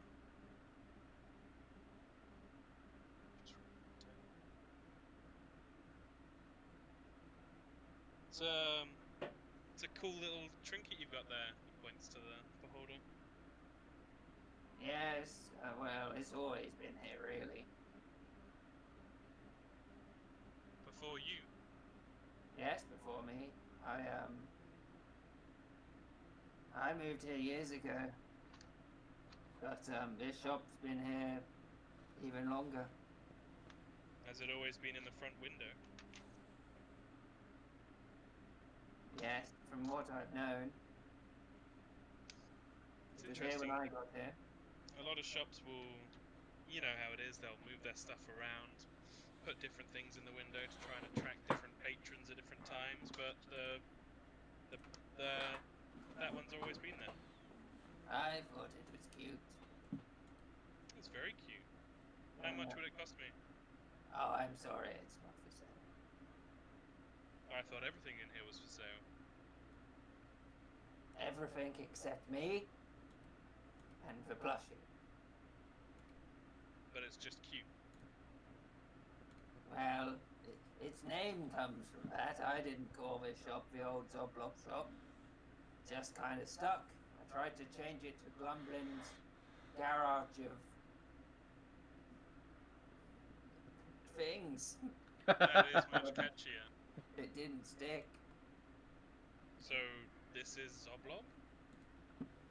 Yes, I assume it's Zoblop. Right. Well, pleasure doing business and pleasure talking to you. Yes, I'll be sure to come back. yes, I'm always here. And so is Zoblob, it would seem. Yes, that little tyrant hanging up there. He's my only friend.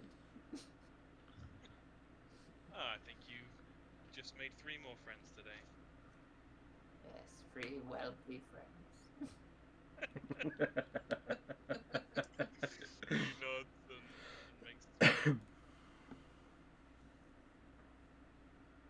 He walk. Oh god. It's funny every time. smile. And he walks up and he's like, "Goodbye, have fun." Goodbye, pleasure. Goodbye, Mr. Glumblin. Or waves. Yeah, goodbye.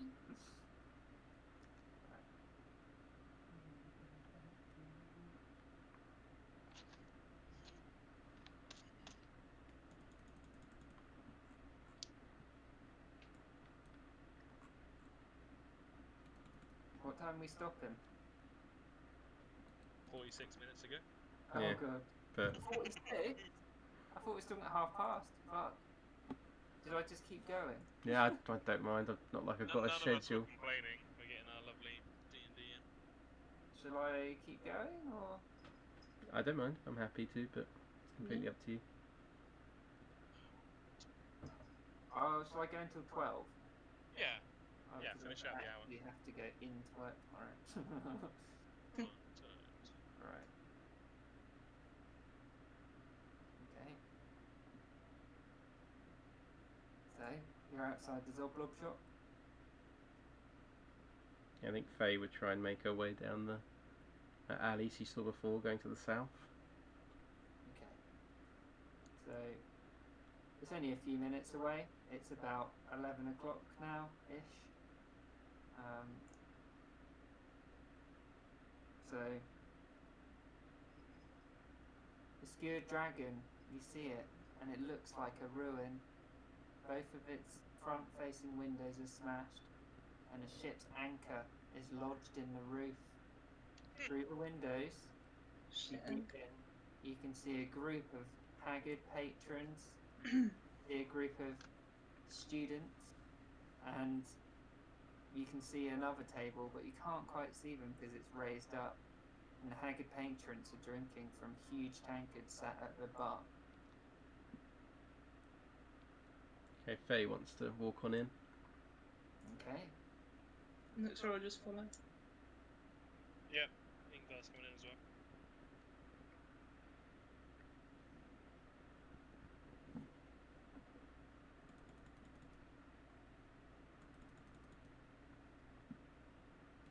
Oh, this map is horrible. God.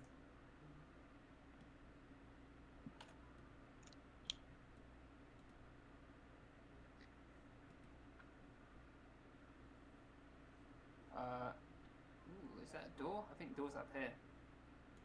Oh, yeah. Dirt.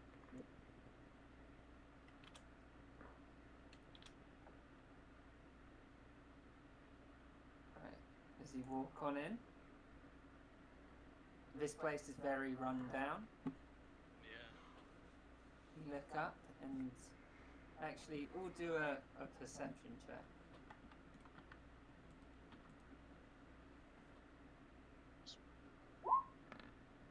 Hey. I got 0. Wait, what? I have a -1 modifier and I rolled a natural 1. So this place is run down. It's not very homey. Yeah. You're not very interested in who's in here, and you Yeah. just head straight to the bar. Faye and Naxora actually. This group over here, you recognise them as a group of students who must obviously be from the academy. Oh shit. Okay. But 3 of them look quite young, and you can't quite make out this guy here because he's turned away from you. Faye's gonna like walk on over. Oh, wait, I'll tell you other stuff first. Yeah. You see this group up here? Yeah. And you see 3 well-dressed, but, how do you say it? Well-dressed but working girls Okay. next to the hearth. And, yeah. This place is quite small. You notice the half-orc innkeeper. Mhm. and his barrel boy, Hmm. as well as the.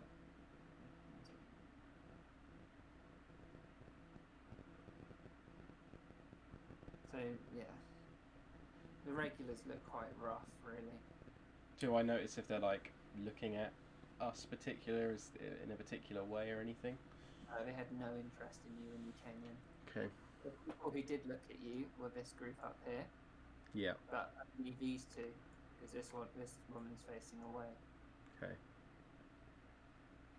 Yeah, Faye will just continue on going over to the students then. Yeah. It's gonna And- go to the bar. As you approach those students, as you move around the corner, you see this guy is your ex-lover, Oh God. Angus Brightstar. He hasn't noticed you yet. She kind of like sort of goes wide-eyed and then just tries to creep backwards. Yeah. With it. These students recognise you, but they weren't in your class. They were like a year or two below. Yeah. So they recognise you, but they don't really know. Okay. Yeah, she's just gonna kind of try and sneak back towards Nexora. Do you want to do a sneaky? Stealth Yeah, check. Stealth check. Okay.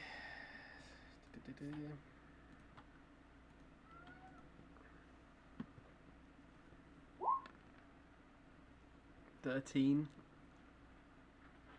Yeah, you sneak back. You can see he's clearly busy. You go around the tables. Yeah. Nexie. Yes, dear? Angus is here. Angus, oh, is he the bad one? He's the one, that I broke up with. Oh, the recent one, I see. Well, not that recent, but, relatively recent, I suppose.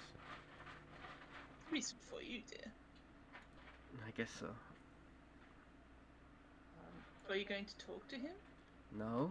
It's so awkward. Yes, I suppose. The innkeeper comes up to you. Oh wait, we've made it. Beer, No, please. Quad. Shit. Beer, please, my good man. Keep them coming. Yeah, well, say thank you, Crud, for giving you the menu. And he slams it down. Thank you, Crud. Yep. Ooh. No, we're going lager. Lager, please. He picks a glass off of the shelf, like Yeah. the wooden shelf behind him that you see on this map. And you look at it, it's not a clean glass. Oh. That rag in his hand is basically like an oil cloth right now. He gives it like a little rub. Thank you, Crud. What? And then, get that little bottle. Fancy one, aren't you? Lager. It's on your menu. Sorry, that's yeah, well, I didn't choose it. Who chooses your menu? None of your business.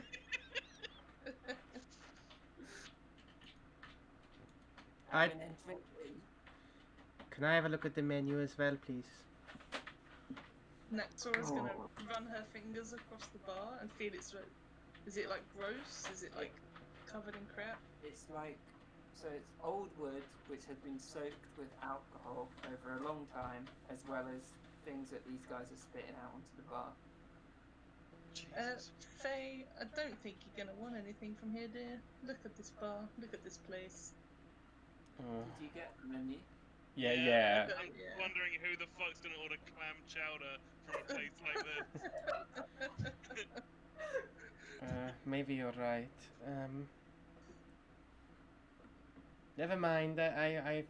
Actually, I'll just have like a spirit or something. Oh, you lovely lady. I'll have what spirits do you have? Oh, can't you read?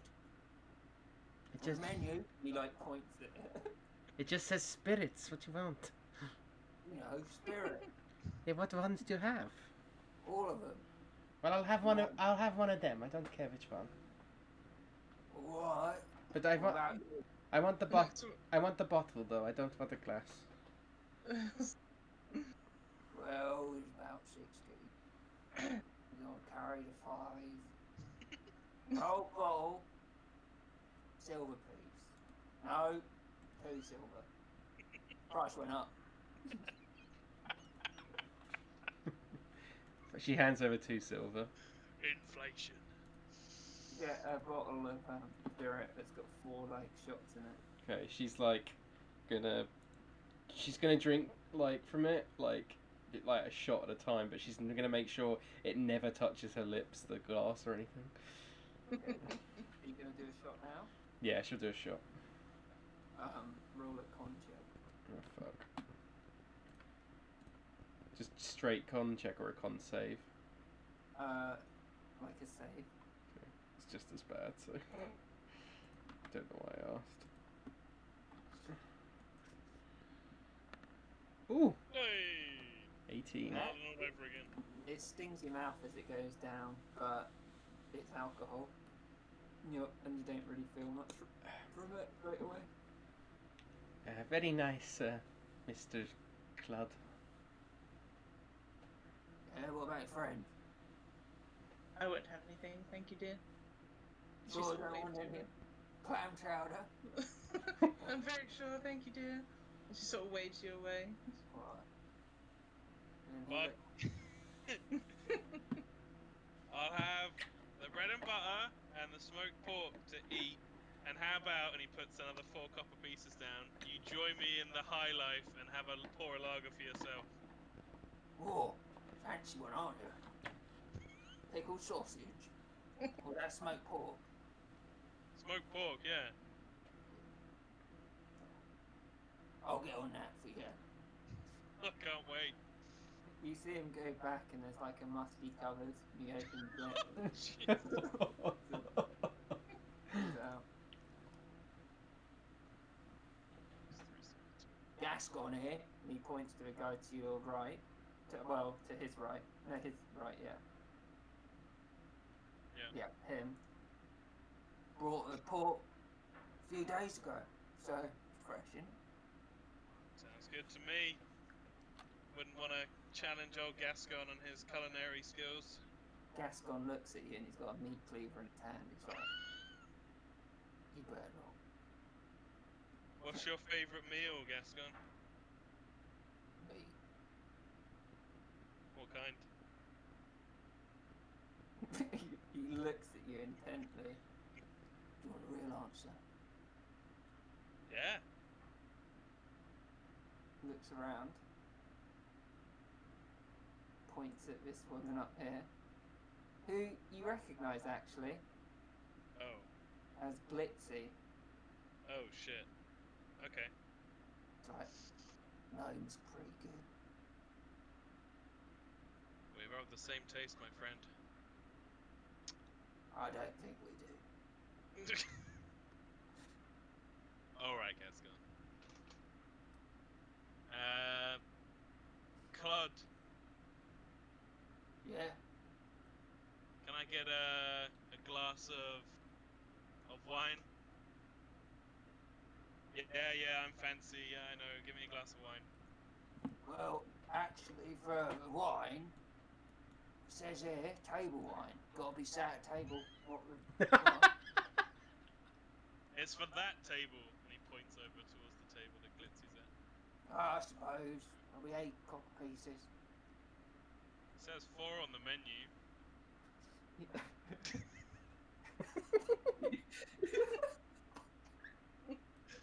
He's gonna try and intimidate you. Alright.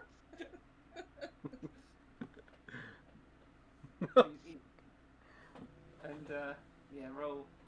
What was it? You contested, so I gotta roll my own intimidation. proficient in 11. He looks over at you, and then he looks at the piece of paper and he's like, "Oh, I swear that's their name." And then he's like, "Oh, fine, Forecop." Right. Hands it over.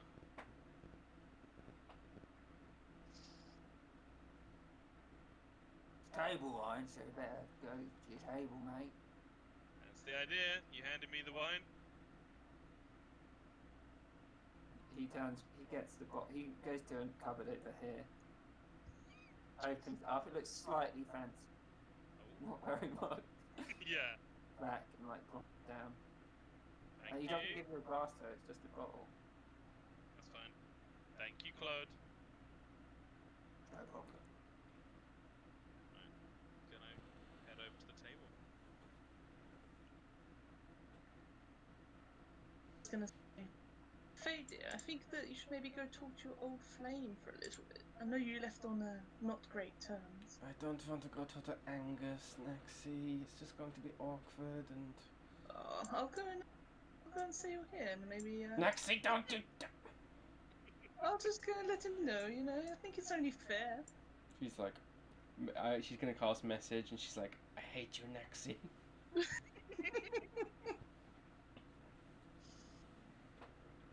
She's gonna tap this guy on the shoulder. I can't remember what his name is.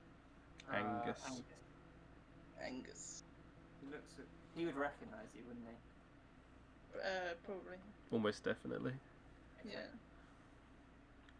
Faye's like looking down, like holding her hands, like almost like blinders up against her eyes, so she's just like staring at the table. So do you poke him? Yep, she taps him on the shoulder. He looks around, he's like, Exora?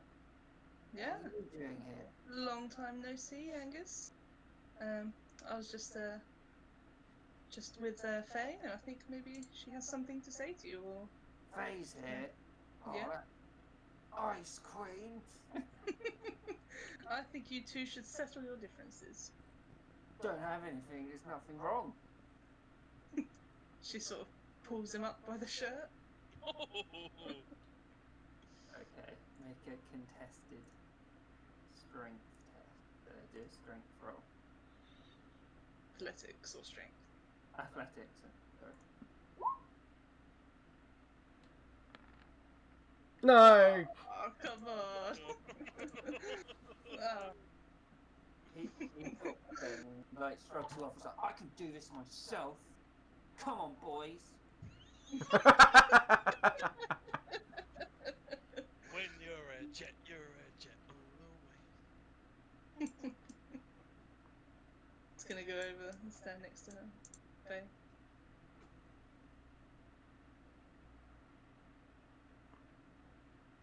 So, Faye, Angus. been Fine. Good. That's good to hear. Yeah, well, I'm here with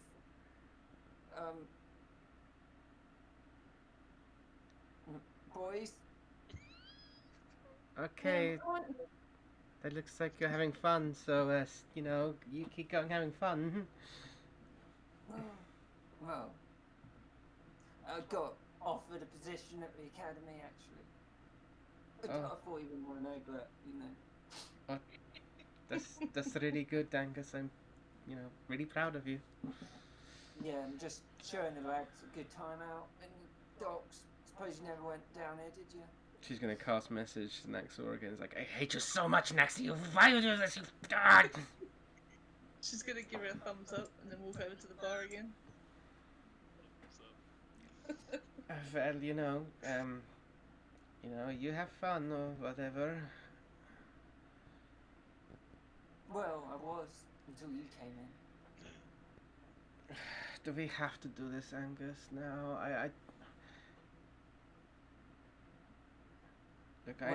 Look, you can go back to what you're doing, and I'll stay over here, and I'm at Fiove, okay? I'm not sure I can be in the same bar as you. Just makes me so angry. Why don't you just leave? Right, boys, why didn't you just leave? And this kid's like, yeah, why don't you just leave? Not everyone off.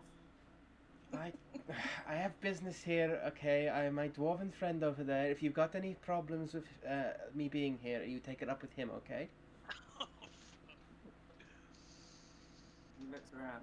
This guy. That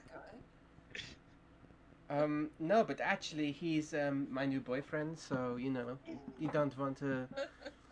He's actually a fighter, so... That's it, Faye. Sit. Move it, Ron. Hey, you.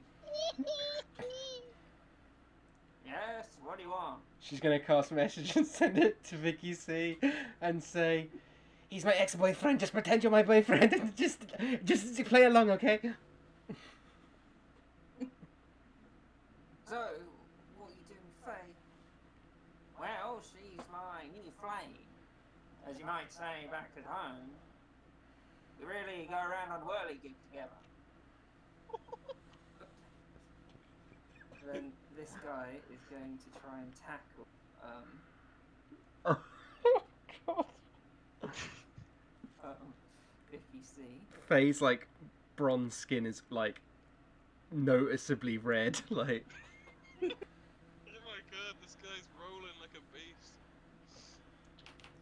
Come on, Victor Mellon, you got this. He's gonna roll like a natural one, isn't he? I can just feel it. Oh! Oh! So he tackled him to the floor. Does he count as restrained yet? No, just grappled, so he can't move anywhere. And then Vicky C can try and break out. Oh, Vicky C. Right. Move it, Ron! Fucking hell!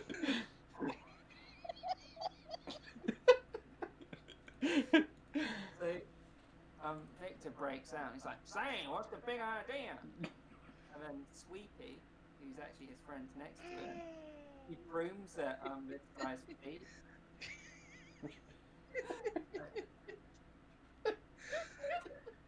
He gets up looking dejected, and he's covered in like the horrible sawdust and reeds that this pub has down to mop up sick and stuff. So we have it done all the time. Like, right, that's it, Faye. We're enemies now. Okay, Angus, that's really great. See you later. Right, that's it though. No more messages. Nothing. And anything comes up at the academy, well, I'll see that. Well, you'll see. Come on, boys, let's get out of here. She's just like Come on, mortified.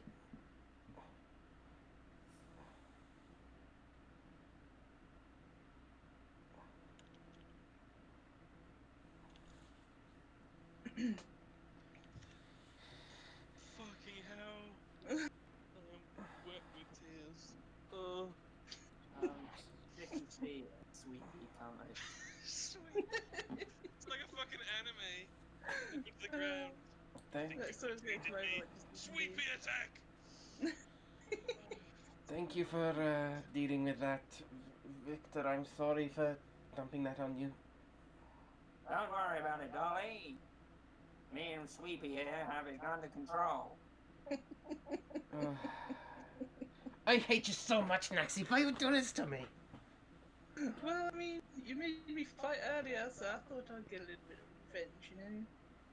The fighting was fun. That was not fun. It was fun for me.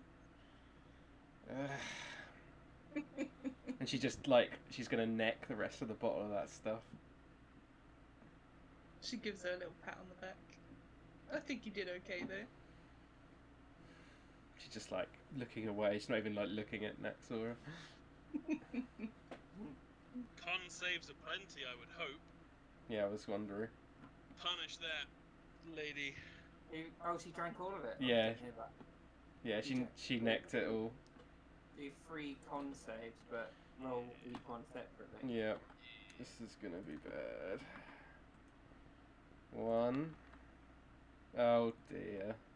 Right. 2. And... oh dear. And 3. Oh dear. We're gonna have to stage this because I think it's gonna have to go over a few hours. Yeah. So for now, you've got disadvantage on all dexterity-based checks, Okay. and then as the hours go on, I'll say it gets worse. Okay. If it hits more, or I'll tell you as we go along. Yep. Ingvar is moving over to this table. And he sits down in between these two and he says, "Good evening, ladies." Glitzy looks over at you, and the other two are like, "Oh, Ingy, is that you? It's me, baby. I got your favorite drink. You haven't been back in weeks." I've been busy. You Thought know you me, entrepreneur, businessman. Yeah, well, as long as you come back soon. How about tonight? Well, I was thinking about you giving me that big end again.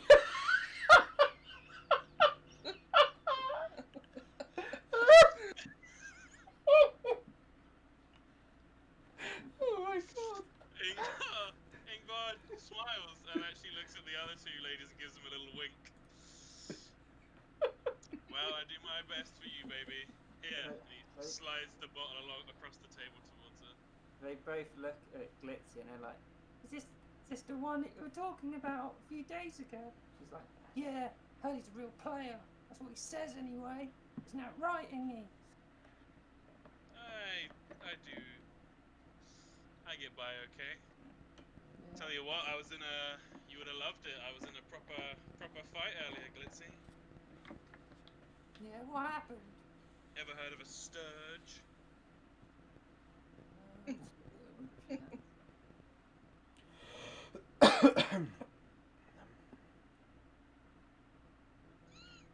It's quite Sound an like- intelligence modifier. Was that like a bat? It's huge. Like the size of this table, fluttering through the air, trying to sweep down and kill this poor woman stuck under a table. But I blasted her out of the air. The other two women, you can feel like one of their hands on your knee, and she's like gripping it, like in excitement, you telling the story. Yeah. They're humans though. So I blasted it and I said, "Get away from her, you ugly fuck." Wow, that sounds really impressive. What? Well, I suppose I can forgive you.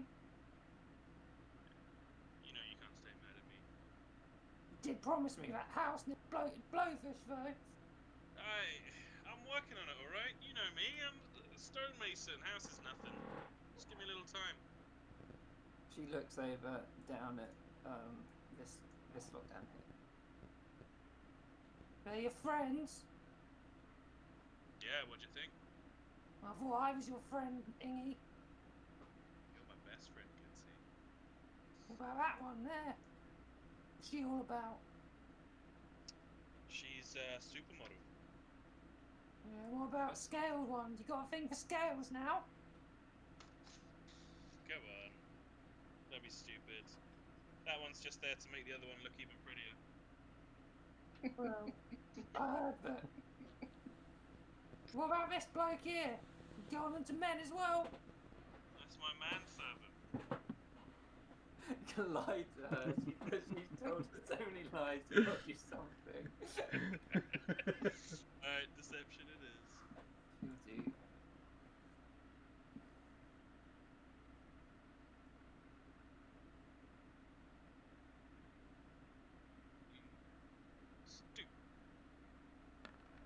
Oh god. You better not be having other women in. I won't stand for it. You know she's got nothing on you. Look at her. Yeah. She twiddles her hair. I feel like at that point, like, Faye would have been downing the, like, Yeah, the exactly. spirits. You know those supermodels, they've got severe drug and alcohol problems. But I mean it, Ingy, you gotta get on that house thing soon. Otherwise I'm gonna... We might have to talk. Ah, no. Don't be ridiculous. Come on. I've never failed you before. I've never left you wanting more, have I? True. I wish I could see... Well, I mean, you know what he said to me, girls? They're like, what? What did he say to you? He said he'd take me to meet his patriarch. Imagine him, an old bull and a young bull. Maybe I can have both.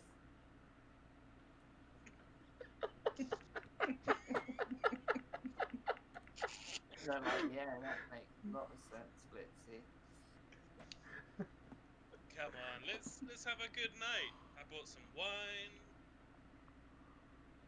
Yeah, well, suppose I can let it go. Yeah, me and you. Glitzy and Hingy. The Take on the world together. these two girls are like, do you want some alone time? Should we go? Ingvar gives Glitzy a wink.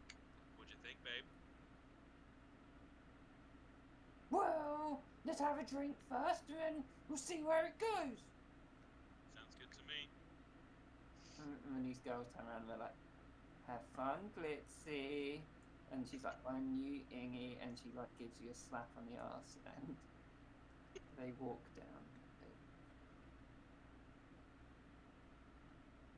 Should we call it there for tonight? Yeah, I Yeah. think so. I don't think I can handle any more right now. Oh, God, that was so good, dude. Holy So shit. It was very good. Fucking funny and interesting and mysterious and amazing. God. That wasn't as tiring as I thought. Oh, Nice. The interface is a lot better. Yeah, it's really handy.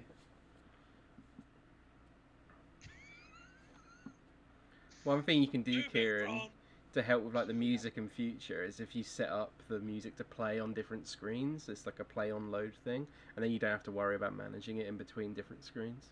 That's a good idea. It's really easy. There's a lot of little things you need to do, but now I know I need to do them. Yeah. So learning it and picking up as you go along. Yeah, Oh my 100% is. God. Nowhere. Is his name Clud or Crud? Crud. Crud. Yeah, he was getting. Yeah, I knew I he's had it getting- right. Fuck. He's getting more annoyed because you're calling him Crud. But he didn't want to say his name.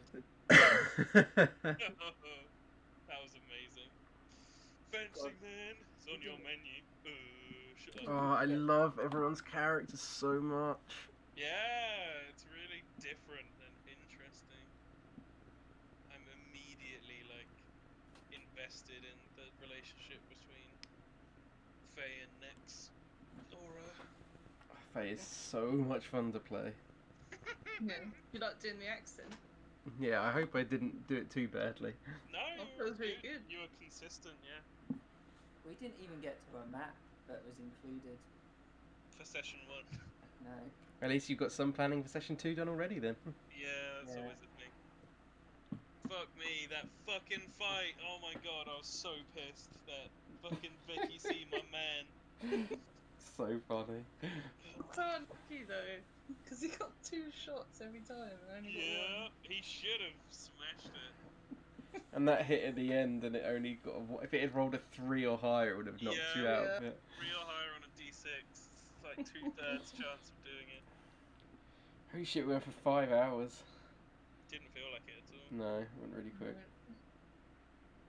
Hopefully the audio and shit has turned out okay. Fucking sweepy at the end as well. I didn't. That was such a great reveal. I was like, oh, who's that loser? And it's like, it's sweepy. Oh! He's gonna sweep his feet out. I was like, holy shit. Best reveal ever. God. I've heard so much bullshit about this guy. You haven't talked to him yet. Yeah, true. Well, I've got to set up a betting book, which is going to be fun. That yawning portal. I don't know how you meant to do that without the map. Yeah, yeah. You That was really. fucking crazy. So much shit in one Because fight. like all those people are just meant to run away, and I was like, well, hey. He's dead. Yeah, Rumpus. Oh my god, that was amazing. He's just a random guy I put in and gave him a name. No, he's dead. Oh, so many characters immediately that are memorable. Yep. Fucking Glumblin, the fucking plushy beholder. So good. I felt that tension when I was like, how much for it? And you said not for sale. It's like, oh. I could feel my character staring into the Glumblin. God. Oh, The God. bit with Angus, oh my god. That was I fucking was crying. I was openly crying. I really hope I can listen to it back because Move It Ron killed me. But the bits when he was like, when he first went up to her, I can't remember. It was the way he said it. It's like, did this, and I did that. Oh my god, it was just the funniest fucking thing in the It world. works out really well because I can plan all the scenes, but what actually happens in the scenes is like quite improvised. Yeah. Your D&D reminds me so much of what we used to do Yeah, it really in a does. really good way, like all Yeah. the good. Because it's crazy to think how much time we spent practicing essentially improv comedy and Yeah. improv stuff without anything else. But it's sort of been refined now with this because I can make you do all the checks and Yeah. Definitely. And they produce their own stuff. And it which makes is- combat like a million times more interesting. Oh, so Yeah. much so, yeah. Because before we were just like, ugh, combat. Yeah. But The fucking cats? What the fuck? That was Oh, yeah. so creepy. yeah. That was so good. I was like, is he trying to make me show it? I'm not gonna show it. Fuck you. And then it's just like, alright. I do have some plans for the cats. I wanted to see how you'd react to it. So good. I really enjoyed that session. I forgot to use my goddamn genie stuff. God, it was a bit of a crazy start with that fight though. Like all those people. Oh, I felt That so was- that bad was a for you because blur, like dude, yeah. so much to manage like early on. Your first session. I think what my first battle for you guys would have been the two orcs on the road where you met Bung. Yeah. That was two orcs. Yeah. Two orcs and the party. And that's all I had to manage. Mine And was the- there was like, here's a troll and 12 sturges and all Yeah, I these know. other people. Mine was the goblins, which is a pretty easy one as well. Yeah. More than the orcs. Oh, Bonnie.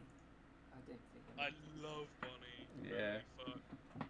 Is You're it recorded? so good at improvising the interactions, I swear to God. So good at small talk, which is such a big deal Yeah. in D&D, that I am not as good at as a DM. Me neither. It's just like, oh you, Volo. It's just the funniest shit. Oh my god. Victor as well. Victor was awesome. Yeah, Vicky C! Yeah, it's so But funny. I'm still pissed he lost that fight for me. That was 4 gold! That was gonna be my swing around. I was gonna be so smug. And it just disappeared. I'm One hoping. that Sorry, go on, Kieran. I'll say it after. I'm really hoping the recording turns out okay with the volume and whatnot, and the sound. I mean, I used to listen to that one on our phone. Bad, but funny. Yeah, I'm gonna fiddle around with it and see if it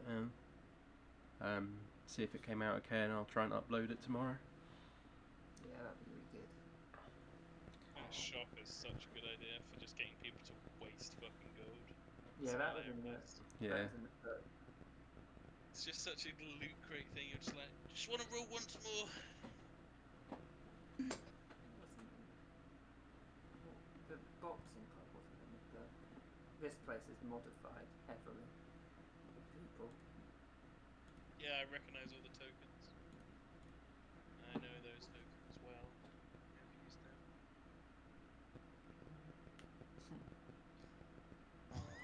Glitzy. So much fun. Big end. I really like. I really love that. Oh my god, Calm. Yeah, oh, Good. he's so cool. Crump. Is it Crump? Crump McCarm.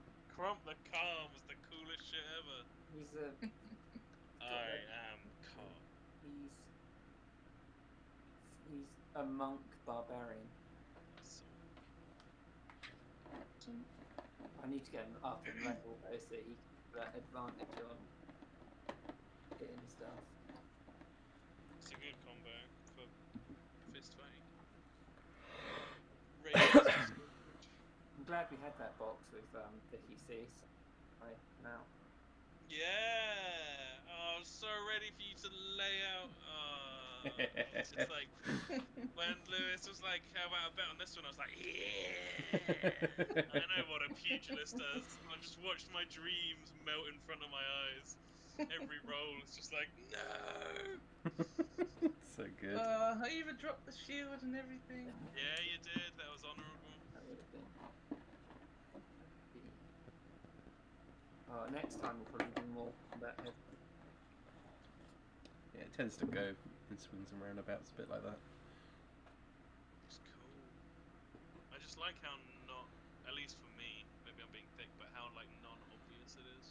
Yeah, I agree. Like when we came across the killings in the street and the guards and stuff. I it was like, really like that. It was just like it showed a little bit of the city without like, it was like nice world building. Yeah, not railroady. It's like Yeah. could just walk away right now. And then we got the list of crimes and such, and then you got to flaunt yourself a bit. Yeah, that was fun. That was fun to roleplay because yeah, my guy was just like, "Oop, don't want any piece of that." What do you know at the moment about Floon's disappearance?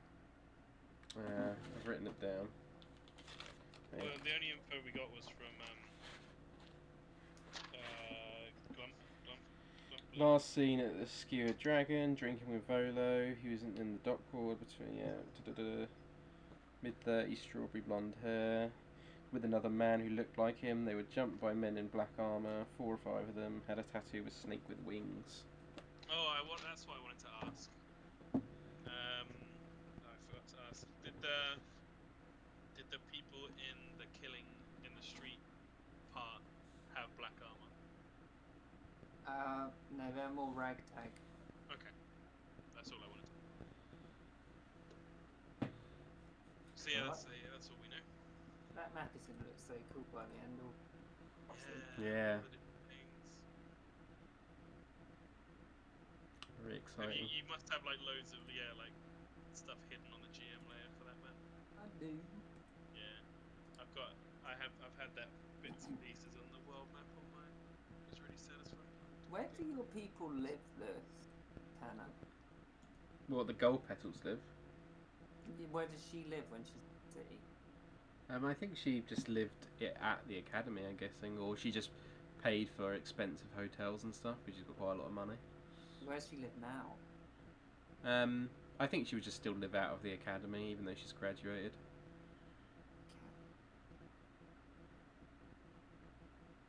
Seaward?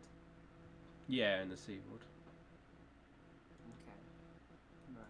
Naxora lives around there as well. Yeah. Assume so. And your guy lives at the Guild Hall Guildhall. now? Traders Ward. Yeah, right.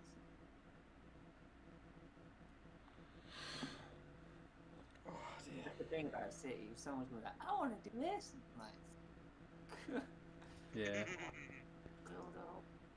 No, it was good. I didn't feel railroaded. We had No, I options. really liked it. Good. The motivations made sense. We managed to get by with D&D beyond going down halfway through. That also Yeah, that was weird. Also, like, the boxing club, I need thingy stats, I need the current McCum stats, remember? Yeah. Because it was the point that that thing was going to happen. That poor guy. What's his fucking face? A fish guy or whatever. Gulp. Freddy Freddy Fish Gulp, yeah. He's actually He dead. got absolutely deleted. He's just there like, ugh. Fucking Crumagum just like Super Saiyan deletes him instantly. I didn't know what, like, orcs can be like that, right? If he got abandoned as a child, Can be like what? like him. 100%. Like, Like well, like, orcs have the rage thing in them, yeah. yeah, Orcish fury is a very famous thing, yeah. yeah. He's got a backstory, but I'll let I'm sure Faye will try and find out about it. Yep. I thought that fight was going to go down, and Ingvar was going to be like, "That's the guy I'm betting on." Oh, he is. He 100% is. Oh god, he's against Vicky C now. That's gonna. Yeah, Vicky C's gonna get fucking deleted as well.